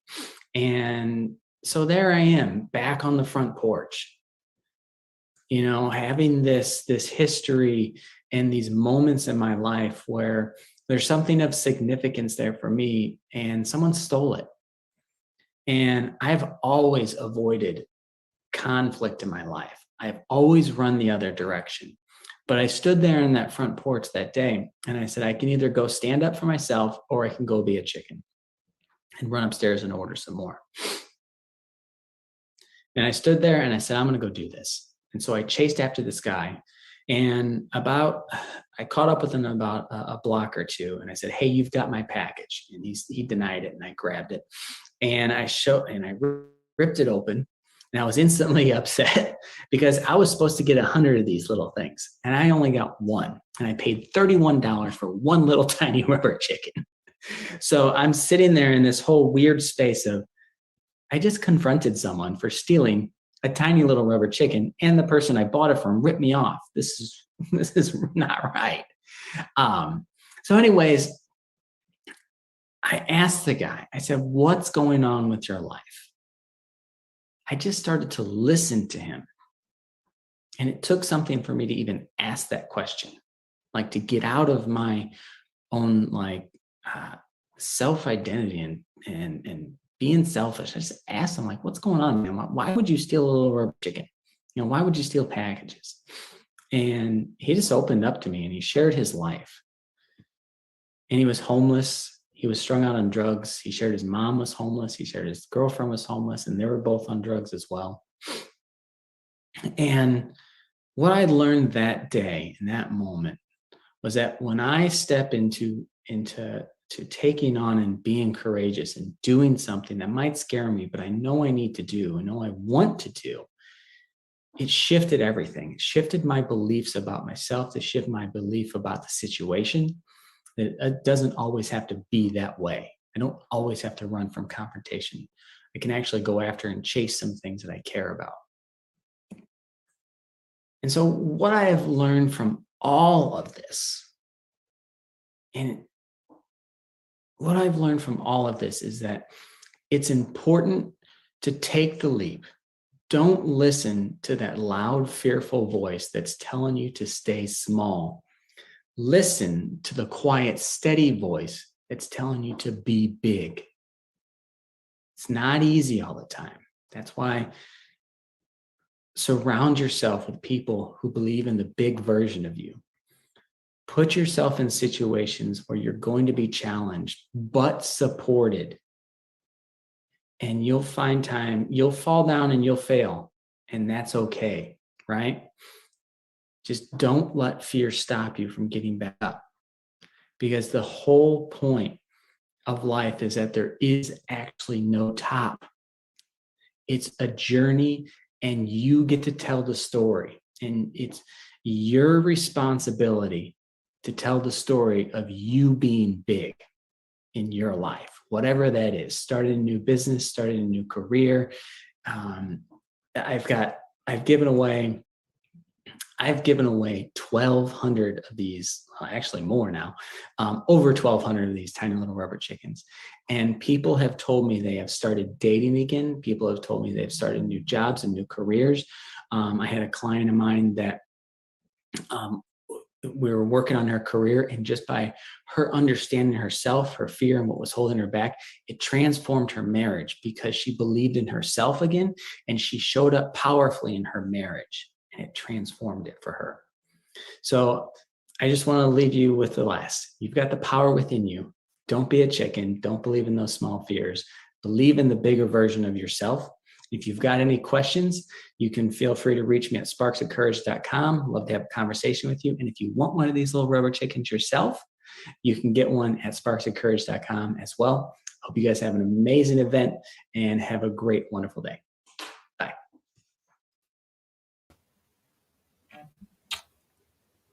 Well, that was obviously fantastic. If you guys don't know who Brad is, make sure after seeing that you look him up. It's Brad Finkeldine. Let me spell his last name for you. Finkeldei.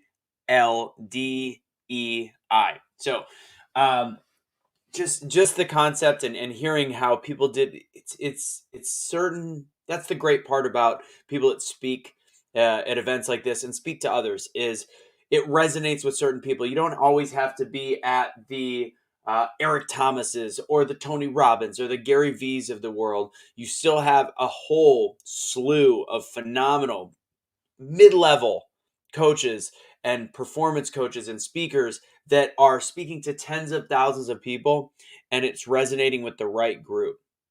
And it's resonating with people that are, as he said, going back dating again, that are getting new jobs again and finding their next step to success and to happiness and all these different things. So again, I really enjoyed Brad's presentation. It's got those nuanced differences. It's fun. It's playful, as is a rubber chicken. So I hope you guys got something from that. It is now time to introduce our next speaker. So we've got a couple back-to-back pre-records that were for this event. This next speaker, however, I want you guys to know will potentially, we're working on him to potentially be at the event in February. Actually, I'm not sure in my notes if he is going to be there or not. I can't remember. I know he will not. He will not be able to make. Clyde will not be able to make that event. The speaker after him, Dr. Rick Fulton, is a maybe for February. So maybe just find him on social media and say, we really want you to speak if you like what you see. So Brad's contact is right here, by the way. It is sparksofcourage.com. That was put up there. Great job, Maud, in the back room.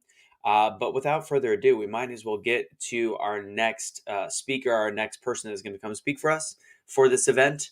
It's a Sir Clyde Rivers. Yes, Sir. Sir is a actual big thing. He earned that name, so he should be given that name while we do the introduction. Clyde Rivers, Dr. Rivers, actually, is the acting representative to the United Nations, New York, for the Interfaith Peace Building Initiative, the IPI, and the United Nations Department of Public Information. Dr. Clyde Rivers is an acting ambassador and the director of the North American division of the Golden Rule International. Dr. Clyde Rivers is the spokesperson for the World Civility Day Community Civility Counts Initiative. In July 2018, Dr. Rivers won the United States Presidential Life Achievement Award for over 4,000 volunteer hours of serving the nation and humanity. Dr. Rivers is the recipient of the Danny K. Davis Peace Prize in 2017, U.S. Congressman of Illinois, let's see. This annual congressional award, by the way, is given for excelling in his field and making a difference in people's lives. Pretty cool award to receive. In 2017, Dr. Rivers was given the title of Sir or Don Dr. Clyde Rivers. That's right, Sir Dr. Clyde Rivers, as he was knighted into the original Kingdom of Guatemala and the great city of La Antigua, the first city established by the Spanish monarchy, knighted by Lord Eduardo El Prado as the Commodore de Santiago de los Caballeros de la Antigua Guatemala. Dr. Rivers is the recipient of an honorable mention for the American Civil Collaboration Award in 2017, at large for the Republic of Burundi, as appointed by the President Pierre. I'm not even going to try that one. Nkurunziza? Yes. And special advisor to the President, President of Republic Burundi, Africa, Dr. Clyde Rivers, former co-chairman of the Congressional Prayer Conference in Washington, D.C. There's not much he hasn't done. He also spoke at my first event that I was with, where I met Jeff and some other people, and he truly can bring the house down and take over a room. So without further ado, Maud, go ahead and bring it up on the screen. Sir Clyde Rivers. Good day, everyone. Good day, everyone. I'm Dr. Clyde Rivers, His Royal Highness Akuji Mankabina. I miss other first. I'm excited to be at this awesome event. Brenda, you're a great leader, and we're honored to be able to speak and encourage people. What I want to talk about today is this. Understand, if you're going to be great in life, you have to understand process. In my experience in traveling around the world, my organization, I Change Nations, has access to over 154 nations. In my years, I've seen people want to avoid process. Never avoid process, because process is the education needed for the next level. I've never seen a person get to the top overnight.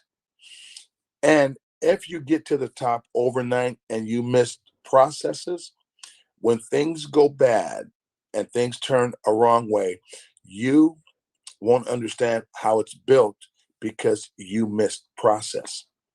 As I began to build I Change Nations, we went through ups and downs constantly, but every up and every down was education for me. And when I talk about education, it taught me how to do it, what to do, and the next time I meet a person that asks me that equation that is it similar to the one that I filled in, I have answers now. So a part of your process is winning and losing. You see, people won't tell you this. The loss is good education, and a win is education. We're talking about you being great and walking out your great life. Understand, you will live about 5% in the highlights, and you will live 95% in the preparation. There will be things that you encounter every single day. People are going to ask questions that should wake up things in you about what you're doing. And I'm telling you, the one thing that I love is when I've already been there in the natural realm, when I've been there in my, or I've been there in a conflict. Because now, if another person comes to me with that same thing, I now have answers. I now have answers. So one of the things that I want to tell you, process is important. And in your process, know what a win looks like. Because the average person is competing with another person's wins. Well, you will never win like anyone else. You will win like you. So it's really important that you define what a win looks like and understand with what stage you're in.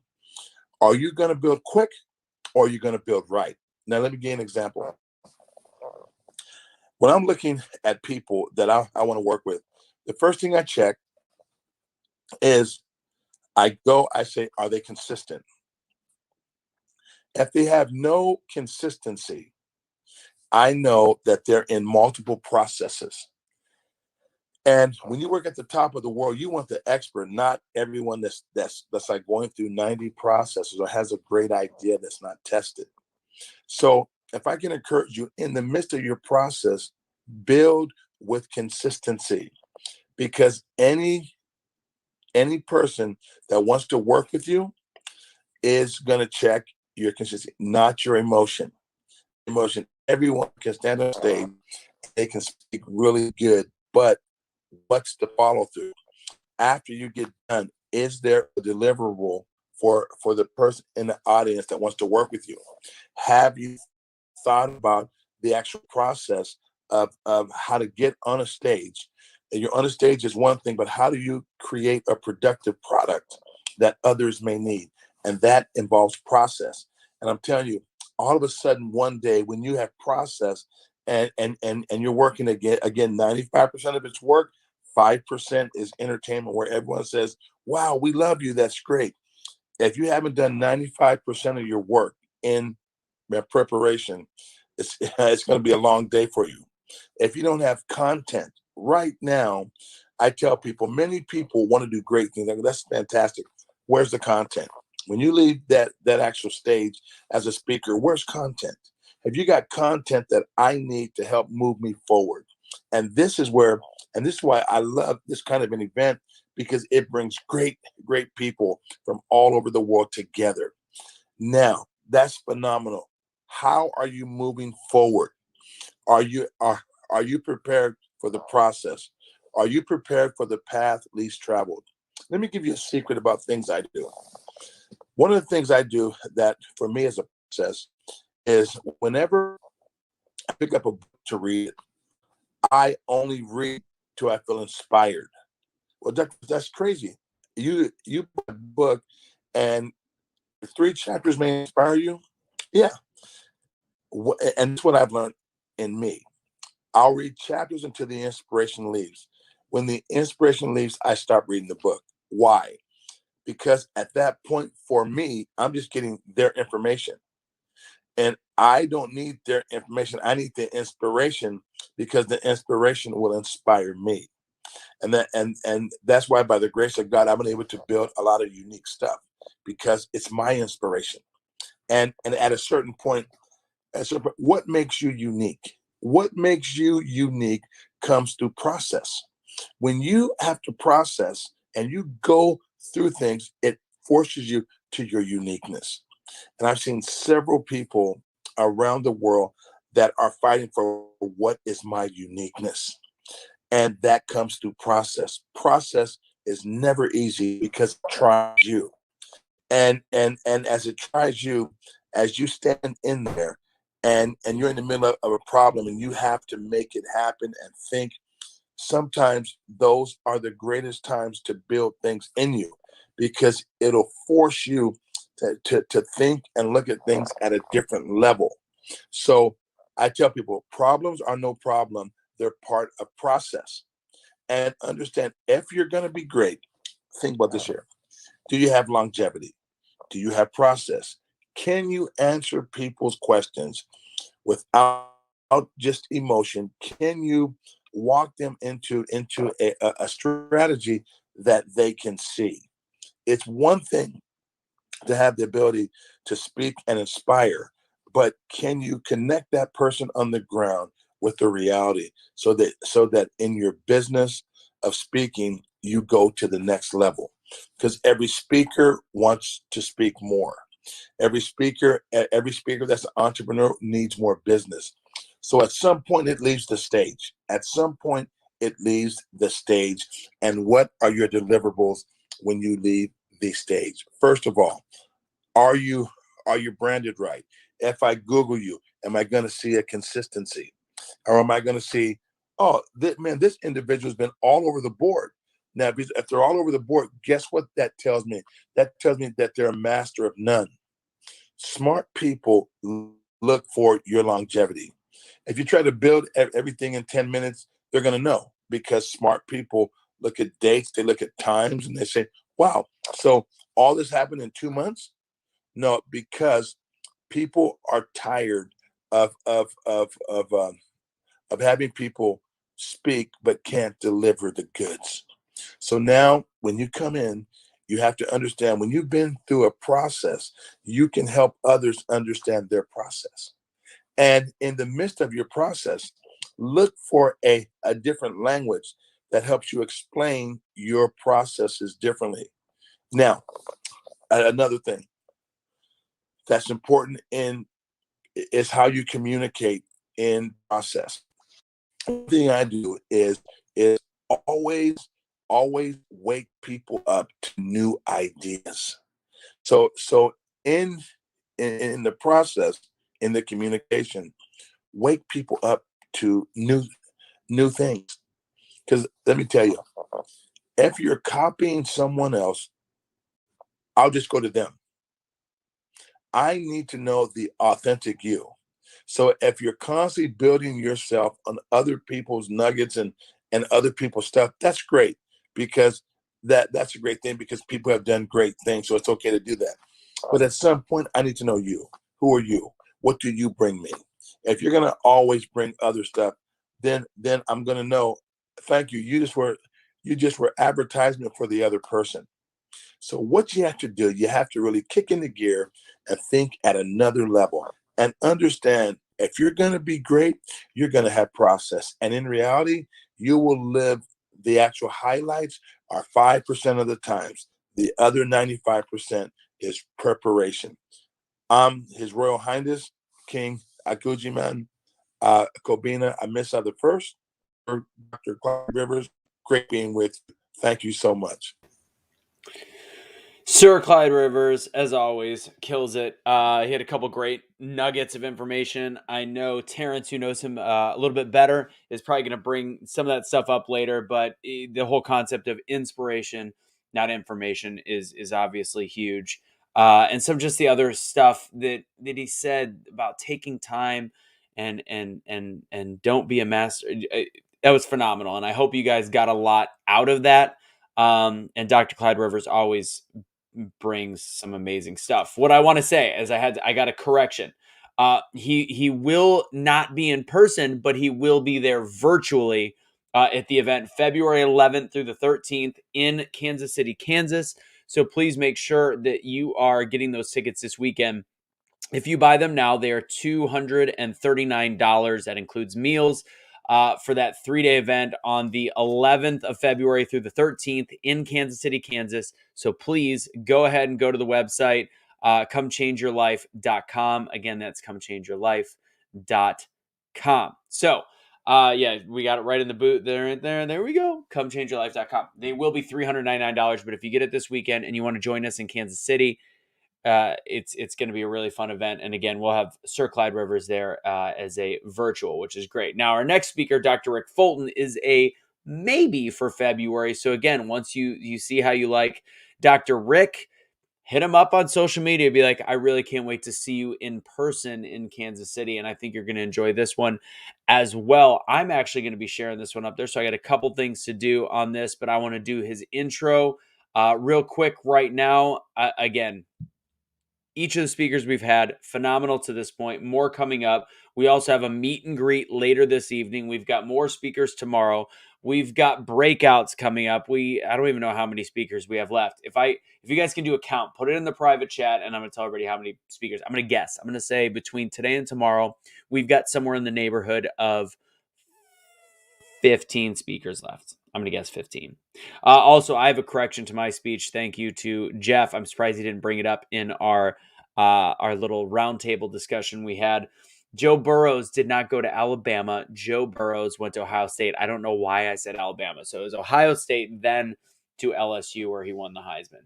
You know, you make power schools, you make little mistakes here and there. But without further ado, I'm going to introduce our next speaker. Again, this is recorded specifically for this event, and I think you're really going to enjoy this as well.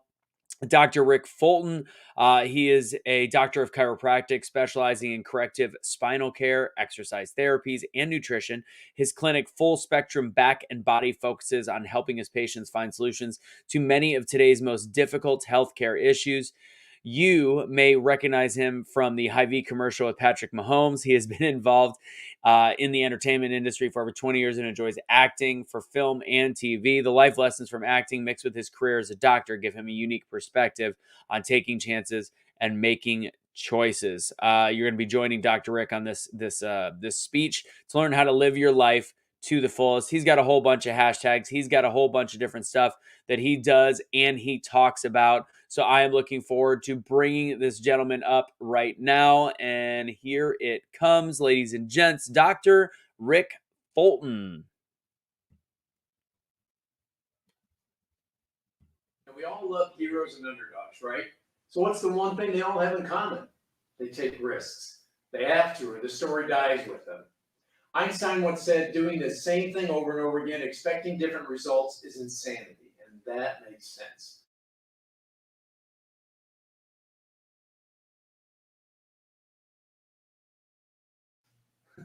I love that. A bridge full of angry orcs, and the smallest guy there says, "Toss me!" So he tosses a dwarf named Gimli right in the middle of it all. I remember walking out of that theater feeling like I could conquer anything. So how about you?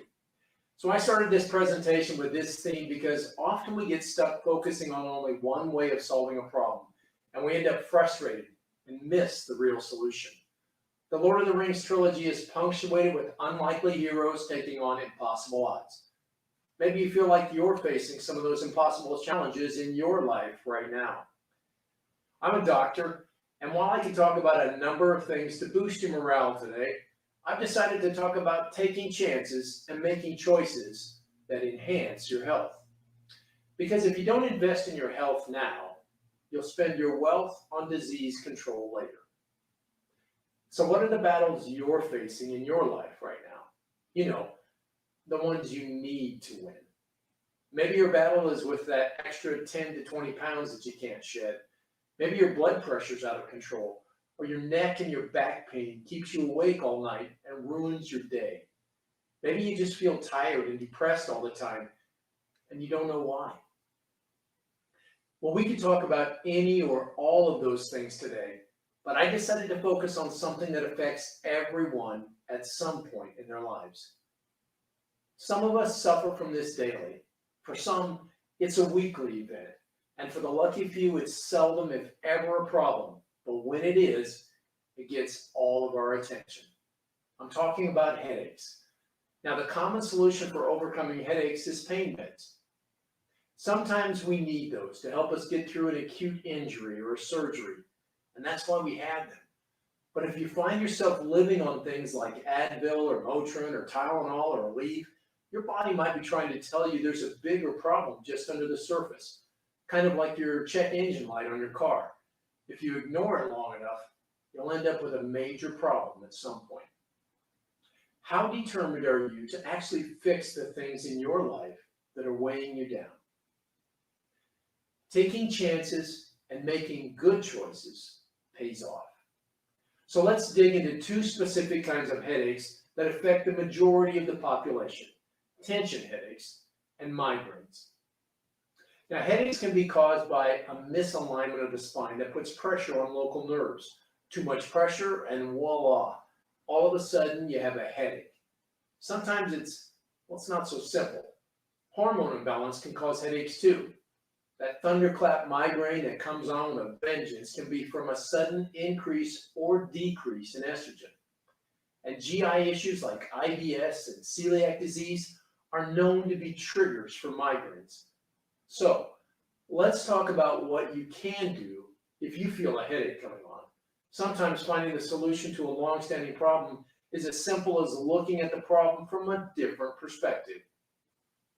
Pain meds don't magically move your spine back into alignment. They just dull the signals that tell you there's a problem. Now, there are times for pain meds, that's for sure. Like during an acute injury or surgery, you may need pain meds to help control the level of pain response in the body. Those times are why we have these medications. When that happens, I'm thankful they exist. But everything comes with a trade-off, and most pain medications have side effects. Too much Tylenol, for example, can destroy your liver. So if you find yourself living on pain meds, you need to ask yourself, What am I sacrificing by not fixing the root cause of this problem? Hey, did you know that about 10% of the nerves in your body are pain fibers? The rest, they're all tied to function. And if you're in pain, your body's telling you something is not functioning the way it should. So don't ignore it. If your headache is caused by a misalignment, there's no substitute for corrective spinal care. We have patients come into our office with headaches and inflammation from a misaligned spine, and they leave with no headache and a greater range of motion. We use ultrasound and trigger point therapies to release tension on muscles and to remove inflammation. These kinds of headaches can come from overworked muscles or just sleeping in a weird position. Now, I'll go over some exercises in a few minutes that we can use to help reduce the tension in your back. Strengthening your back muscles and your abs, well, it does wonders for removing headaches and neck pain in general. Now, as a functional medicine doctor, we work with a lot of internal problems like acid reflux or leaky gut, even high blood pressure. We also work with hormone problems or blood sugar issues.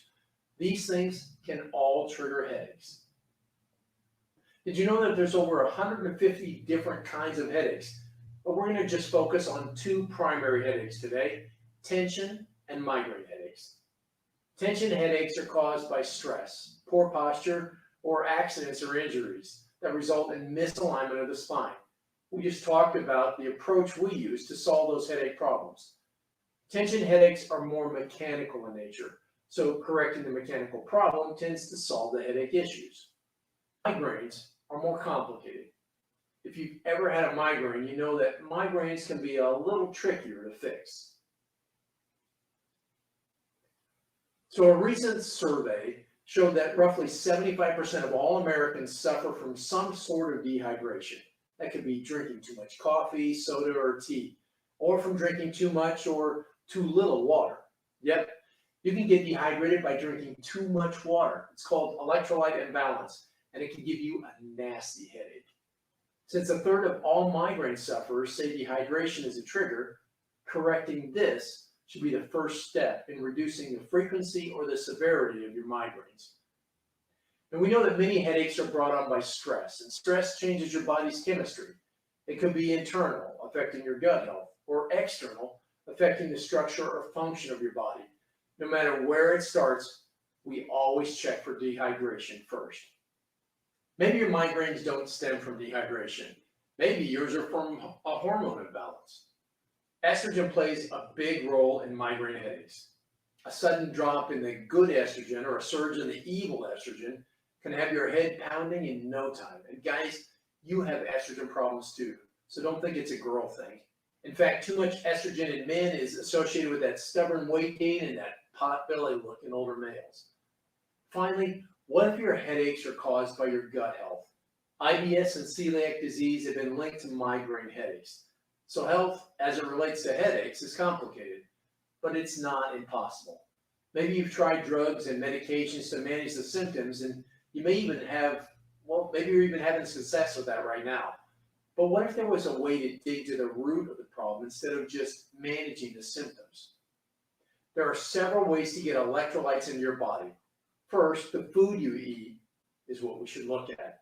If your diet doesn't contain around 7 to 8 cups of green leafy vegetables per day, you're going to be short on electrolytes, which means sooner or later you'll have problems with headaches and other internal organ functions. And if your diet lacks healthy fats, such as omega-3s from avocados or salmon, you're going to have a hard time getting your electrolytes absorbed at the proper levels. Here's a test. If your muscles cramp while you work or you exercise, you're probably short on potassium. Or if you end up with muscle cramps at night after you go to bed, you're probably short on calcium. There's a balance that your body needs every day, and certain foods that we eat, like cakes and cookies and crackers and pasta and stuff like that, will actually depletes our resources rather than increasing the stores of these vital nutrients. You can start supplementing with electrolyte powder to bring some balance back into your system while you clean up your diet. If you're struggling with headaches from hormones, we typically recommend getting something to balance the estrogen in your system. Sugar is not your friend when you're dealing with excess estrogen. Cruciferous vegetables, however, are. In fact, there's a product called DIM that works wonders for balancing your estrogen levels. We've seen patients who struggle with daily headaches balance their estrogen and the headaches vanish. Check with your doctor to see if it's a good fit for you. We use this one in our hormone balancing program, and it just works wonders. So if you want to alleviate those migraines, drop the Skittles and pick up the Brussels sprouts. Finally, if your gut is causing you migraines, you're going to need to do some fasting. And when you're not fasting, drop the Skittles and pick up those Brussels sprouts again. Well, when our gut is not functioning correctly, i.e. like indigestion, acid reflux, bloating, diarrhea, or constipation, a hard reset with fasting can fix a lot of problems. But don't worry, unless your BMI is under 10%, you can live off stored fuel for at least a week without any trouble. You'll think more clearly, you'll have more energy, your skin will look more radiant, and you'll have fewer headaches and aches and pains in general. So why is that? Well, it's because your body is doing its own recycling program. It cleans up toxins, it repairs your leaky gut, and reduces inflammation, all leading causes of headaches in general. Try a 24-hour fast the next time you're not feeling well and see what it does for you. Now, if you get headaches when you don't eat, try taking MCT oil or a little Kerrygold butter in your coffee or tea to fix the hunger cravings. That won't break your fast, but it will help you avoid a hunger headache. And remember to stay hydrated with electrolytes while you fast. That's another key ingredient to keep you from getting headaches while your body does that reset. Okay, so now you're hydrated, you're getting your spine aligned, you're taking the pressure off your nervous system. Now it's time for some exercise. Our adult bodies are made up of 206 bones held together by thousands of muscle fibers and innervated by over 45 miles of nerves. Those bones don't just hold themselves in alignment, they rely on your muscles to do that. When we're out of shape, our muscles lose the tone that's necessary to keep everything functioning correctly. And we already know that when we lose function, the check engine light kicks on and we receive that pain signal that says, alert, pending doom. Strong abdominal muscles are the key to reducing low back strain. Low back strain can lead to neck pain and headaches. When we lose the curve in our low back, we tend to do the same in our neck, and that equals muscle strain, which equals headache pain. Here are a few exercises I give my patients to strengthen their core. And done consistently, they absolutely can erase back pain. And that means fewer headaches too. The first one is the side plank.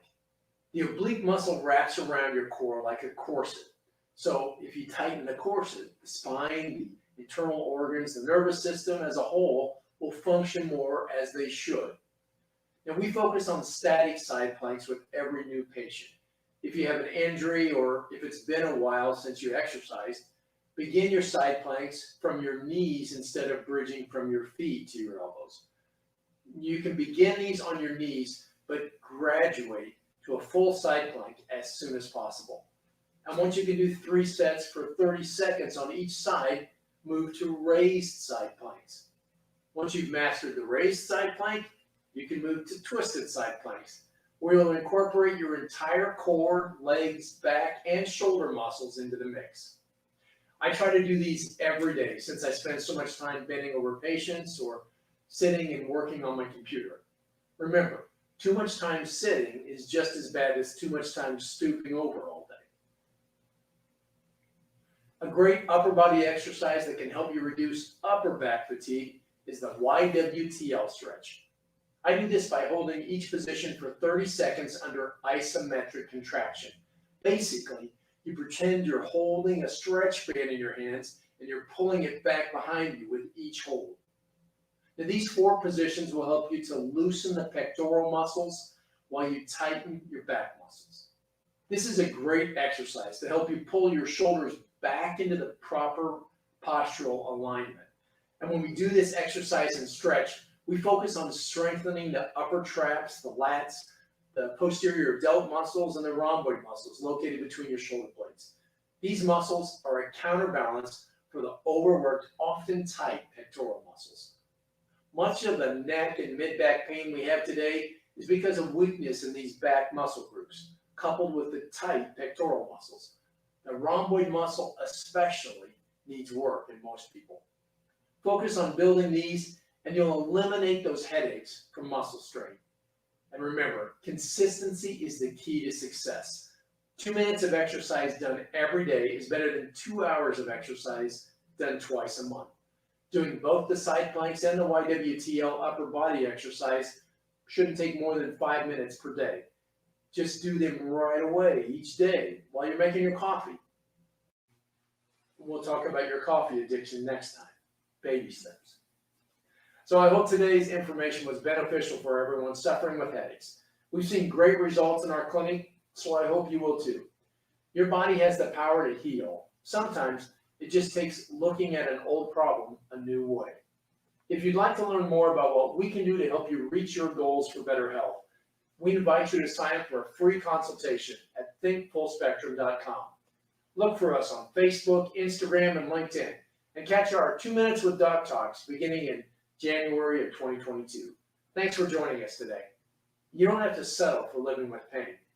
At Full Spectrum Back and Body, we put health back into healthcare, and we want to help you live your life to the fullest. See you in February at the live event.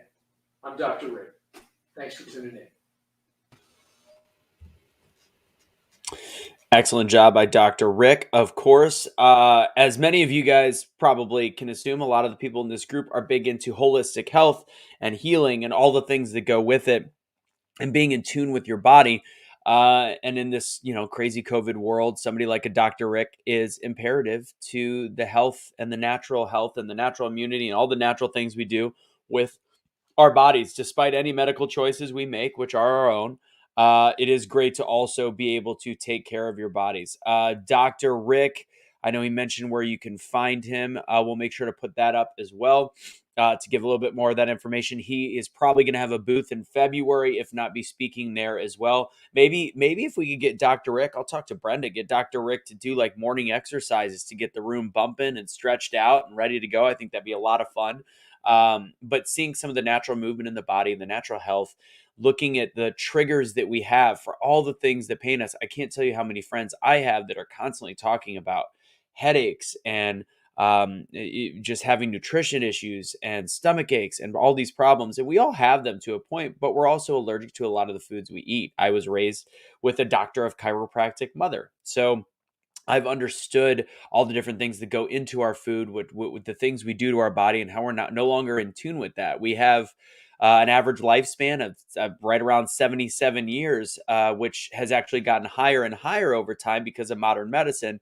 But then we've looked at the quality of life, and from the ages 55 to 77, the people that don't take care of their bodies and don't listen to it and don't have holistic health, unfortunately, leads us down a path where we are just unhealthy people and miserable for our last 20 years of life. So if you want to live longer and enjoy your life all the way until that time comes, people like Dr. Rick are there to actually save the world right now. So thank you, Dr. Rick, for sending that video specifically for the Becoming the Best You group. Again, I hope you guys take advantage of buying tickets now for the event in February in Kansas City, Kansas. Which, by the way, very close to Kansas City, Missouri.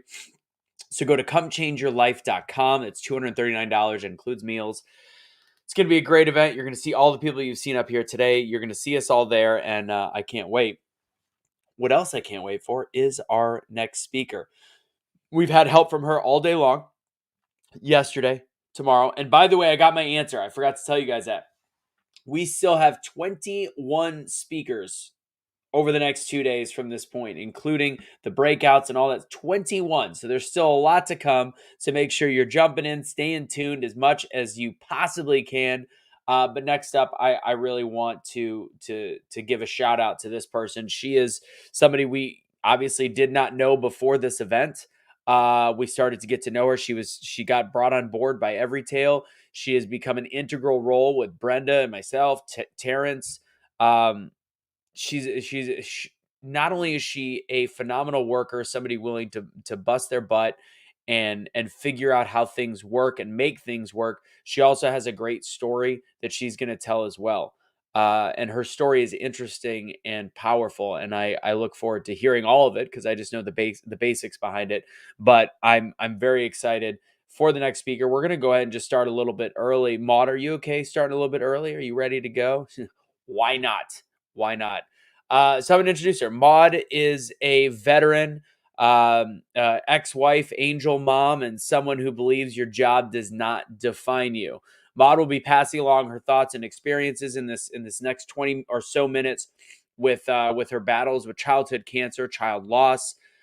She speaks about how watching a child grow through cancer changed her outlook on life.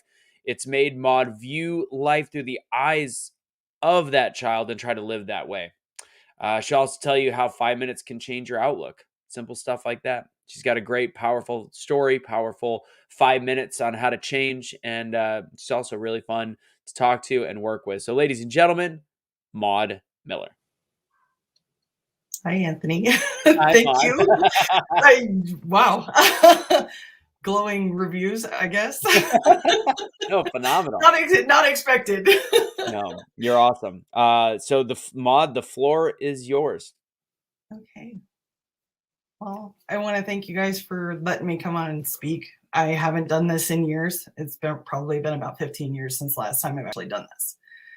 I used to talk about my baby all the time, so this is definitely a different way for me to actually approach this. But I want to thank Brenda for actually allowing me to speak, and Terrence for encouraging me. If it wasn't for them, I probably would not be here right now. So without further ado, I don't think my story is very amazing, but hopefully you guys will find it inspiring, find something that you find hope through it. You find a way to actually change who you are and what you're actually doing. It's very interesting to watch a child go through cancer. A little bit about me, more than what Anthony actually said, but I'm typically described as blunt, energetic, bubbly, weird, sometimes sweet, kind, helpful, maybe a combination of all of them, but probably not. They will also tell you that I'm always good for a laugh. I'm able to at least put a smile on your face, if nothing else. And being this way is a choice for me. I make it a choice every morning to make a difference in the lives of those around me. And by virtue of doing that, I make a difference in my own life. So let me tell you a little bit about my story and why I've decided to be this way. In February 1999, I was blessed with a beautiful baby girl. She was a miracle, and her name was Alyssa. She came into the world like a little ball of fire with bright red hair and a massive personality that would develop over her very, very short time here with me. She only had 7 years to make an impact. She definitely made an impact on my life and those who came in contact with her and now come in contact with me because their stories are intertwined.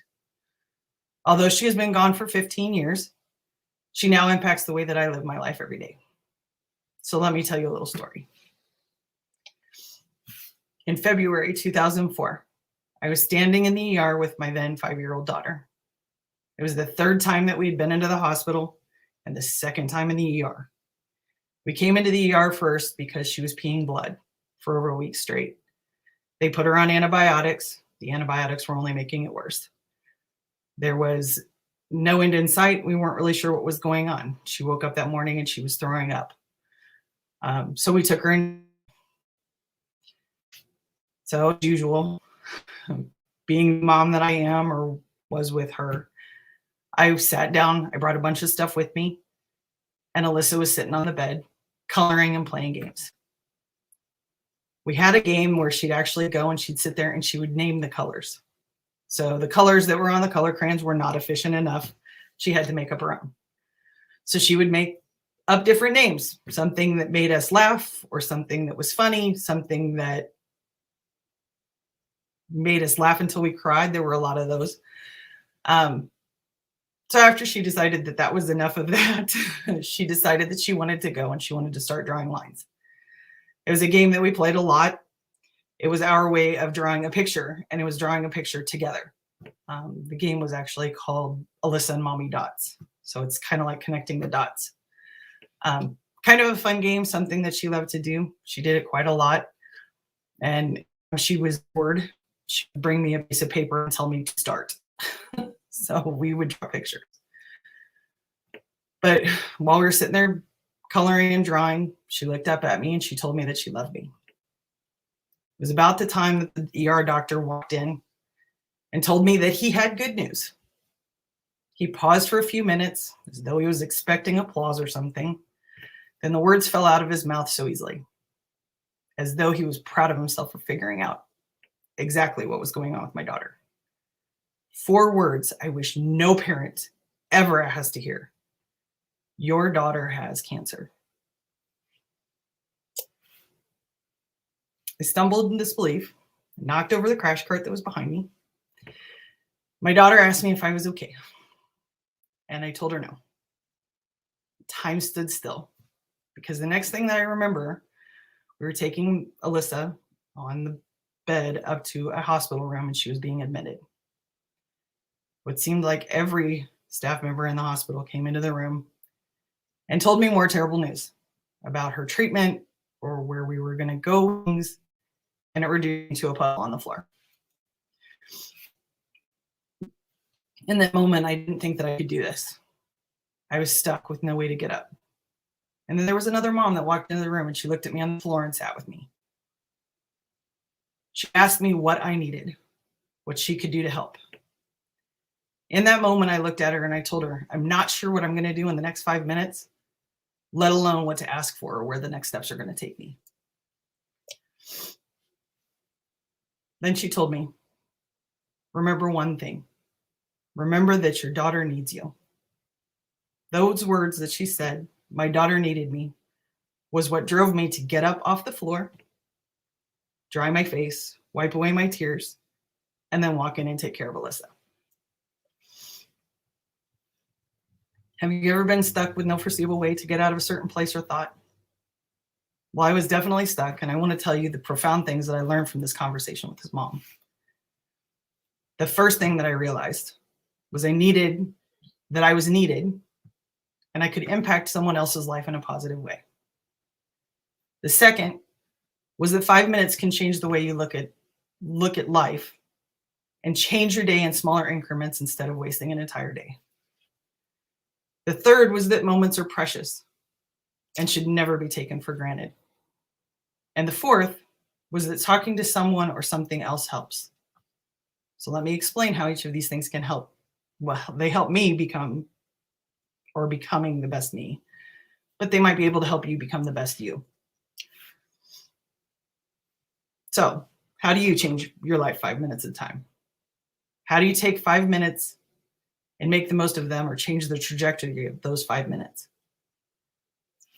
I will tell you, in the beginning of this journey, I had to figure out how to pick myself up off the floor, dry my face, gather myself, find my confidence and my strength, and realize that this wasn't about me.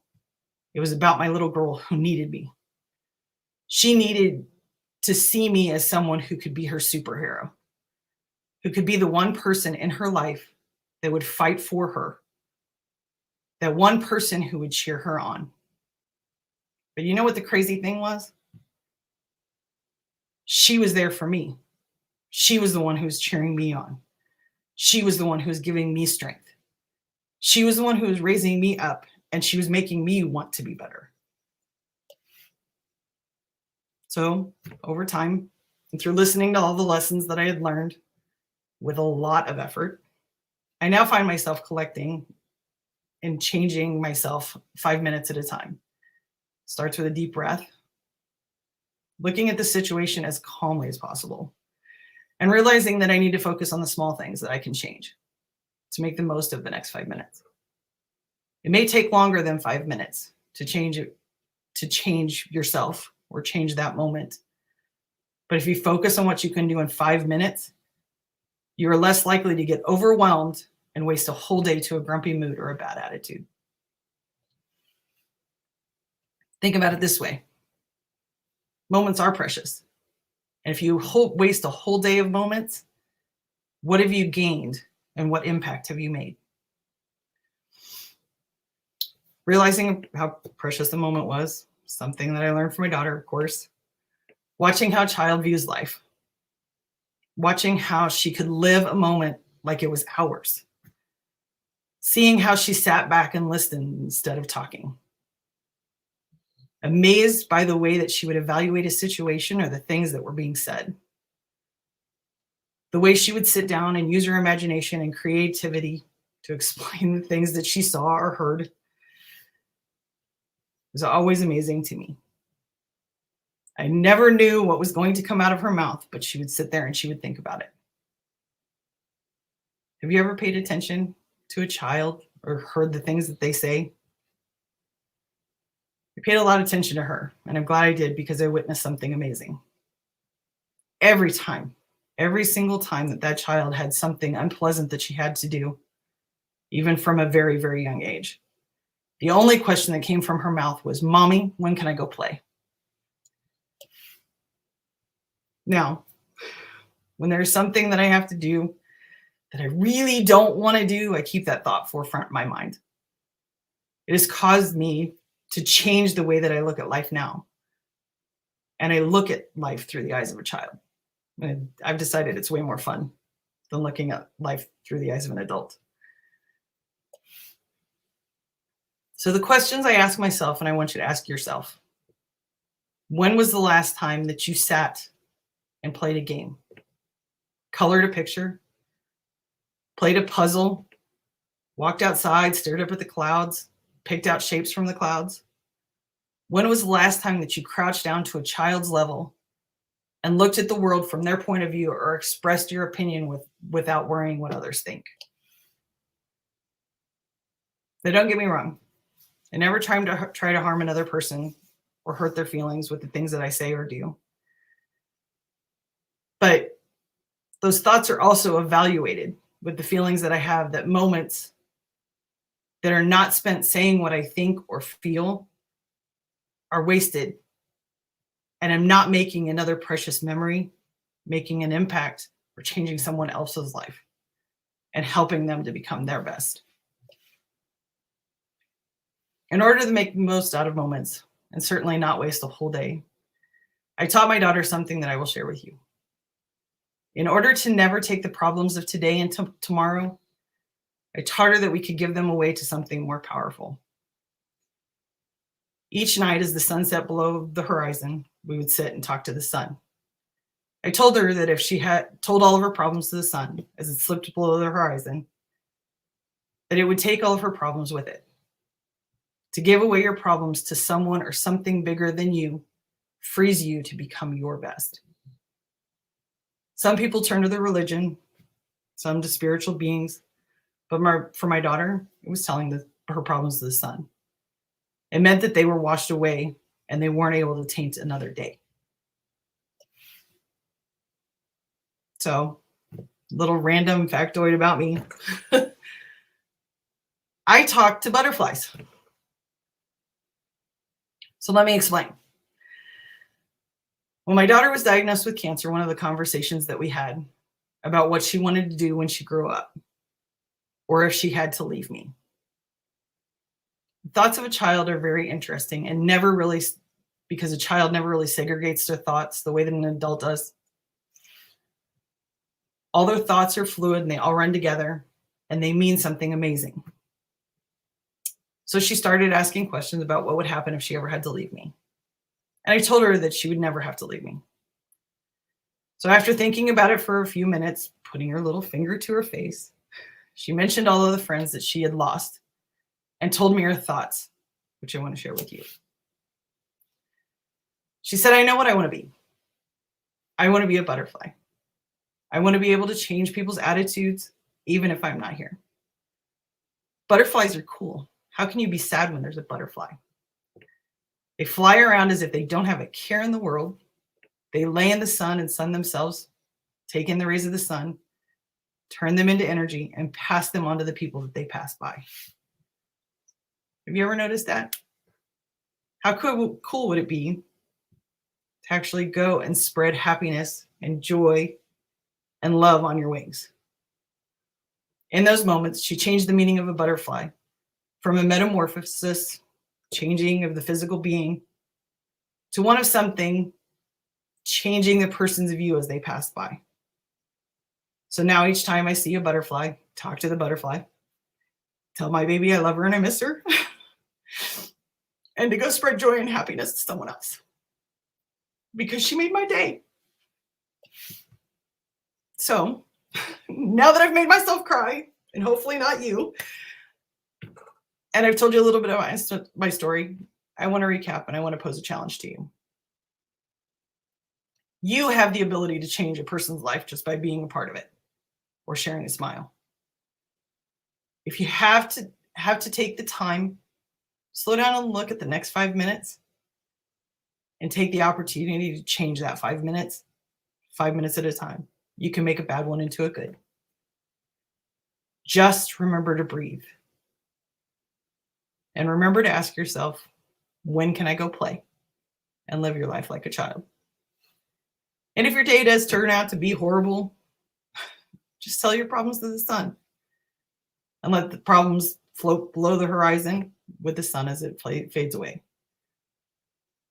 And one last way to actually bring joy and happiness to another person is by smiling, acting a little bit weird, and maybe just maybe changing their day.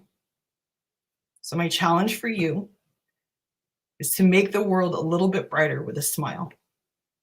Act a little weird, and always remember that weird works. Thank you.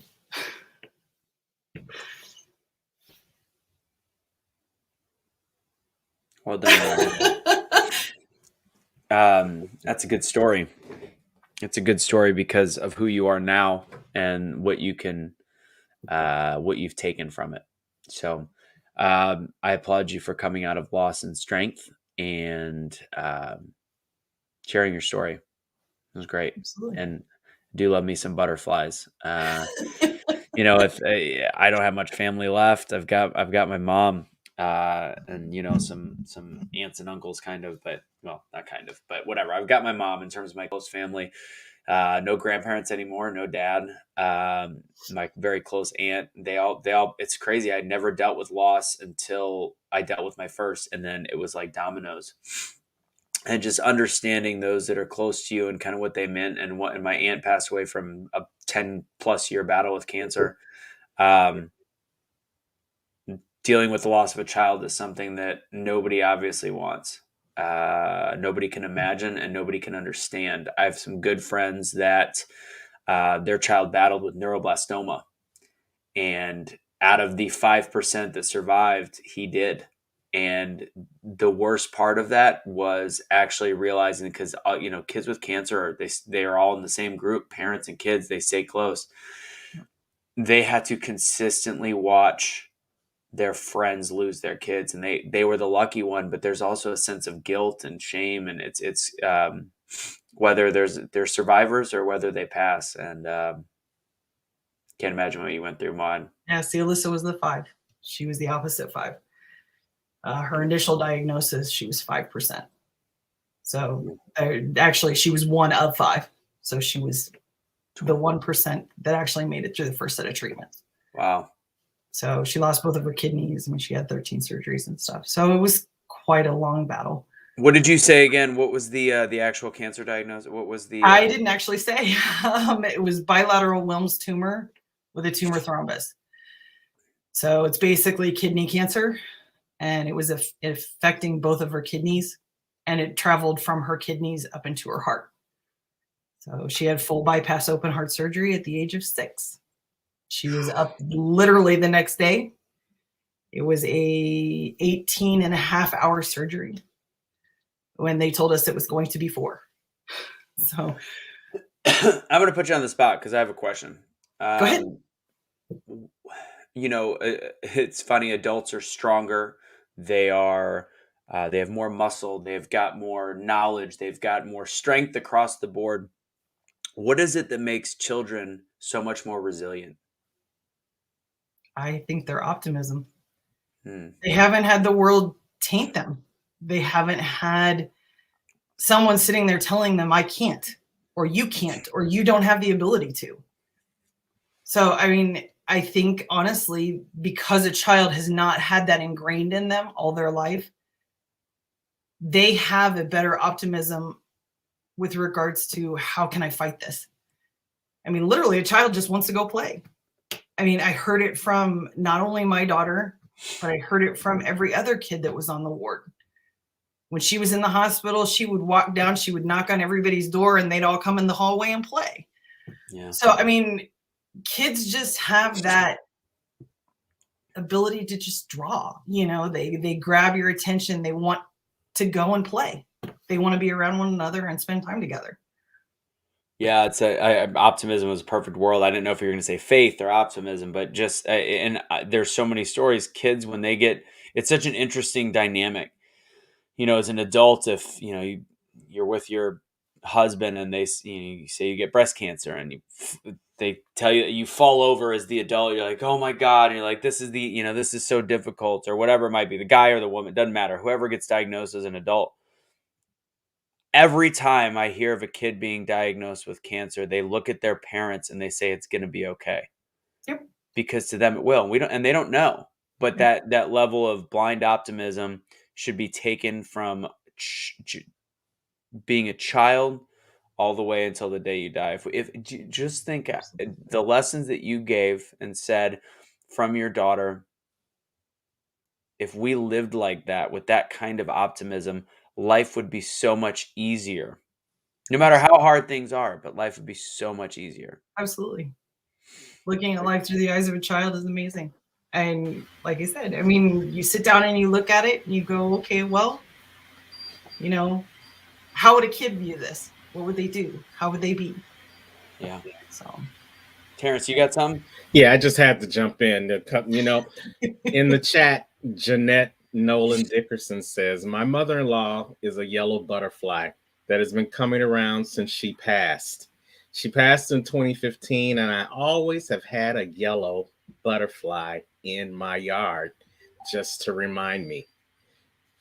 You sharing that message has brought memories to other people of how they have that same silliness of talking to butterflies and how it allows them to become their best them each and every day. That's why this weekend is so powerful, because just out of something as simple as remembering to live your life like a child can set you on a journey towards becoming the best you are today, whether you're 20, 30, 40, 50, 60, 70, or whatever, because it's such a simple way to live life. And sometimes as we get older and we learn about everything else, we make it more complicated.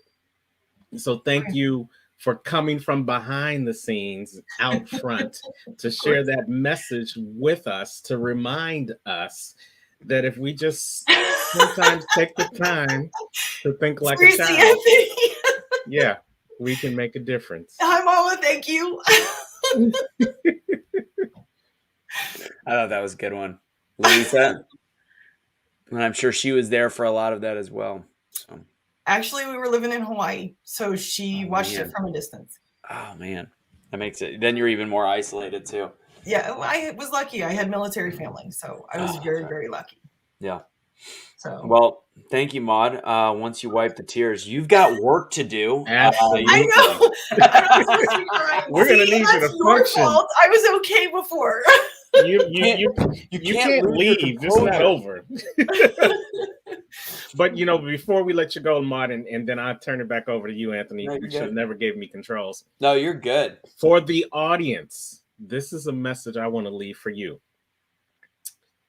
Maud didn't think she had a story that anyone wanted to hear. She told you at the very beginning, she thanked Brenda for bringing her on, and she thanked me for encouraging her to do it. But if she had been left to her own devices, you wouldn't have got this story today.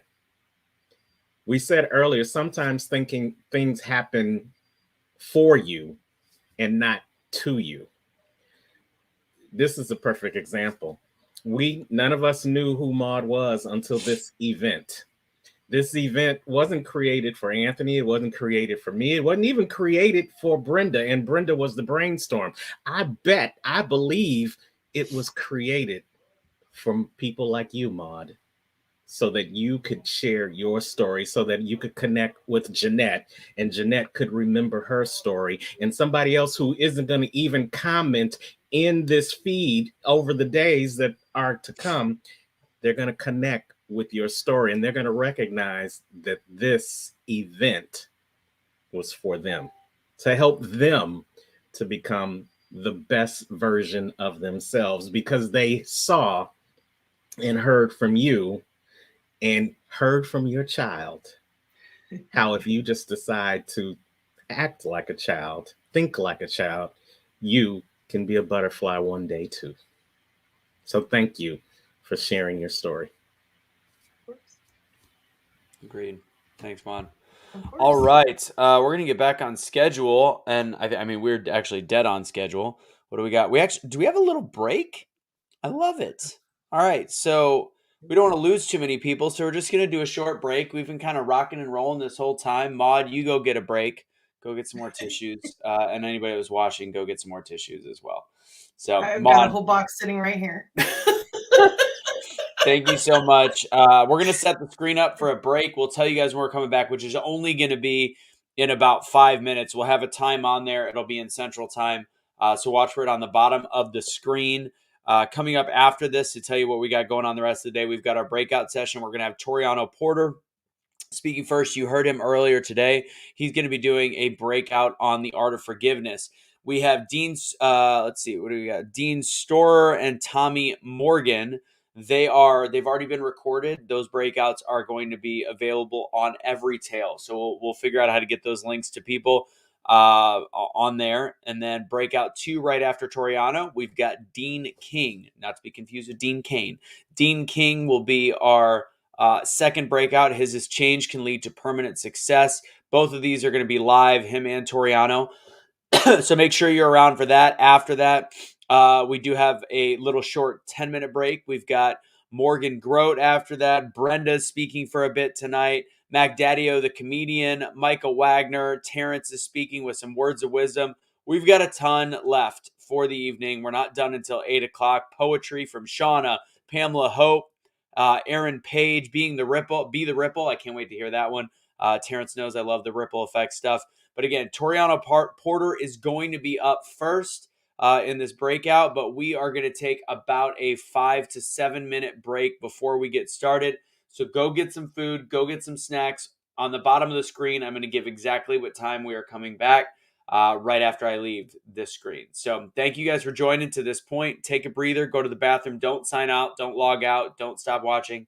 We'll be back soon. And remember, if you want to do something on a different window, go to comechangeyourlife.com and buy those tickets for the live in-person event, which is $239 if you buy them very, very soon. Otherwise, it'll be $399. That includes meals in person, Kansas City, February 11th through the 13th. Thank you guys, and we'll see you shortly for our breakout with Toriano Porter.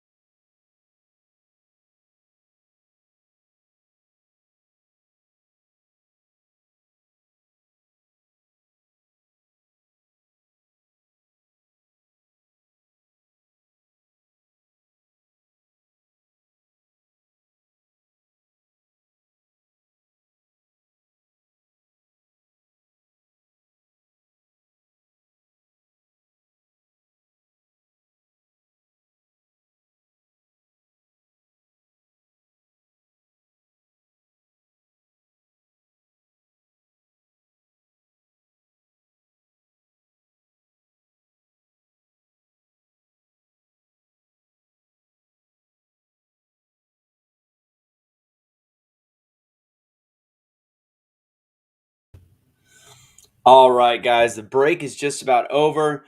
So I'm just going to wait for some people to come back in. Let's see. Toriano is going to be next. Toriano Porter is going to be doing our breakout session.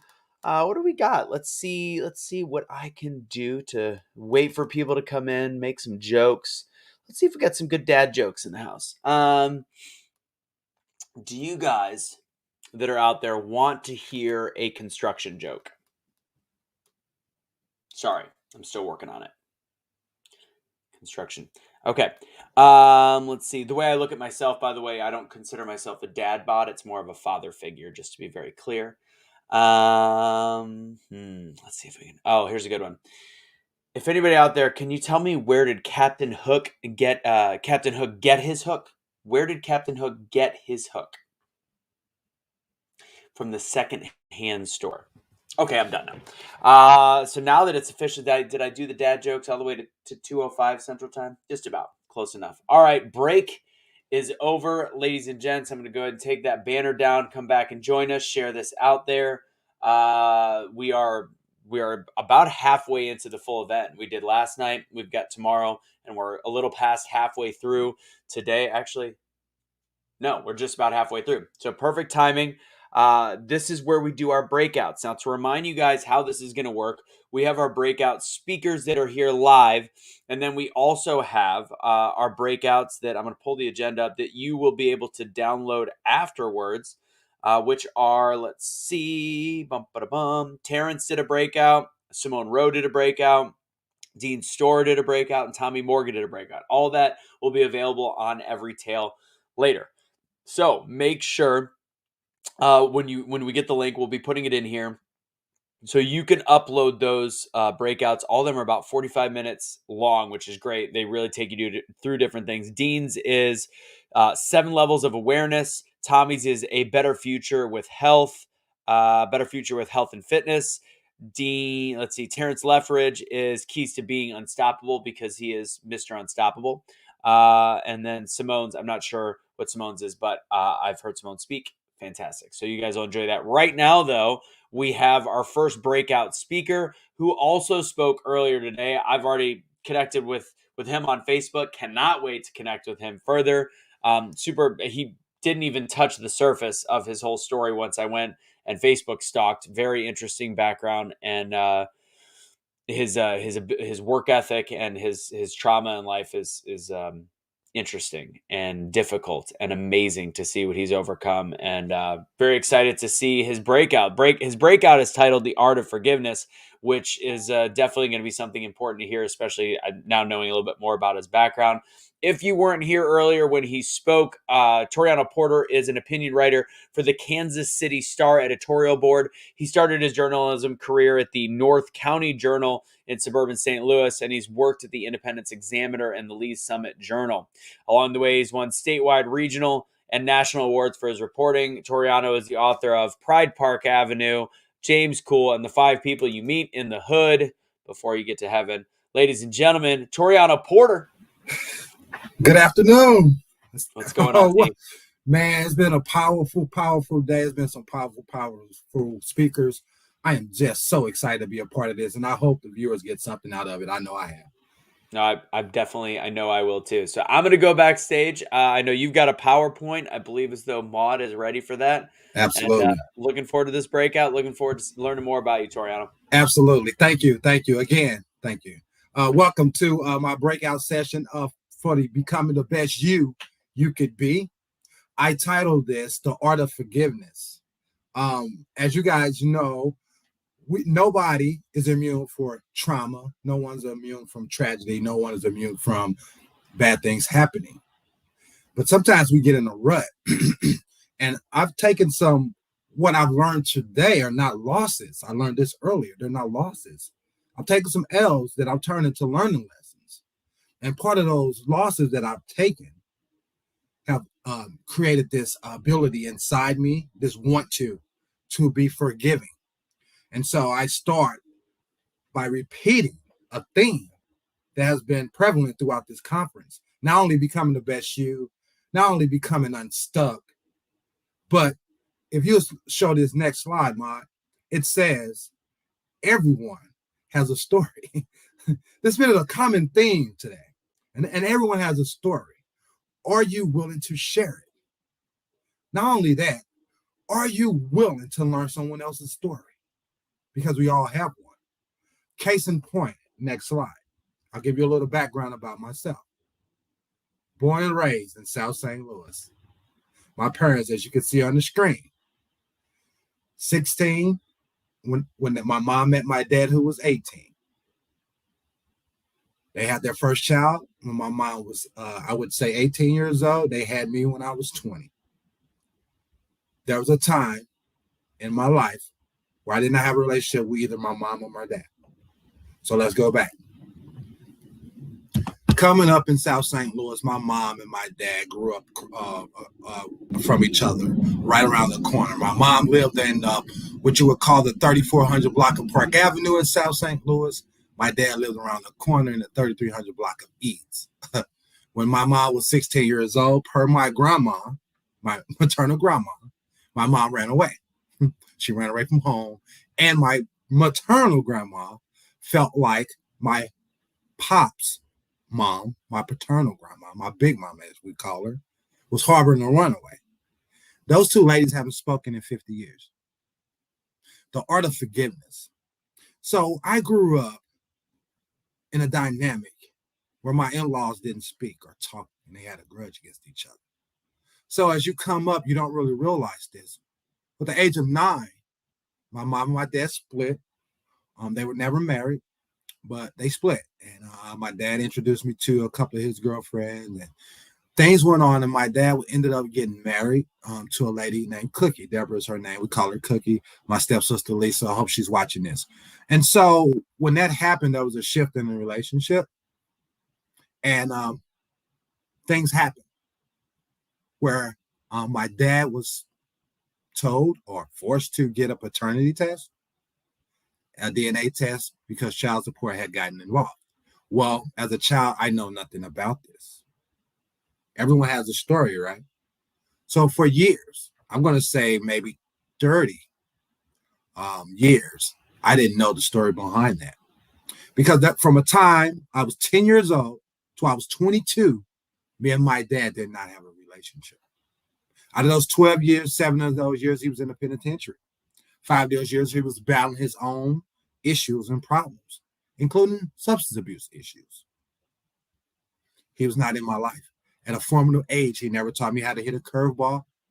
He never taught me how to properly tie a tie. Never taught me how to fix a flat tire.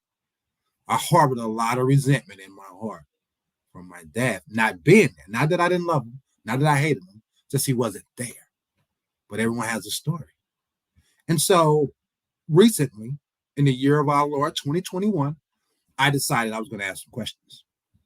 I wanted to know, Dad, did you really tell my mom that you didn't believe that me and my brother were yours? Did you say, I need a blood test because these kids are not mine?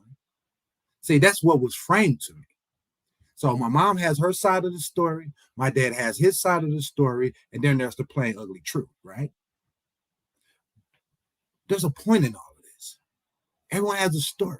Long before I had this tough conversation with my mom and my dad this year, the year of our Lord, 2021, long before I had this discussion, I was able to forgive my father.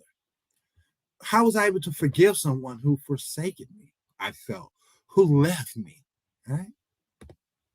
Same thing with my mom. When I was 17 years old, I was a senior in high school.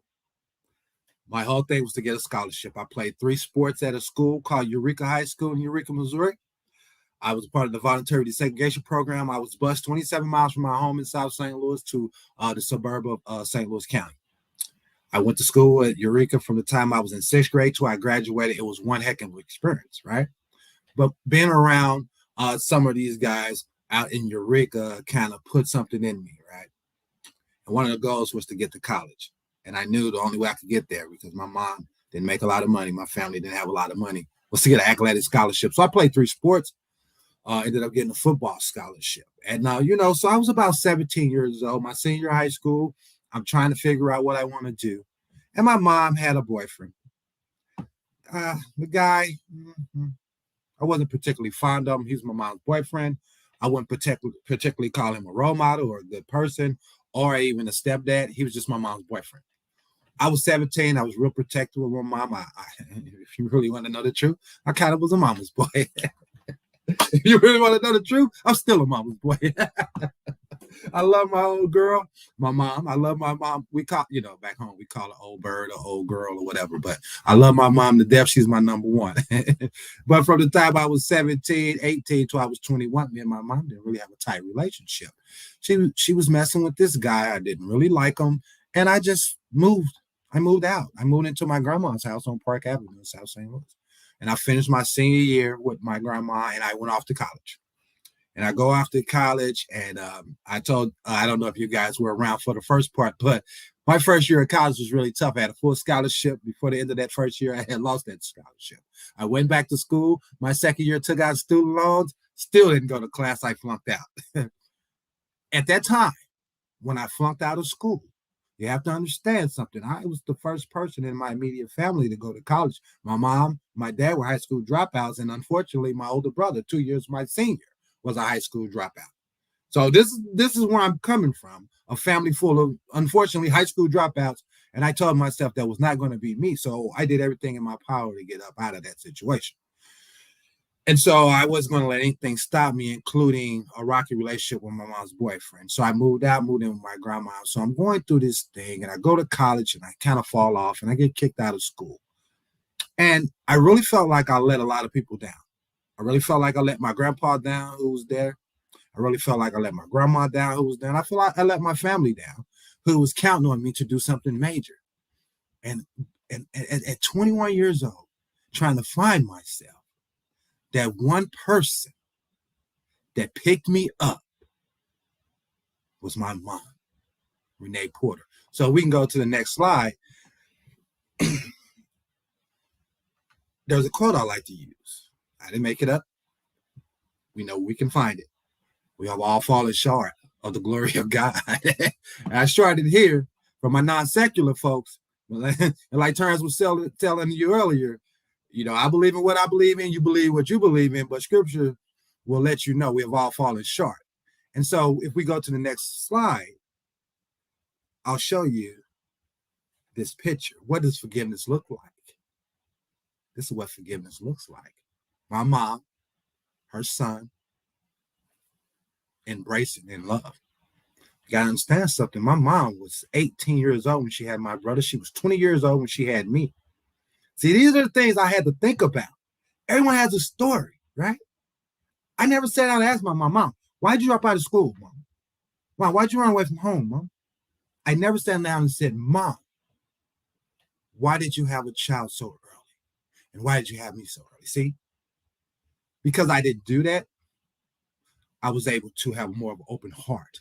And I was being more forgiving because I did not understand her story. And so as you start unpacking these layers and you start realizing that everyone has a story, and whether it's your mom, your dad, your loved ones, your community, whoever's wronged you, whoever's hurt you, there's a reason why. And we have to be able to willing to forgive them. Like I said, me and my mom, we didn't speak, barely spoke for about 3 years. And when I was at my worst moment, tail between my legs back home after being flunked, I was going to say kicked out of college, but I was not kicked out. I have to own my stuff. I flunked out. My mom was there to pick me up. And this was in 1994. We've been rocking ever since. So this is 25 years worth of forgiveness. This is what it looks like. Having the ability to say you did the best you could. Because at 9 and 10 years old, when I was 19 years old, what I realized is my mom was only 29 and 30. She was still trying to figure out who she was herself. She still was a kid, and I'm pretty sure she was pissed off that my dad married another woman and didn't marry her. So I put myself in that position. I put myself in their shoes, and how would I feel? So I don't blame her. I don't believe she drove a wedge between me and my pa. I don't believe that my pa was trying to run from his responsibility. I just believe they were young people who were in love, that fell out of love, they couldn't make it work. And unfortunately, it impacted me and my older brother. the art of forgiveness, being able to bury those hatchets, having those tough conversations, learning people's stories, and having a heart to forgive. If you don't mind, we can go to the next slide. We are all deserving of mercy and grace. I say this a lot in my daily life because I need it. Not only from Lord, not only from the Spirit, but from humans. I give it willingly. We are all deserving of mercy and grace, man, woman, or child. No matter what political spectrum you're on, no matter how you identify, no matter your race, ethnicity, no matter any characteristic that separates us as humans, we are all deserving of mercy and grace. We are. Day to day, I want you to understand that you are worthy and deserving of mercy and grace. But you have to be willing to give it. It's a two-way street when we talk about forgiveness. I'm going to just read something that someone put on my Facebook page on when I talked about the art of forgiveness in this speech today. This person wrote, "Forgiveness is powerful. It actually benefits the forgiver more than the one forgiving, and allows the forgiver to unburden their own emotional baggage, to let go and move on with their life." I couldn't have put it any better than that. Time for emphasis, because this is coming from a viewer and a reader, and it perfectly sums up what I'm trying to say. Forgiveness is powerful. It's a powerful tool. It actually benefits the forgiver, you, more than the person who's forgiven, the person who's harmed you, who's hurt you, who's violated you. It allows you to unburden your own emotional baggage, let go, and move on with your life. So we've been talking a lot this weekend, Friday and today, and we will tomorrow, about becoming the best you can become, overcoming challenges. Earlier this morning, I spoke about overcoming adversity. It was kind of my personal journey from being I guess you would call, unemployed newspaper reporter to being on the editorial board at the Kansas City Star. I don't really know if you guys understand what that means, but I'll kind of break it down. I'm a Black man in America that gets paid to give an opinion for a major daily newspaper. That does not happen every day where I'm from. Remember, I'm born and raised to a pair of high school dropouts. I went from an unemployed newspaper reporter in 2007 to today, an opinion writer for the Kansas City Star's editorial board. Let that sink in. Forgiveness is a powerful tool. We have to move on with our life, and I was able to unload some baggage. So if we go on to the next slide, we can talk about my dad a little bit. So this is a picture from last year, Dallas, 2020. My dad moved to Dallas a couple of years ago. He got married again, and we celebrated his wedding. I would say probably August of 2020. We had a picnic in St. Louis. You know, in March of 2020, the world kind of shut down with COVID. My pop had got married, but we weren't able to celebrate because everything shut down. So in August of 2020, we go to St. Louis. We celebrate my pop and his new bride. You know, we have on our masks. We're still outside. You know, we go through that. And when my pops gets back to Dallas, he's not feeling well. The next month, I would say September of 2020, he was diagnosed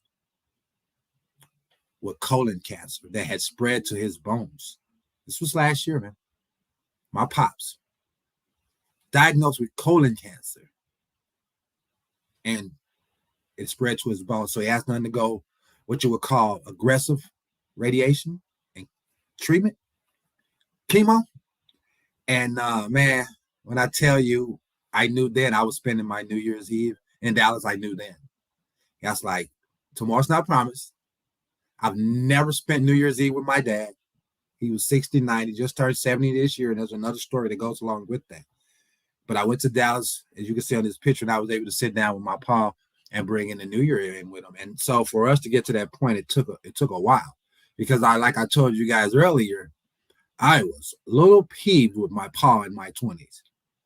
I felt like he was not there, and it hurt me, man. I remember once he wrote me from prison because he went to prison for 5 years. And you know, looking back on it, it's really kind of crazy that they locked my dad up. He was a low-level drug dealer and a drug abuser. they've sent the man to prison for battling drug addiction and substance abuse. But, you know, he never robbed anyone. He never killed anyone. He never stole anything. He just sold drugs to support his habit. And they sent to the prison. So he was in jail. At one time, he wrote me from prison, and he spelled my name wrong. Oh, my God. It was the worst day ever. It was my birthday. It was a letter saying happy birthday, but he spelled my name wrong. I was about 12 years old. So keep in mind, the split came about when I was 9 or 10. He had been gone. He was gone from 10 to 22. But at that point, at 12, 13 years old, I just remember feeling so hurt. And I carried that hurt with me. I carried it with me for a while. When I was 19, I became a father for the first time. Toriano Porter II was born. And I knew when that boy was born, this is what I said to myself. I never want my children to feel the way I feel about me, the way I feel about my dad right now. I was 19 and I was not happy with him. We did not have a relationship. I was pretty pissed off, to be honest. And I don't know if I felt like I loved him at that time, because I didn't feel like he loved me because he spelled my name wrong when I was 12 and 13. And I told myself, when my firstborn son came into this world, I was going to be the number one dad. I was going to be the number one dad. And I did everything in my power to make sure that happened. When I was 23 years old, I was still in undergrad at the University of Central Missouri State in Warrensburg. And I went and got my son full time. He was 4 years old, and I became a father a full-time father. Went and got him. I was a single dad in college. No reason to lie about that. I had witnesses. I probably was one of the only people on campus, males, that was a single dad, you know. That's something that I'm really proud of myself about. But the thing was, I had became a father, and I realized the dynamic with the mother changes when the feelings change. And I remember getting into a verbal confrontation with my kid's mom about who was right about how to parent. And I remember her saying to me one day, something that I'll never forget. She told me that I didn't have to worry about anything. She had a new boyfriend, and the new boyfriend was the daddy. And let me tell you something. I watched over there so quick. Now, nothing happened. I ran into my kid's grandma, and she was able to calm me down and send me home. But let me tell you something that hurt. And at that point then, I knew that there was another dynamic in play when it came to father-son, father-daughter, mother-daughter relationships, parent-child, basically, to break it down. And I knew that there was more to what was going on with my dad not being around than what I knew. And so from the time I was 10 to 22, my pop, he wasn't around. My dad wasn't around. Again, he was in jail for 5 of those years. Those times he was free, or 7 of those years, or however long. The time he was free, he was substance abuse and dealing drugs. So we didn't really have a relationship. I was 23 when I went to see him. He had just gotten out of prison. I remember my mom saying to me, hey, because my mom kept tabs. They were really good friends. After, they grew up a little bit and matured, they became really good friends. She says to me, hey, your dad's out. You're going to go see him? I had no desire to see my dad. Hadn't seen him in 3-4 years. He had been gone to jail, prison. Had no desire to see him. I was still kind of mad at him a little bit. Not for spelling my name wrong when I was 12 or 13, for just not being there. And I was pissed. But you know what? I walked myself right around that corner. I sat down on that couch and I talked to my pop for about an hour, 2 hours straight. And when it was over, I got up. I said, I love you, man. And I think I shook him up. Because he looked at me like, what? I don't even know if he repeated that at the time. Because me and my dad had never shared a moment like that where I told him I loved him. But that's how I felt. And that's what I meant. And that started the process of forgiveness. And we were able to patch up our relationship. Again, I was probably 23. I'm 47 now. So we're talking 24 years, 25 years worth of reconciliation and forgiveness. Even still, I did not have that tough conversation with my pop until this year. And I asked him, did he really, really leave? And he didn't. What he said was he was doing the best he could as a dad. He was trying to provide for his new family and help my mom. And it just got contentious, and he got pissed off. And he said, do whatever you're going to do, you know. And she got child support, filed child support. They came for him, and he was just pissed off about it. You know, he was a young guy. I had to forgive him. You know, I had to forgive him. And I do, and I did. And it's changed the relationship. It's changed my life. He's a great, oh my God, he's a great grandpa. Oh my God. My dad, as most dads that don't have relationships with their children as they're coming up, most dads turn into great grandpas. They really do. It's amazing how they work. And probably moms too. I'm just saying, I'm speaking from my experience. But he's a great guy. And, you know,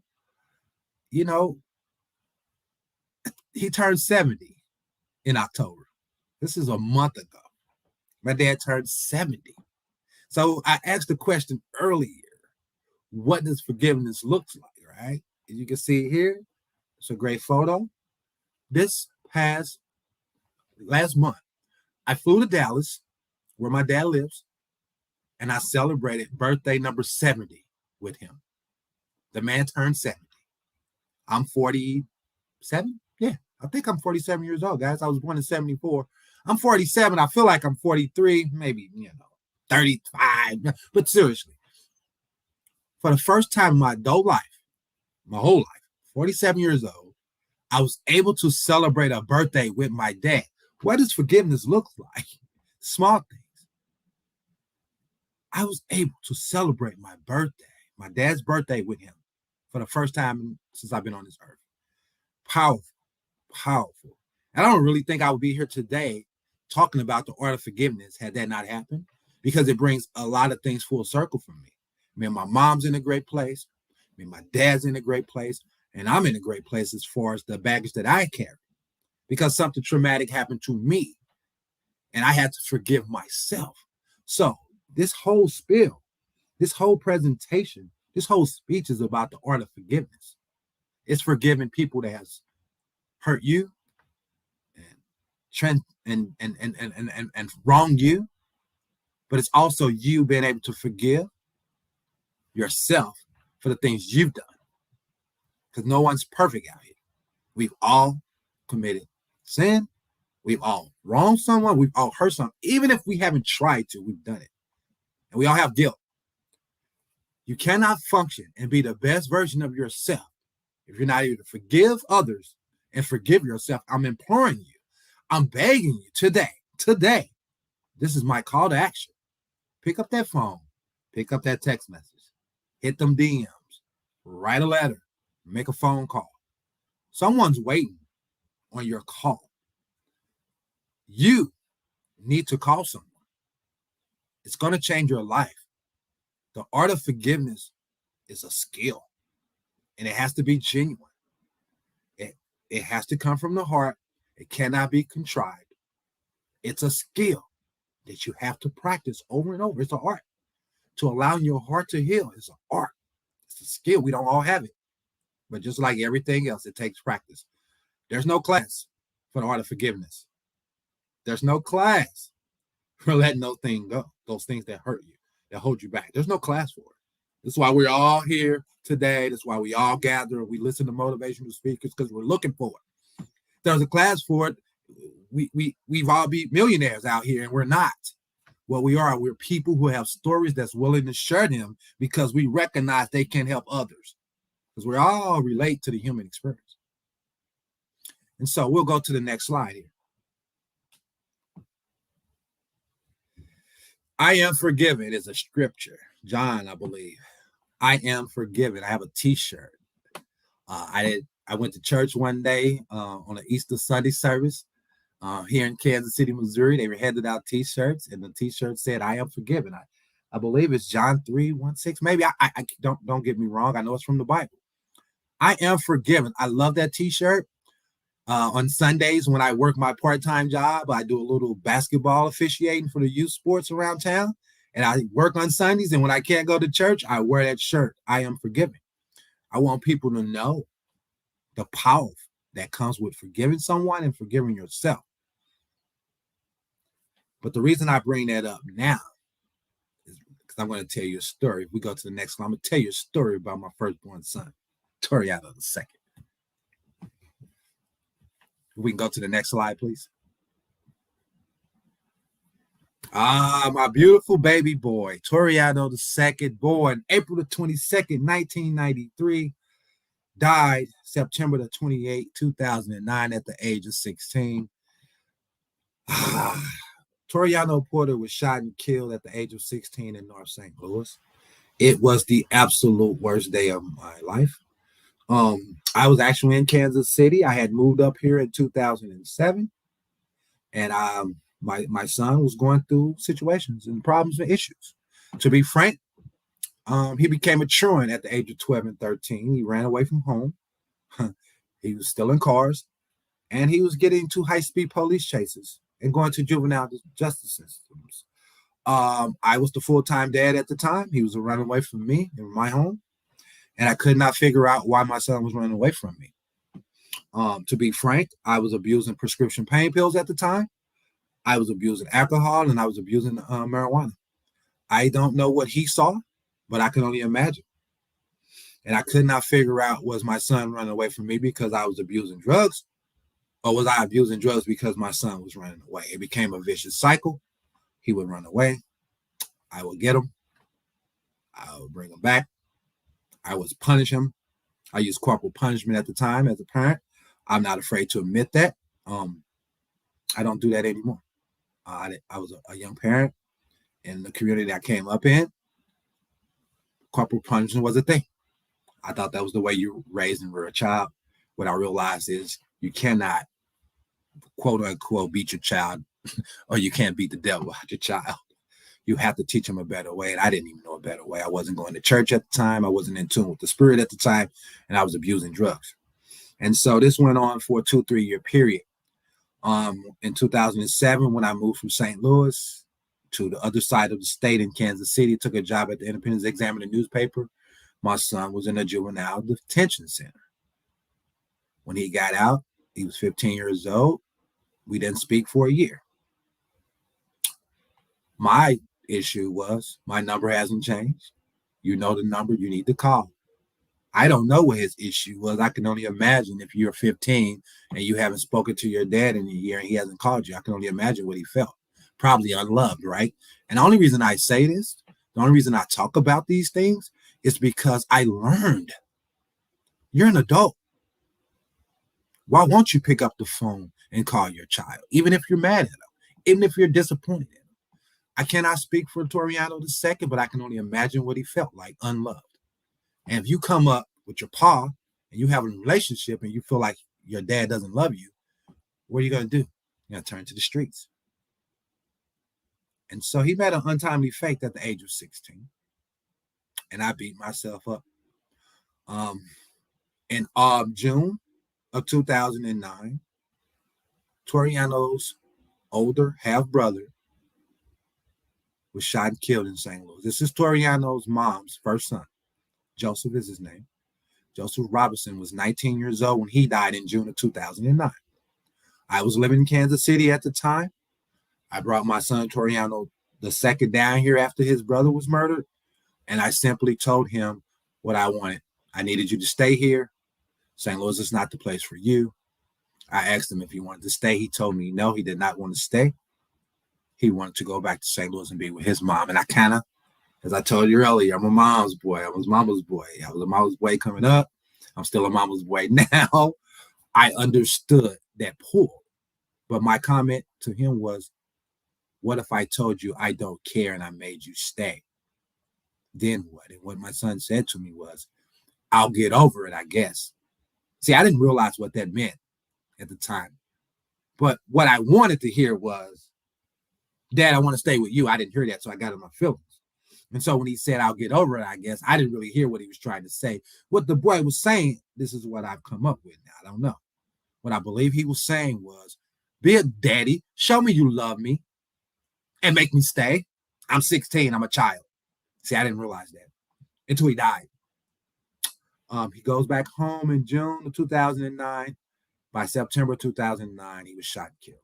Worst day of my life. So I beat myself up. I had him right here. right here in this very room that I'm giving this speech, I had my son in my arms and I said, I'm going to make you stay, and I let him go. I let him go. And within 3 months, he was dead. Oh, you talking about beating yourself up as a parent, man. I beat myself up, but I have wise friends, and I have good friends. And I had a wise friend tell me, who do you think you are? God?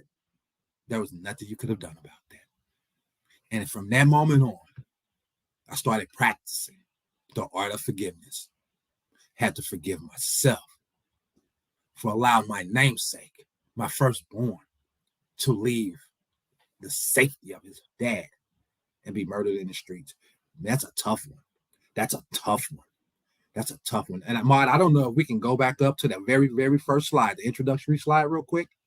I want to show you guys something. My son was shot and killed coming out of a liquor store, all the way up. He was coming out of a liquor store, 3:58 in the afternoon. There we go. I took that photo last year in 2020. That's the spot where my son took his last breath. I had never stopped in that spot in the 12 years he's been gone from this earth. I had to do that last year for myself.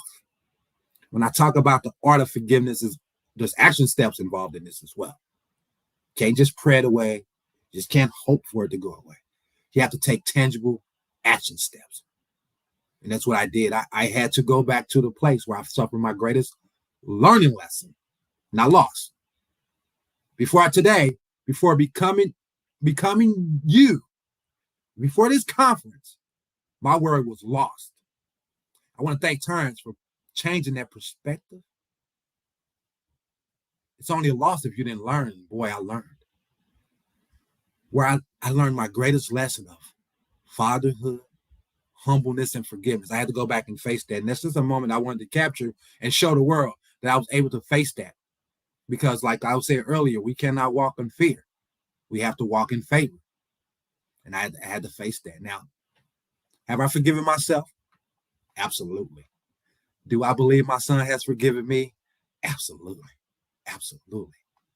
I know he knows that I did the best I could as a dad. I know he knows that I did the best I could. Like that day that I had to go and I guess you would say view his body. That's the first thing I said. Like, I know I loved you. And I could feel the spirit. I really feel like he knew that. And, I wonder, I hope in his last moments, there were 3 people he thought of: God, his mom, and his dad. I'm convinced that happened. He was a good boy. And so, again, when we talk about forgiveness and the art, I had to work, man. I had to work to forgive myself over this one, because here's the thing. We can get back on track here, Mod. If we can go to the very last slide. There's a reason. There's a why. There's a why, as Mod said in this last the last discussion. There's a why. The reason and the why forgiveness is important. One more.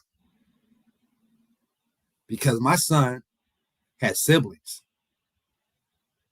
This is my crew. These are my surviving children. 3 boys and 3 girls. This is my crew. General Julian, Victoria, Ryan, Chase, and baby Emily. If I did not forgive myself,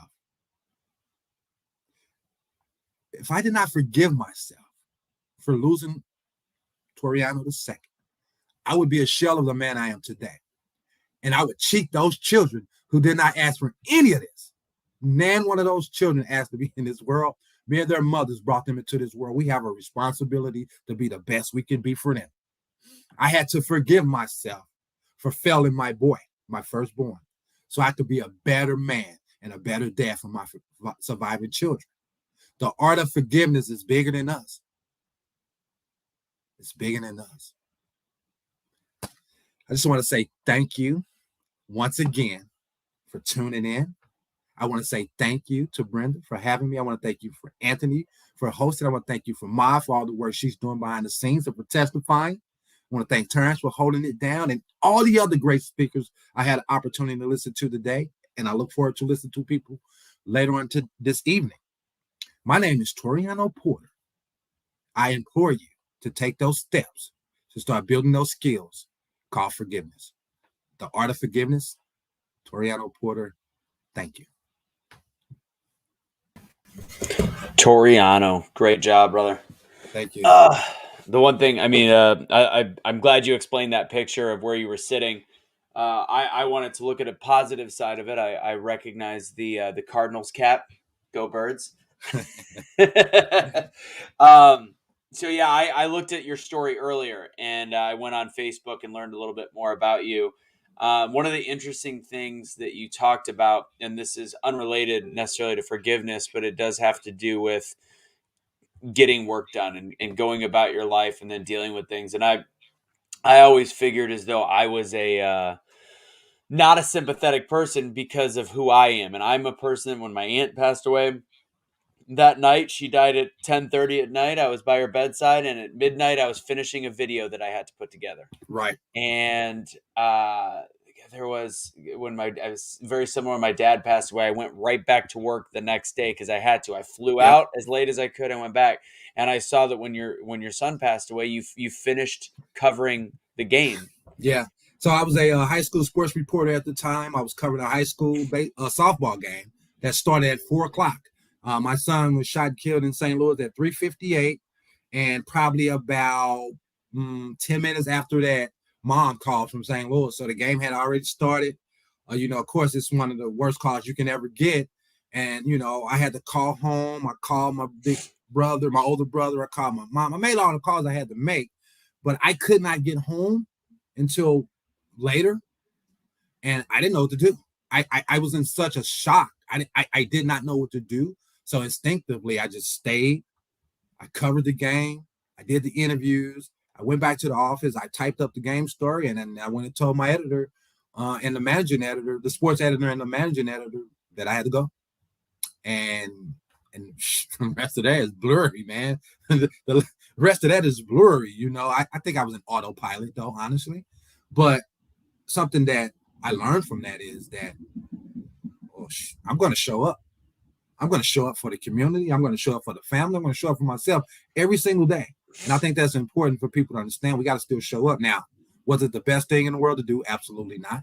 But trauma and grief, we all just respond differently. And like you said, you went straight to work. So learning from that, it's been 12 years since he's died. Would I have done it the same way? I don't know. I had never been in that situation. And hopefully I'll never be in that situation again. Yeah. No, and I think an interesting point of recognition is there. What else were you going to do in that moment? And ultimately, you just said, was it the best thing? I don't know. It was the thing you did. It's how you act on, and you still. It's hard to explain. So I owned a staffing agency for brand ambassadors, and it's like if somebody had a broken nail, they wouldn't come to work sometimes. And it's like, there's people like you, Toriano, people like me, and there's a lot of other people out there that's like, you know what?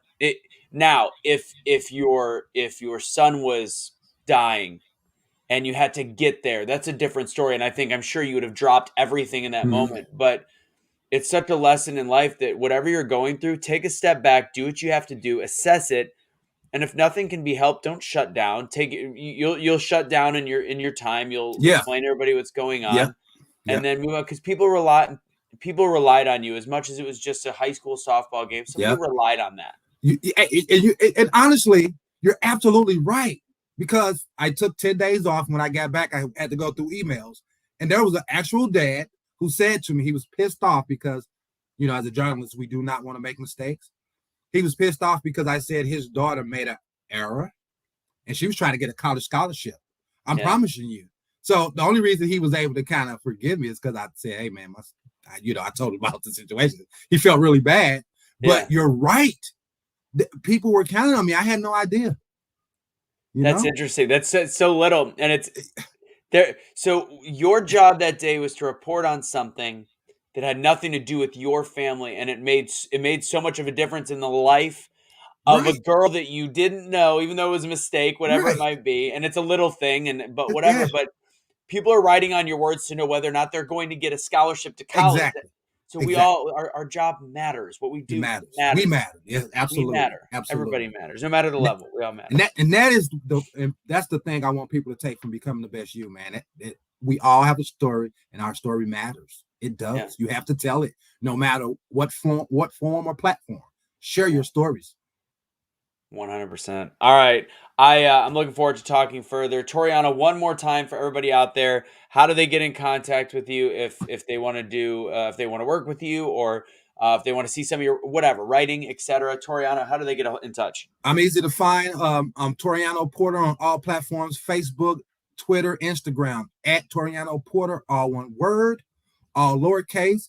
My website is torianoporter.com. And once again, Google is your friend. Just Google me. You'll find me. I'm all over. And you are easy to find on Facebook. Toriano Porter, easy to find, piece of cake. Thank you so much. Take it easy, my man. See you guys soon. See you in KC in February. See you in February. All right. We have another breakout session coming up shortly. I see Dean. He's backstage right now. We're a little ahead on time. Brenda, if I get a nod from you, we have that email to read. Do you want to read the email now? Fantastic. I'm going to go and bring Brenda back up as we speak, as we got some more to do. Obviously, more speakers today and another breakout session. So, Brenda, here you go. Well, Alan Little put out an email. He's a speaker that originally was part of our conference. He's used to be a life coach, but he completely kind of shifted gears. He's always been a speaker, and he was a TEDx speaker. So now he is giving speaking classes and teaching people how to grow their business through speaking.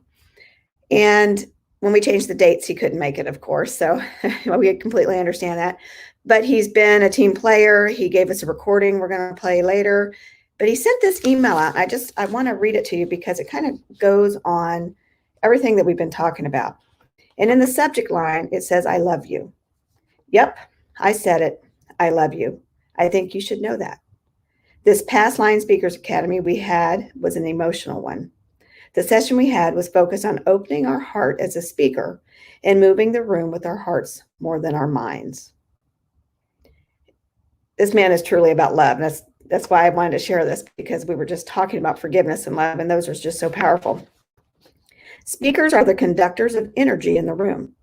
This past session, tears were shed as we all opened our hearts to receiving love and giving love. See, it's not just about receiving love. You give it too.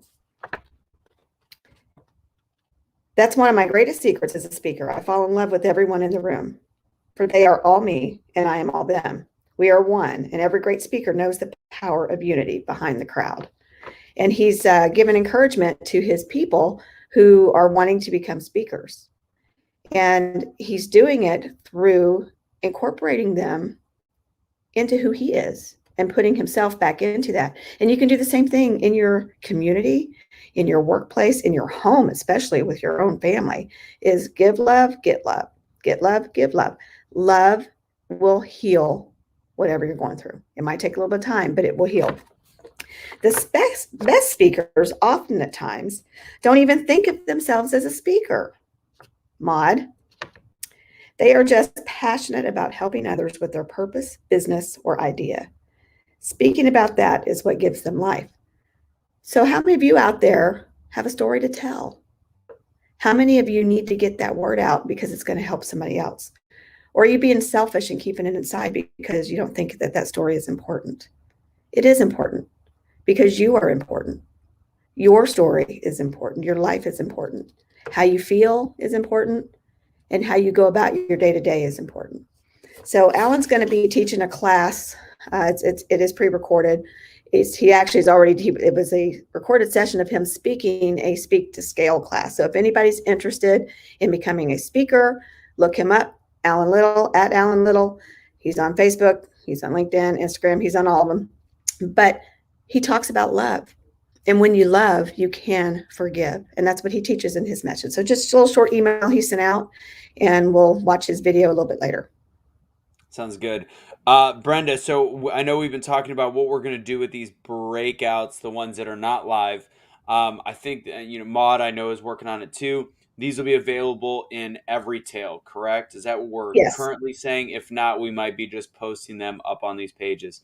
But the Right. breakouts of people that aren't speaking live, again, coming up next, we've got Dean King, but we also have other speakers as well.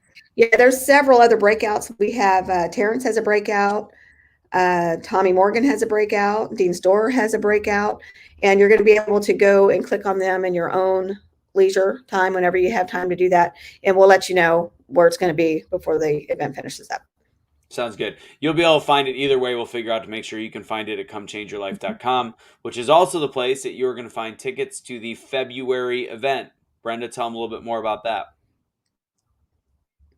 Yes, $239 right now. $239, February 11th through the 13th in Kansas City, Kansas. A lot of the speakers you've seen here, I'll be there. Terrence will be there. Brenda will be there. Toriano's going to be there. I just saw in our group chat that the chiropractor, what's his name again? Say it for me. Dr. Rick. Dr. Rick will be there. He's asking for feedback on what we could do as part of the event for health-wise. It'll be fun. So yeah, make sure right now it's $239. Tickets will be $399. So get them this weekend. If you are in the Kansas City area, Kansas City, Kansas, or Kansas City, Missouri, it's very close. Or if you're thinking it's time to go visit some family up there, and that'll cover food. So essentially, it's a pretty much paid for ticket with the hotel meals and all that stuff. And we look forward to seeing you then. Cool. Yep. All right, B, I'm going to pull you in back, and we are going to get ready for our next breakout. All right? Take her easy. All right, guys. So it is time for our next breakout here at the Becoming the Best You conference. Remember, hashtag BCBY, Becoming the Best. No, BB. What was his thing earlier? What, Terrence, what was it? What was it again? Oh, there it is. I'm bringing you up. BTBY. BTBY. Becoming the best you. Becoming the best you. BTBY. BTBY. Thanks, Terrence. Not to be confused with, TCBY. That's a whole different thing. That's ice cream or frozen yogurt. Okay, our next, I'm going to actually tell you guys about some of the other breakouts real quick. She mentioned them. Brenda mentioned them. We had Toriana Parker live. We had Dean Storer and Tommy Morgan. If you want to make sure you can find those later, again, go to comechangeyourlife.com. Dean was labeled as having a reading and learning disability as well as a troublemaker and called outright stupid. He lived up to those labels as well. He said he self-proclaimed in very tough time at school, turned to drugs and alcohol early, destroying his love of sports. He was in and out of fights and even jail. Eventually, those led him to the crossroads where he was forced to make a choice. He now chooses success, and he has never looked back. Dean taught himself to read at the age of 24. Now, years later, and much more growth. He's now found a new love for humor and making others laugh, his passion for helping individuals and companies find and develop their own true potential. That's Dean's story. That is in a recorded breakout. Tommy Morgan is also in that first set of breakouts. Born in Chicago. To explain how this would work, if this was in person, these would have been different breakout rooms to go to, but this is the virtual world, and it's actually cool because that means you don't have to miss anybody. Tommy was born in Chicago Heights, Illinois, raised in University Park. Straight out of high school, he enlisted in the United States Air Force as a parachute packing specialist. I don't know, do you have a passion? Be like, I want to pack parachutes. Decided to make it a career. He retired from the United States Air Force while serving 20 amazing years on September 1st of 2021. While serving, Tommy found his passion in fitness through seeing how much influence he's had on bettering the lives of others through training and encouragement. Tommy is a certified personal trainer and nutritionist with master life coaching certification. He's participated in 6 fitness competitions, which culminated in him winning the Men's Physique Overall Award at the NPC Midwest Naturals August 2020 bodybuilding competition, playing a bunch of sports from football, baseball, basketball, etc. And all of his past experiences prove that he has an unmatched talent in leadership and helping out bring the best in people. Truly believes that we're all unique and that we each have unique talent inside of us. He stands firm in knowing that each experience we encounter, good or bad, can help us identify, activate, and tap into those talents. So that's Tommy and that's Dean Storer. Those are the breakouts that were part of Breakout 1, which you'll be able to get later at comechangeyourlife.com. But now it is time for our second live breakout of the day. I know you're going to enjoy this one as well. He's Australian, so I'm hoping for a good accent on this one. Everybody loves a good, solid Australian accent, unless he's an expat, and then it's just going to sound just. Dean King is an Australian author who has written a best-selling book called King Hit. Dean's talk is about change and how he's capitalized on that experience to create his successful life. Dean will talk about how negative and struggle in life is an opportunity. If you can see pain as your own pain, then you can climb out. Dean will show you how he did this, how he capitalized his insightful wisdom in his personal life and in the business world. His happy and optimistic outlook will have any audience he speaks to engage from the moments he starts to speak, and I guarantee you this is going to be a good time. Ladies and gentlemen, bringing to the virtual floor, Dean King. How are you, Anthony? Yes, Australian accent. That's what I'm talking about. I'm doing good. What part of Australia are you in? I'm from the Gold Coast in Queensland. Oh wow! So you're still out there right now, correct? Yeah, I'm still here right now. I was born and raised in New South Wales, and I moved here 30 years ago. It's a beautiful part of the world. Yeah, and what time? Before I let you get started, what time is it by you? It's 6 a.m. in the morning, Sunday the 7th. Nice. Well, yeah. Good morning. Good evening to you. Good. The floor is yours, Dean. Thank you for being here with us. Okay, my man. You take care, Anthony. So, okay, I'm going to talk about how negative so-called pain drove me out of holes that most people don't come out of. I once upon a time, pain for me was a normal part of everyday existence. I thought pain, emotional pain was very normal. I didn't know any better. I'll go back to how that started when I ended up in boys' homes as a child, and coming from a family of neglect, emotional neglect, I ended up going down the wrong roads in life and ending up in these boys' homes through antisocial behaviour and criminality. But I didn't look at that criminality and antisocial behaviour at the time as anything other than just having fun. But looking back now in retrospect, I can see now a lot of it was from attention and not being acknowledged as a human being. And because I wasn't acknowledged, I seek that attention in other areas of my life with my peers, and any attention was good attention. So, you know, I acted pretty crazy, and it was fun. It was fun to get up to mischief. It was fun to steal the cars. It was fun to stir other people up. It was fun to have a laugh. Where I come from and the people that I was associated with. But what wasn't fun was the consequences for those actions. And those consequences led me into homes at a very early age. And in these homes, I had to develop survival skills. I had to develop skills of being aggressive, knowing how to fight, intimidation, lying, manipulation, being conniving. And these skills didn't bow too well in normal society.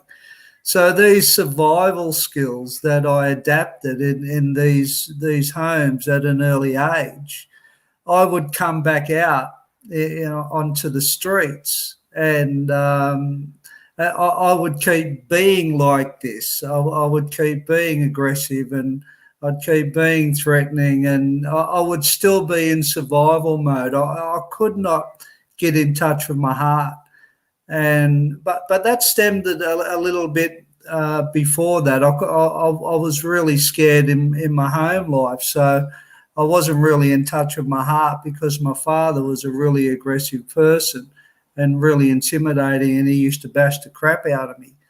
So I never ever knew what my heart was. So I'd get out of these places and I'd come back onto the streets, and I was worse from being in these places. These homes made me more in survival mode and aggressive, and you know, like that wasn't good what I had become.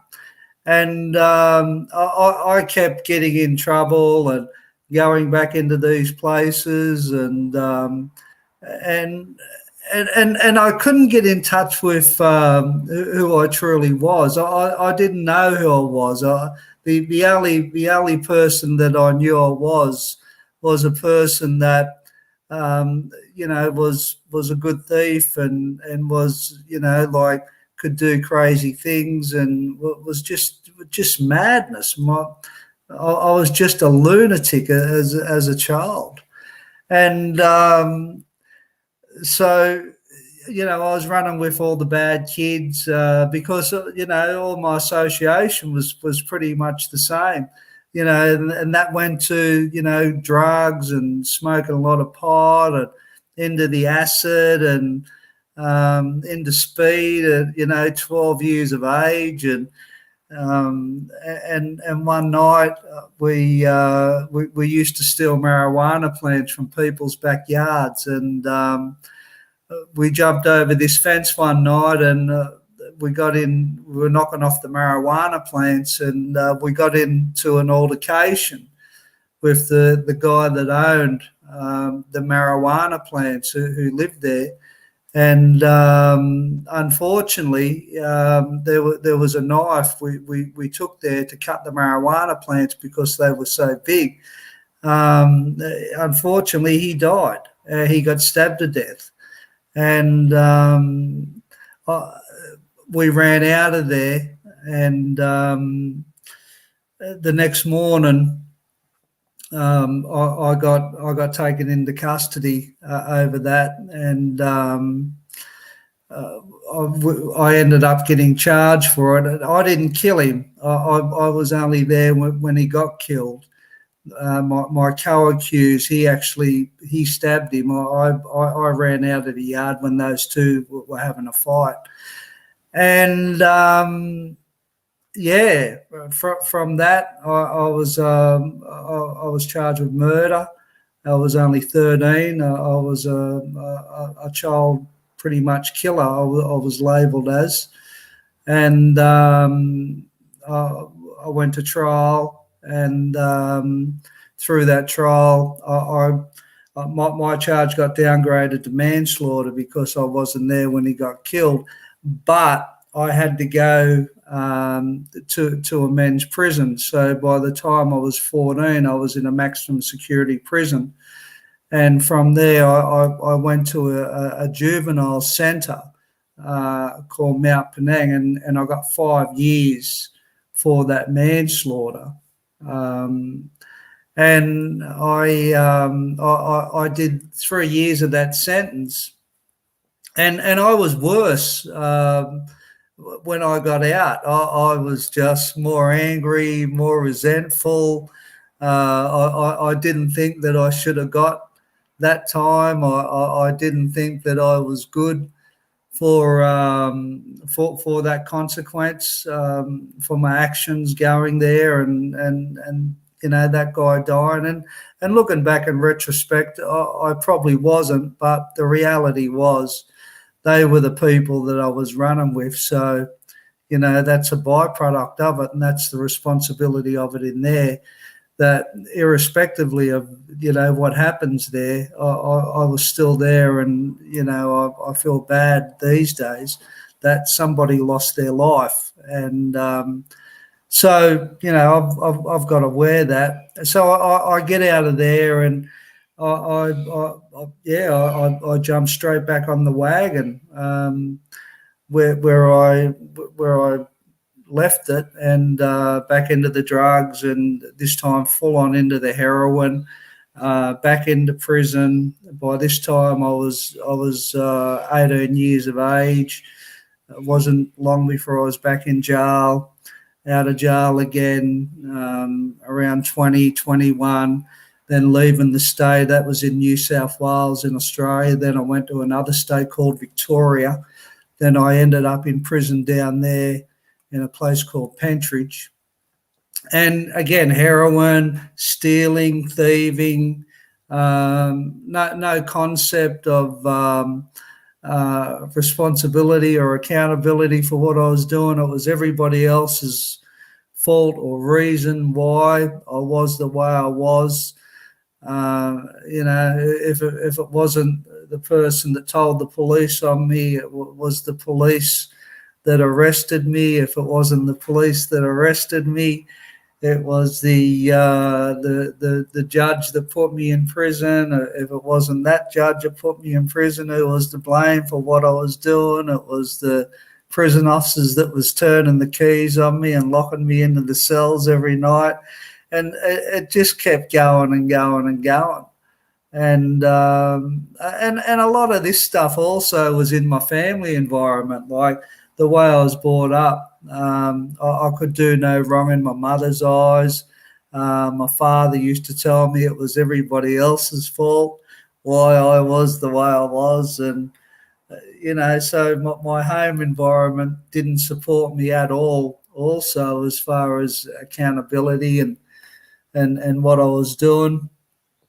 So I decided to leave Victoria after being released from prison down there, and I come to the Sunshine State in a place called Brisbane, and up here in Brisbane, I again in and out of prison, heroin, drugs, craziness, car chases, robberies, and I spent about 5 years in and out of jail up here, and I just finished a 3-year prison sentence, and it was just before 1989, and I wanted to get out on bail.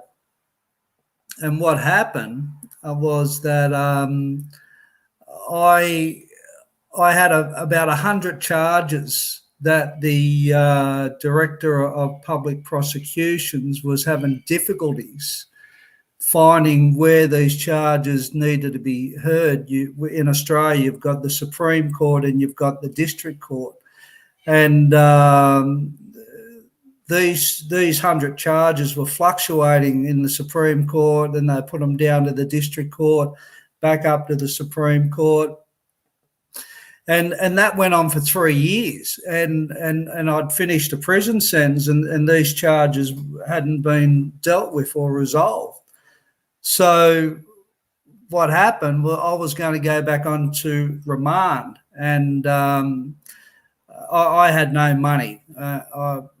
I had nothing, and I went up and seen a jail lawyer in prison and said, "Mate, I don't want to go back under remand. I want to get out on bail." And he said, "Well, Dean, bring me your prison record up, and let me have a look at your prison history, and let me have a look at your criminal history also, and we'll see what we can do as far as trying to get you bail."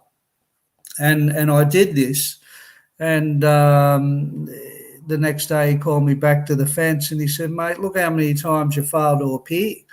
Like, have you got any money? Because there's not a court in this land based on your behaviour in prison and your criminal history that's going to give you bail." I said, "Mate, I got no money. I got 20 cents in my property." He said, "Well, mate, I don't know what to do." He said, I can do a bail application for you to the Supreme Court. He said, but I don't like your chances of getting bail. I said, well, you keep working on it. Well, he said, well, you're making it pretty hard on me, Dean, because you're not giving me much to work with. He said, okay, leave it with me. I'll keep working on it. So the next day he's called me back to the fence. He said, mate, geez, you've had all these drug charges and robberies and, like you're a full-on drug addict. He said, there's a new rehabilitation centre that's opened on the outskirts of Brisbane in a place called Browns Plains. What about if we get you to go there on bail? And I heard about these rehabilitation centres and I said, mate, don't swear at me, because I heard that these centres, that they went against everything that my principles were at that stage of my life. You don't tell on your mates. You're tough. You don't show your emotions. You stick staunch. You do the right thing. You don't tell other people secrets. You do the right thing by other people. And I knew that these rehabs, they didn't act like a prison environment. So that's all I knew. And I said, nah, I don't want to go. I don't want to go there. So I went back to my yard and I was pulling marijuana bongs in the yard. And I was with a group of prisoners and I was looking around the jail, and it's a maximum security prison.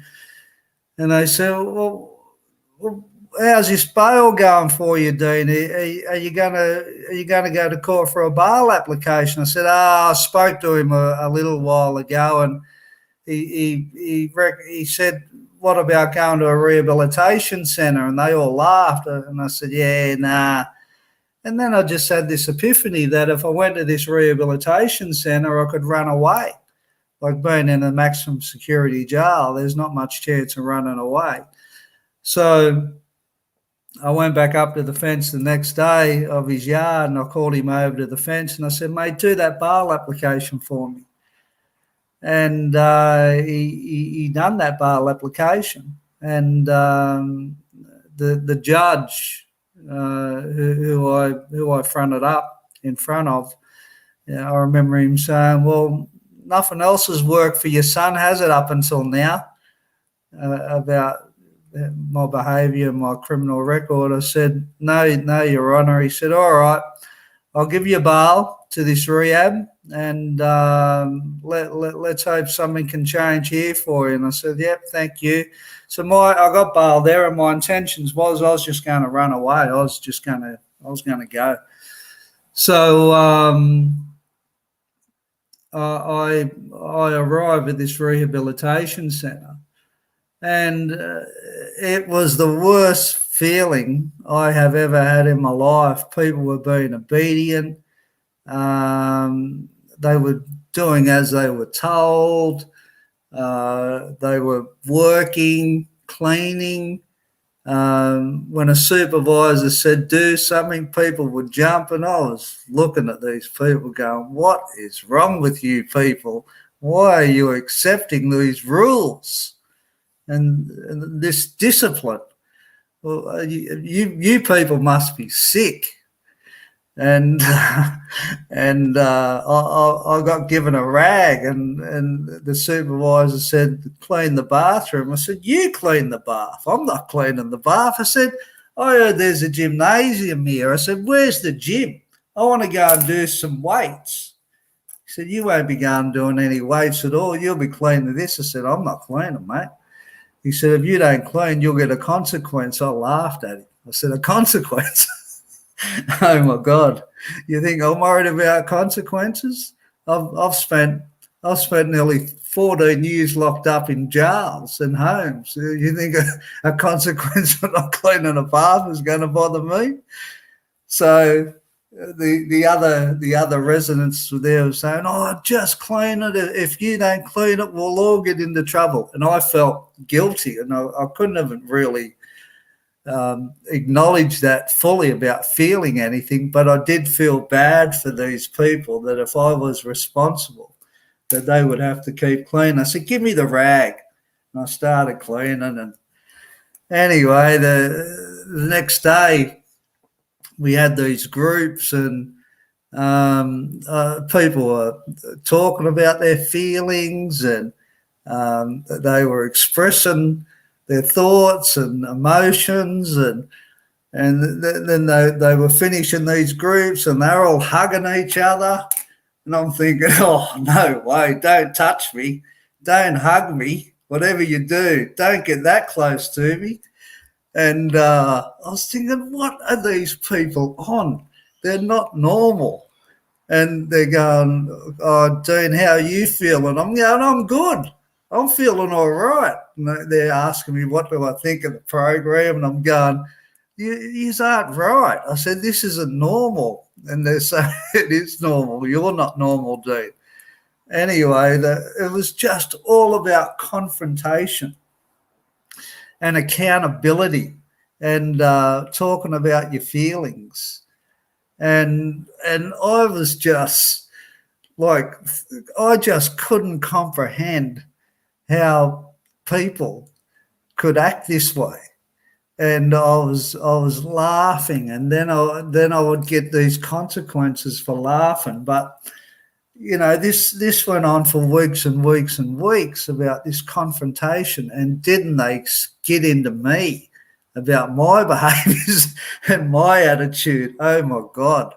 Oh, I'm angry, I'm threatening, I'm intimidating, I'm aggressive, I'm friggin' insensitive, I'm scary, I'm threatening, I'm insecure, I'm inadequate, and this just kept going and going and going.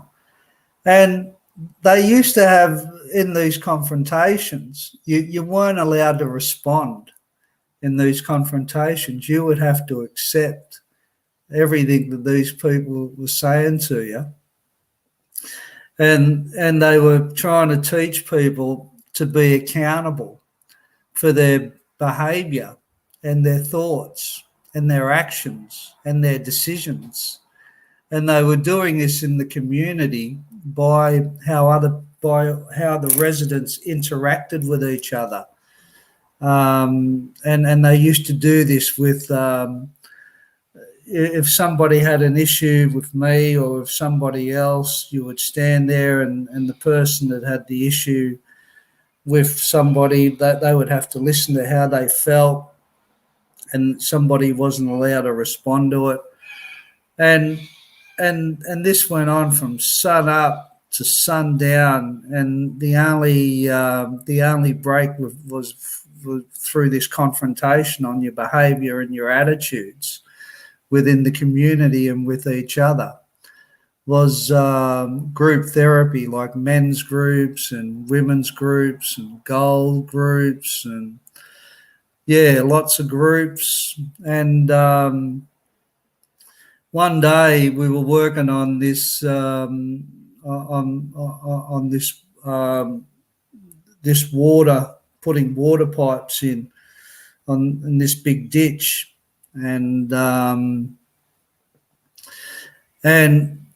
they used to also give you these notes, and these notes would have questions about, you know, your behaviour. And I got this note this day, and it said, Dean, where do you get off on intimidating other residents with your jail behaviour?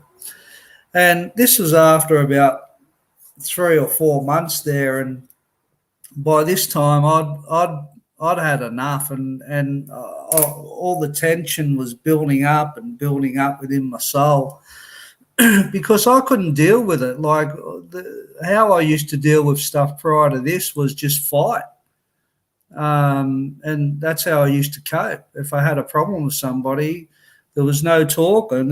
The fist would go up and be straight into a fight. And if you did that in this rehabilitation centre,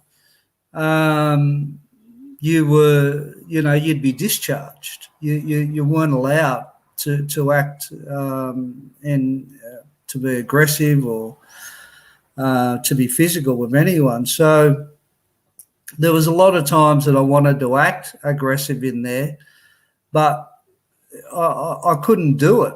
I was banking on escaping, and I was positioning myself to escape. And I know it took me a little while, but I had this plan. I eventually was going to knock off their 12-seater Toyota bus that they used to take their residents out on day trips and stuff like that.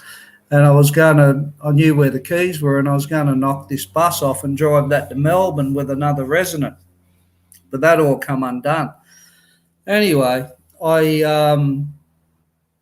after getting this note, I lost it. And I started throwing the picks that we were digging the ditches with, and people had shovels, and everybody just ran away from this ditch when I started screaming and going off my head and going. I went up to a big tree and started punching the tree and started throwing all the tools into the next farm,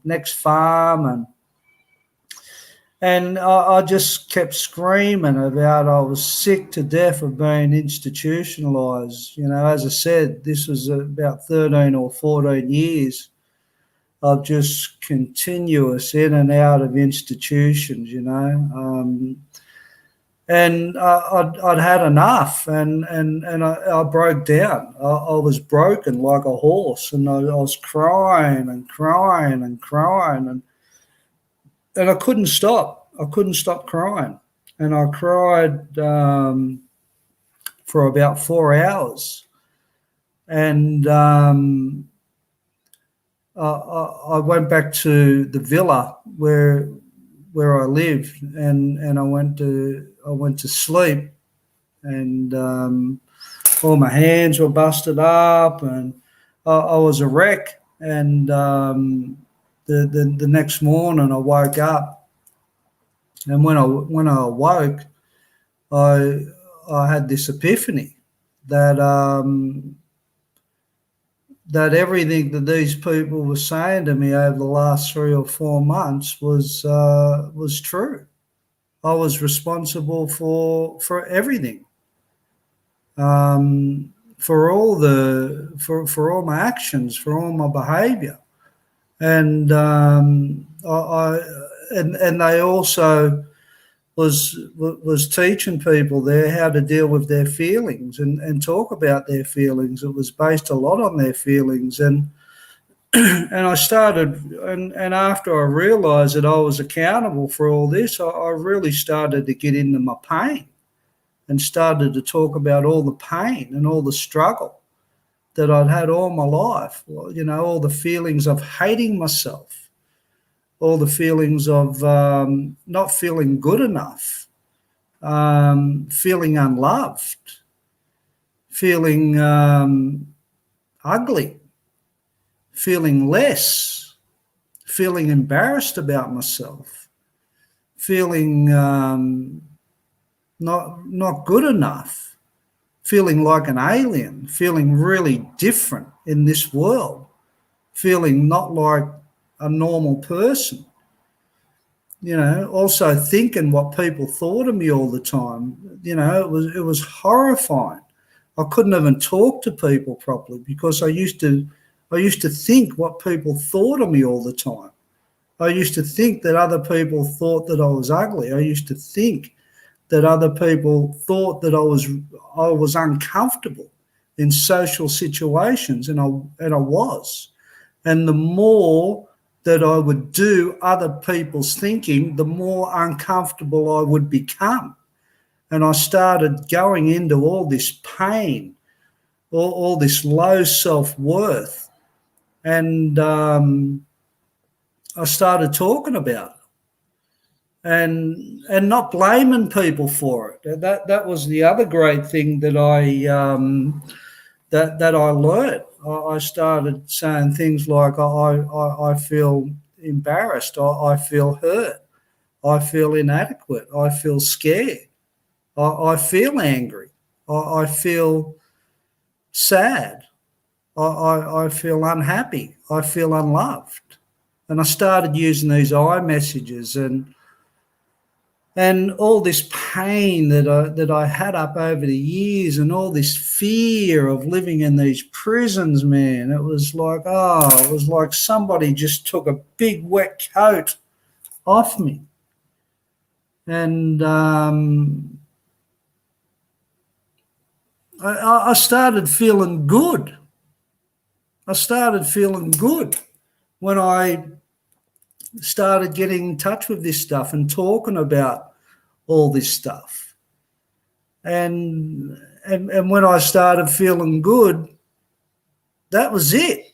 I was done. I related it to why I was taking drugs, and I related it to why I seeked attention, the way I seeked attention, and I related it to all the identity that I had prior to this rehab in prison, and with the people that I was associating with, and I could see why I kept going back to it, because that's all I knew. I didn't know any better. Nobody had ever shown me that I was accountable for it all. And nobody had ever shown me that I could talk about and identify my feelings without blaming people for it all. You know, I used to blame people for everything. And once I learned that, I started becoming free. But I had to go back to court for all those charges. And I got a court date. And when I went to court, I spoke to my barrister the morning before we went into court. And I told him I'd changed. I said, mate, that's it. I said, I've had the biggest change in my life. I said, I've realised it all. I've realised that I've been responsible for all of it. I've blamed everybody for it, all my pain, all my struggle, everything that I've done. I've just blamed everybody, but I've been responsible for my thoughts, my behaviour, my feelings, everything. It's been me. Everything. It's been me. And I'm responsible for what I'm going into court for today.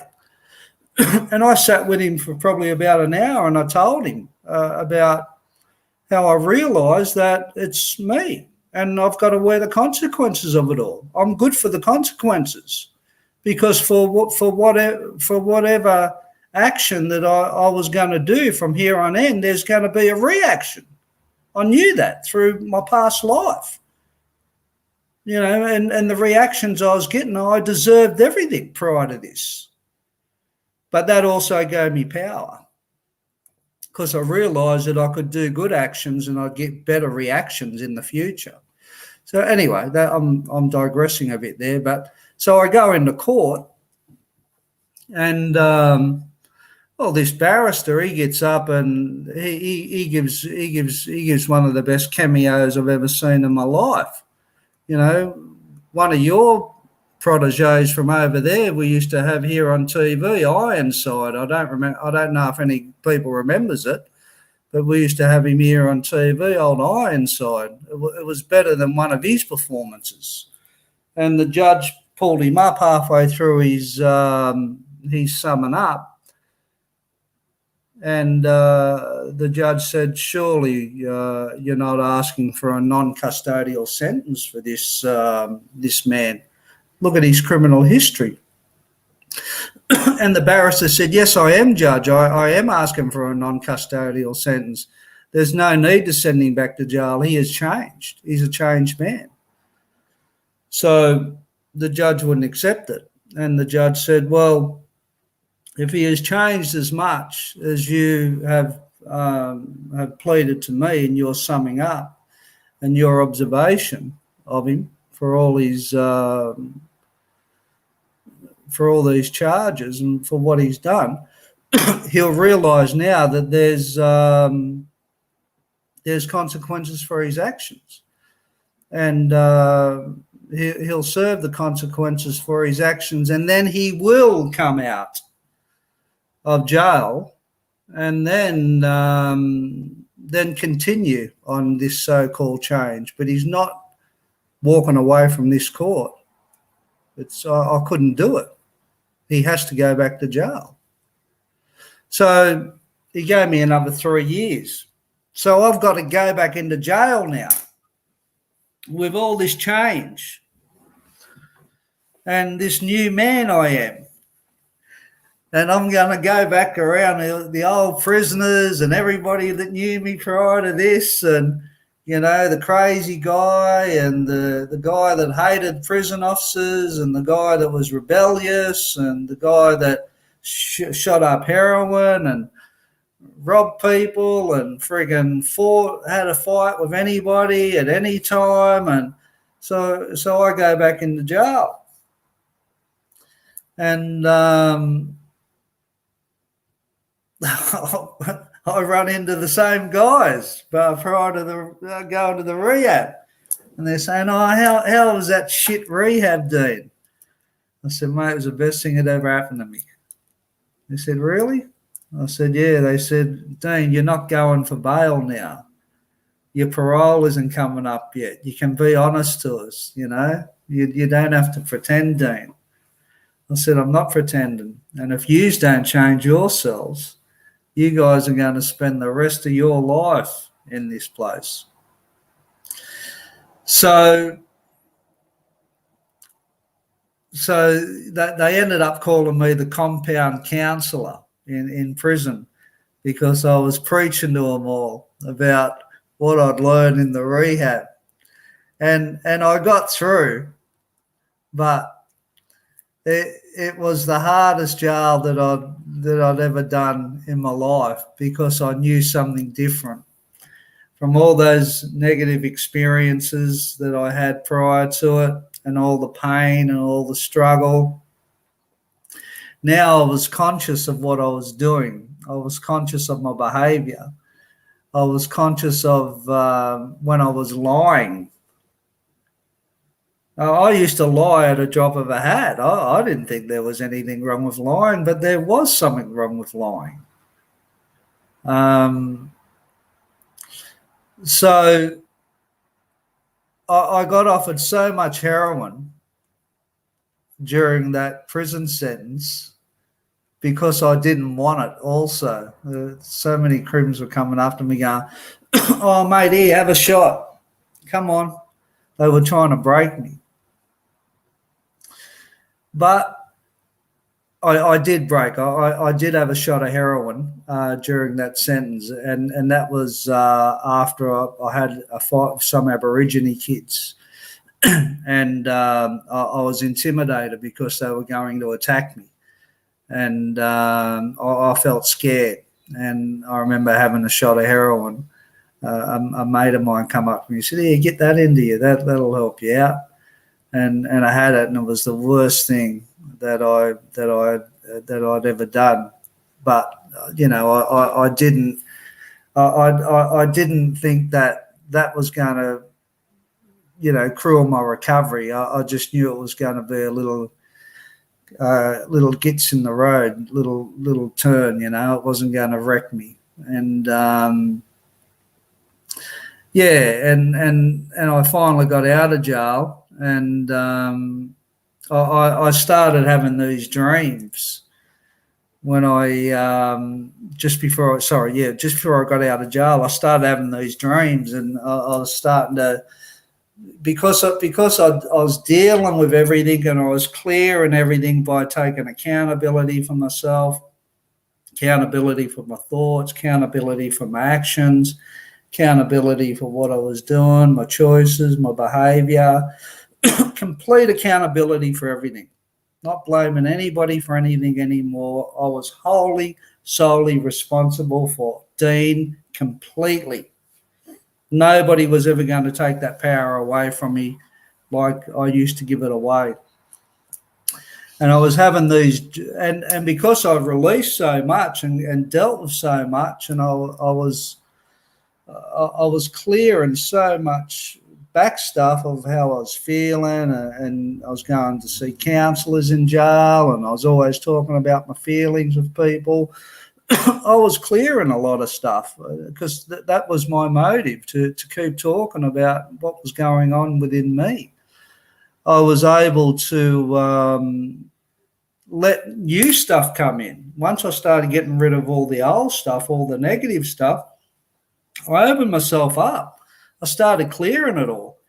And I started thinking about, I don't know, I started becoming a millionaire. And I didn't have a clue how this was going to happen. And I started visualizing I was going to have a family. And I started visualizing having good friends that hadn't never ever been in prison or never been in trouble. And I started visualizing having beautiful cars. And I started visualizing having nice clothes or living in nice homes.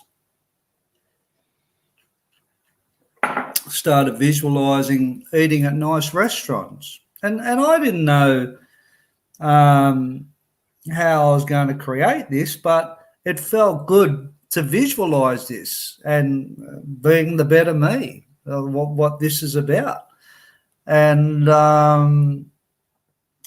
but I don't think I'd be able to do that if I didn't deal with my internal stuff and talk about that and make that effort and take that responsibility for my feelings, my thoughts and my actions and my behaviors.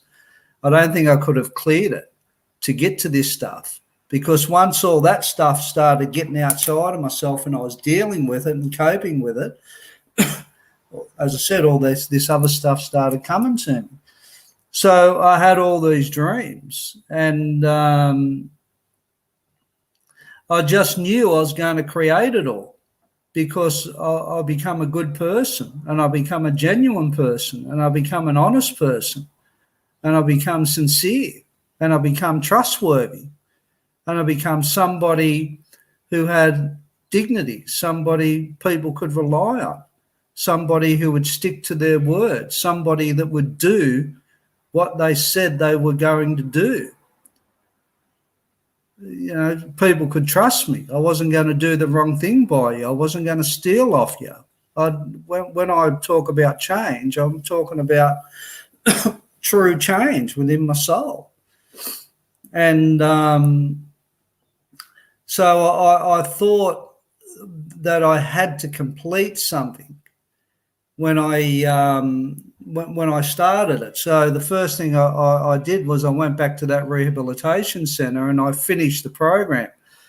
And only 2% ever finished that program. It was a really tough program to finish, and I completed it and I graduated.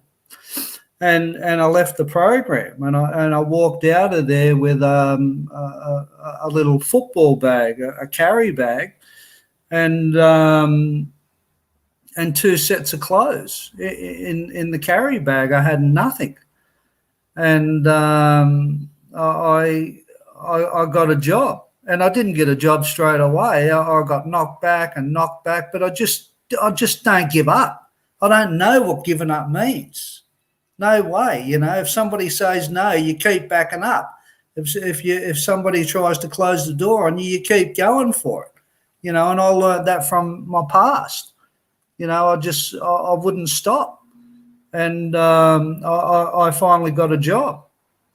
And you know, you can make all the excuses you want about, you know, oh, I can't do this because of this, or I'm not good enough to do this, or I'm an ex-drug addict, or I've never had a job before. Well, friggin' get out and friggin' get into it and keep trying and keep trying and keep trying until you strike it. So I got a job, and I got a job as a telemarketer. And because I took complete responsibility for what I was doing, I never blamed the client because I didn't get sales. I looked at myself. I looked at my approach, and I just kept looking at myself in everything I was doing. Work and relationships, friendships, interactions with normal people. it was all about what I was doing, how I was coping. If I wasn't getting things right, it was what was in me that I'm not mastering. I'm not doing something right within myself. And having that attitude allowed me to develop myself, because I wasn't giving it over to other people. I wasn't going, oh, it's because of this, I wasn't going to be a good telemarketer. It's because I didn't have the leads. It's because this person said, nah, that's all bullshit. It was where I need to be. And I would look at good telemarketers in that office and people getting sales, and I would observe how they approach these people. And there was a way. Good telemarketers presented a way, and I knew that I could master what this person next to me who was making sales every day was doing by duplicating that person, by that person's approach. So I started getting sales because I took responsibility for why I wasn't getting sales. I didn't blame anybody. And I became his best telemarketer, and I started making massive amounts of money. And I started having great friendships with people. I started having friendships and people who've never been to prison and never got into trouble. So yeah, I become his best telemarketer. I was making massive amounts of money each week. And then I couldn't go any further. So the next step was I got to get my own company. I'd never run a company before, and everything fell into place, or everything just fell perfectly around me because of my good deeds. And I went into business with my brother. He had a lot to offer. And we become hugely financially successful. Turn over millions and millions and millions of dollars. And then I come to the edge of the cliff with him, and then I went out on my own, and then I become really financially successful again. And, I become a multi-millionaire. And that's only one aspect to it. I've developed great friendships over the years. I've had children. I've become a father. I've wanted love in my life. I like myself today. I've got good self-esteem. I've worked on all that stuff. I don't think the way I used to think anymore. But I had to put a lot of work in, and I had a lot of negative stuff that I had to overcome. And anybody can do it. I wrote a book. It's called King Hit, and it's a bestseller here in Australia. It's a fantastic read. It's 500 pages, and it details everything about my life. And I'm in the process of doing a mini series for Netflix at the moment. That's another goal. So about my life, and there's a show in the States. I don't know if any of you guys have seen it. It's called Animal Kingdom. It's on Netflix. Well, this thing will be bigger than that. This story that I'm doing is huge, and there's a lot in it. But my goals and what I've achieved, again, it's all about responsibility, not making any excuses, and not giving it away to other people. Not going, oh, well, the reason I couldn't do that is because of this, or because of this person, or the reason why this didn't happen is because of this, and I was stuck in this situation. So, no excuses. Get through your pain. Talk about your feelings. Own everything. Own every inch of your soul. Own all your thoughts. Own it all. Yeah, we've all come through tough times. Yeah, I went through a tough time. I've been through full-on tough time. Yeah, I had a shit upbringing, man. But you know what? It was the best thing that ever happened to me. Best thing that ever happened to me. And I've had many challenges, over the last 30 years. out here. Like that all turned around in 1990 for me. I've had a fantastic life. And, you know, oh my God, Jesus, you know, I could talk about all the challenges out here over the last 30 years, but, you know, anything negative and anything that's a struggle to become a better you need it. You need all your challenges. All your struggles is yours and you need it. The trick is you've got to untangle it. It's got nothing to do with other people. It's got nothing to do. All your struggles come to you so you can unwind it, so you can get through it. And you can get through it by taking accountability for it and not blaming anybody for it. It's yours. It's your gift.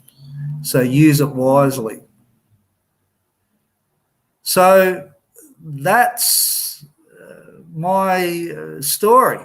And yeah, for whatever, if that's worth anything to anybody, it's worked for me. And as I said, I've had an absolutely sensational life. Gotta love a good storyteller. Thank you, Dean, and a great story on top of it. Thanks. You've been through a lot. And just throughout the different addictions and everything you've gone through in your life, I'm gonna actually bring a question specifically because I know you're in Australia. With what's gone on in 2020 and 2021, how has that affected your mental state? It's had an effect on my mental state, but fortunately for me, Anthony, because I spent years and years locked up in prisons, I'm okay with it. You know, it's affected people more so, people that are around me, people that are close to me, people that I see on a day-to-day basis. It's really affected them. But for me, mate, I can sit in my house. I've got a beautiful TV. I've got food in the fridge, bro. You know, I can go out for a walk. I can go for the gym. Mate, life's good for me, you know. Yeah. So you're able to go to the gym out there right now? Is that the role, or do you have your own personal gym? No, I go to the gym down the road. Yeah, I can go to the gym. Things are good here. You know, but I think we've been pretty full on down here and dealing with it. You know, yeah. We've had lockdown for a long time. Well, not in my states, but in Victoria and New South Wales. And, you know, we've had to wear masks and we've had to do a lot of things. And I know there's been a lot of resistance in the States with a lot of that stuff. Yeah. And we've had resistance here, but people have adapted to it a little bit better here. Plus our population is smaller. Yeah. So, yeah, and Queensland's also a little bit different than the rest of Australia as well. But again, great story. Always interesting. You never understand.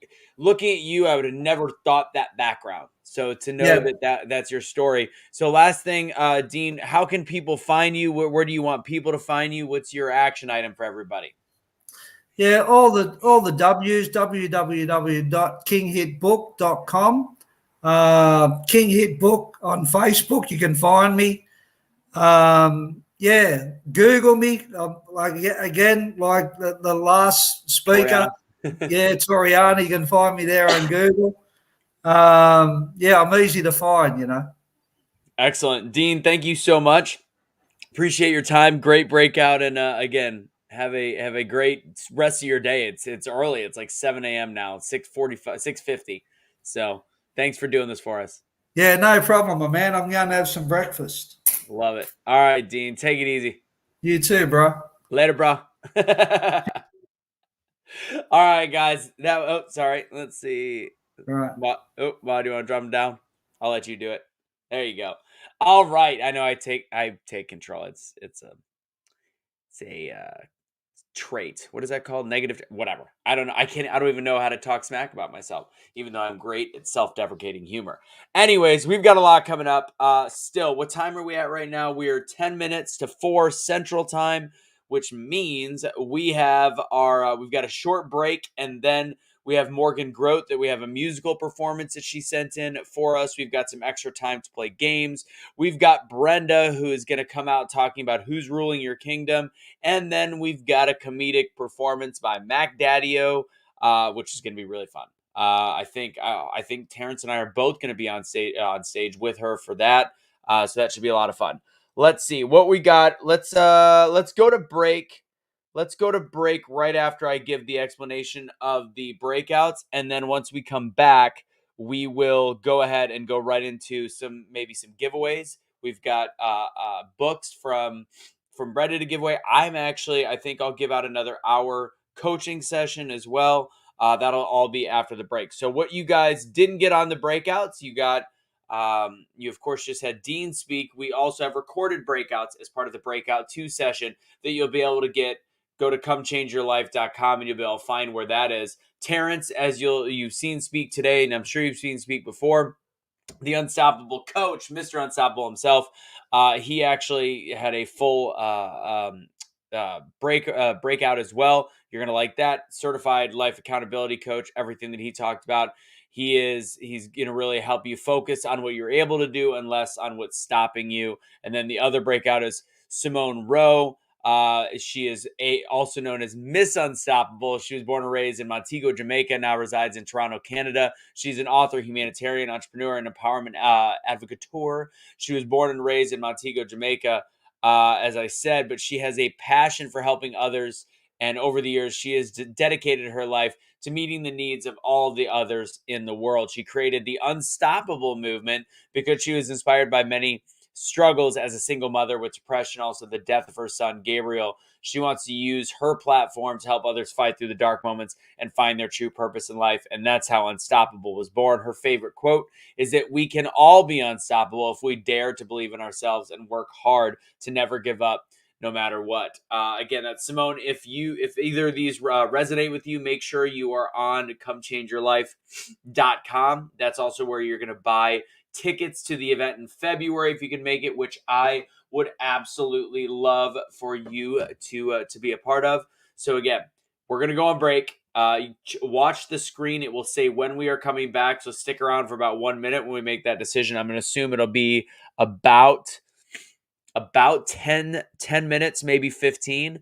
So you're going to see that on there. We'll, of course, do some games as we bring people back in. So we'll see you in about 10 minutes for any of those breakouts. Again, comechangeyourlife.com.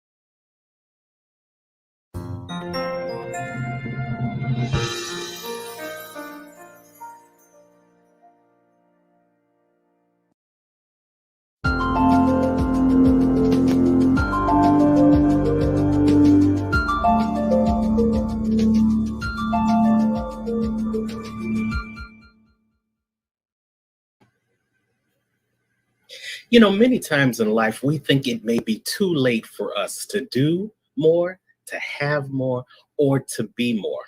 But I want to ask you a question.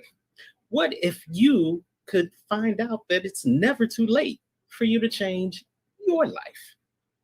Hi, my name is Terrence Lefters, and I want to invite you to purchase the book, You Are Unstoppable. It's Never Too Late. Now, the world is a big place, and some of you might find yourself feeling like you're stuck in life, feeling like the next obstacle that comes into your life is going to be that thing that's going to take you out. It's going to be that thing that's going to make it too late for you to have more, do more, or be all those things in yourself being and that you've always dreamed of. Well, we've got the solution for you because in the book series, You Are Unstoppable, It's Never Too Late, you're going to be able to take the first step to creating your story by hearing the stories of other people. We recognize that this book can help anyone create the next chapter of their success by providing them an opportunity that will never come again. And what's that opportunity? Well, it's the opportunity to have a fresh look into someone else's never too late story. For if you can see that someone else can create their never too late story, maybe, just maybe, you'll see that it's possible for you to do the same. So let us help you begin the journey towards your never too late story. Click the link below and go out and find out more about the book and how you can pre-order the book for yourself. Because remember, it's never too late for you to be unstoppable.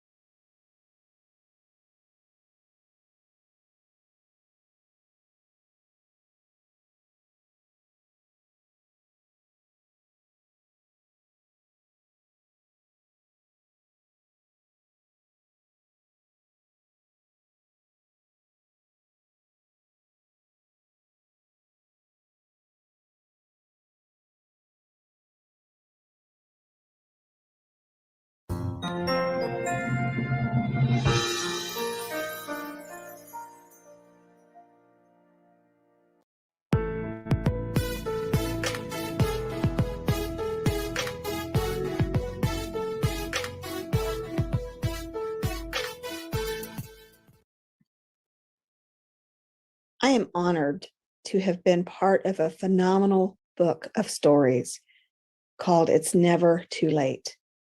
I've been asked to co-author this book because my story itself is unstoppable. It is a success story along with many other people who have overcome challenges in their life. They too have unstoppable stories. This book will motivate you, inspire you, and help you move forward past any obstacle that is holding you back, because you too are unstoppable if you choose to be. It's never too late to change. You're never too old. You're never too young. You're never too broke. You're never too rich. If you want true change, it is possible. It's never too late to get educated. It's never too late to get the experience you want. It's never too late to become a better you. Get this book. Go get it. It's never too late.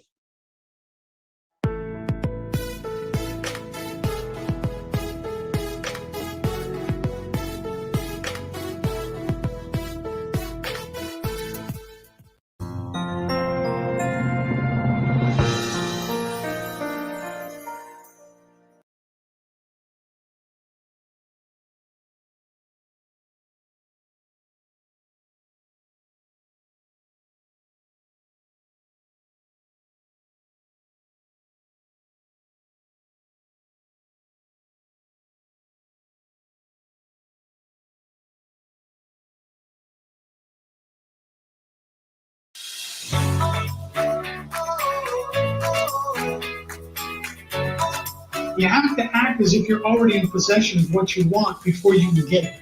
You have to see yourself already successful before you're successful.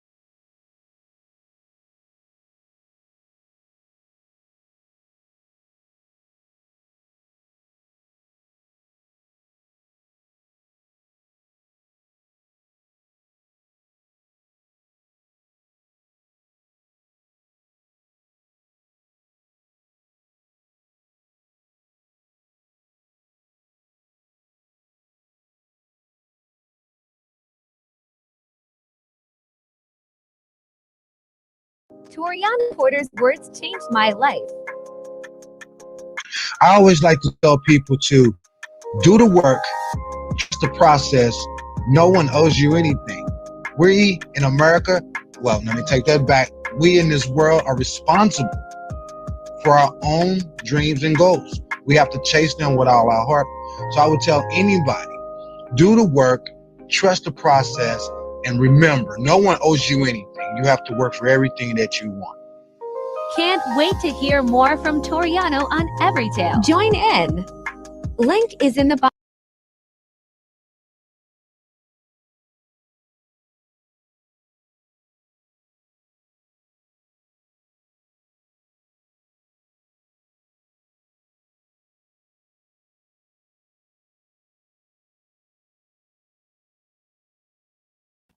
All right, ladies and gentlemen, we are back. We're going to let some viewers start coming back again. Break will be over in approximately a minute, but we're going to start out by drumming up some business by giving away some free stuff. So I'm going to have Brenda hop on the screen when she is ready. She's also going to be part of the next hour as well. Brenda, are you ready to come up and give away some ebooks? Give me a thumbs up when you're ready. Thumbs up. What's up, B? Go ahead and unmute. Oh, you got to unmute this microphone. B, you got to unmute your microphone. B. Psst. Duh. Okay, there we go. go. I can hear you. All right, let's. So what are we giving out on this one? We are giving away one of your ebooks, correct? Yep, the ebook of restitution, and I'll tell you where that book was written tomorrow. Sounds good. And you, what time do you speak tomorrow? I don't even remember. Let me see. What time do I speak? 9:05, 9:10. 9:10. There we go. All right. Okay, B. Go ahead and let's go ahead and. Ooh, that's a good one. No. We can give away two. We can read two. Okay, let's go with. I like the saddest fruit one. It's so good. We did that one. Let's go at number 4. Let's go at number 4. Go for number 4 for the riddles. This is a riddle. First person to put it in the comment box is going to get a free ebook. Go ahead. What is black when you buy it, red when you use it, and gray when you throw it away? What is black? Yep. When you buy it, right? Yep. Red. Go. You were reading it at the same time. Red when you use it and gray when you throw it away, right? Yep. All right. We're welcoming people back. We took about a 15-minute break, and which is the exact amount of time apparently it takes to make a phone call with American Airlines. So kudos on that timing. Let's see. So first person to get this, what is black when you buy it, red when you use it, and gray when you throw it away? And it can't be reused. Cannot be reused. That is a true story. See if anybody puts that in the comment box. You can cheat. Feel free to cheat. Totally up to you. We'll be looking for that one. That is for an ebook from Brenda. You can look it up. Go ahead, Google it. Google it. Let's see what else we got. I got that one. I think number 9 will be the next one. Number 9. Okay, let's see what number 9 is. Oh, this one's hard. You think it's too hard? It's pretty hard. But We can go for it. Where does today come before yesterday? Where does today come before yesterday? So there's two different versions of this answer. Is that what it's saying? Well, it depends on what day of the week it is. So I'm going to give an example. If the day after tomorrow is Saturday, then today is Thursday. Therefore, the day before yesterday was Tuesday. So where does today come before yesterday? Yeah, that is hard. That's a tough one. I don't know if we're going to get somebody on that one. Anyways, whoever answers these, no matter when, we'll look for them. You guys will get a free ebook from Brenda. What else we were gonna do something else. Are we gonna have some poetry? Are we gonna do some poetry We do, now? and you know what? She is right here. You want to hear some? Let's hear some more poetry before we Yeah. go on to our musical performance from Morgan Grote. And here she comes. Welcome back, Shauna Collins, with the poetry session. She's Come also on, going to Shauna. speak again later tonight. Yes. Hey, Shauna. Hey, everybody. Hey, everybody. Hope everybody's been having a great day so far. I'm just excited about this whole event. So I will be starting with a poetry piece. It's called Cycles of Life, Daily Conflicts Between the Heart and the Mind. We all go through things in life, different periods, different time frames of things we go through in life. So I wrote this piece based off that. It's called Cycles of Life, Daily Conflicts Between the Heart and the Mind. A constant longing to be free. I speak freedom, but am I really free? My mind says no. While in my heart, I am truly free. They say the mind plays tricks on us. Well, for once, I'm bold enough to trick the mind back. I've lost and I've gained. I have also died, but this time I come to live again. Life cycles, which one are you in? Are you in the beginning of a storm, in a storm, or seeing the sunshine at the end? Wherever you are in your season and whatever journey you are on, don't let the conflict become bigger than the lesson, because you are an overcomer in the end. Seasons change as well as people. In life, there's a choice to live or to die. I chose to be alive and be free. And I speak freedom and peace to you that feel like giving up. In your cycle of life, keep the faith. You will see the sunshine again. Life is meant to be lived and to inspire. Your mind and your heart can easily get hurt and wounded, but keep your eyes on the prize and press forward towards greatness. Look up. The cycle is soon to end.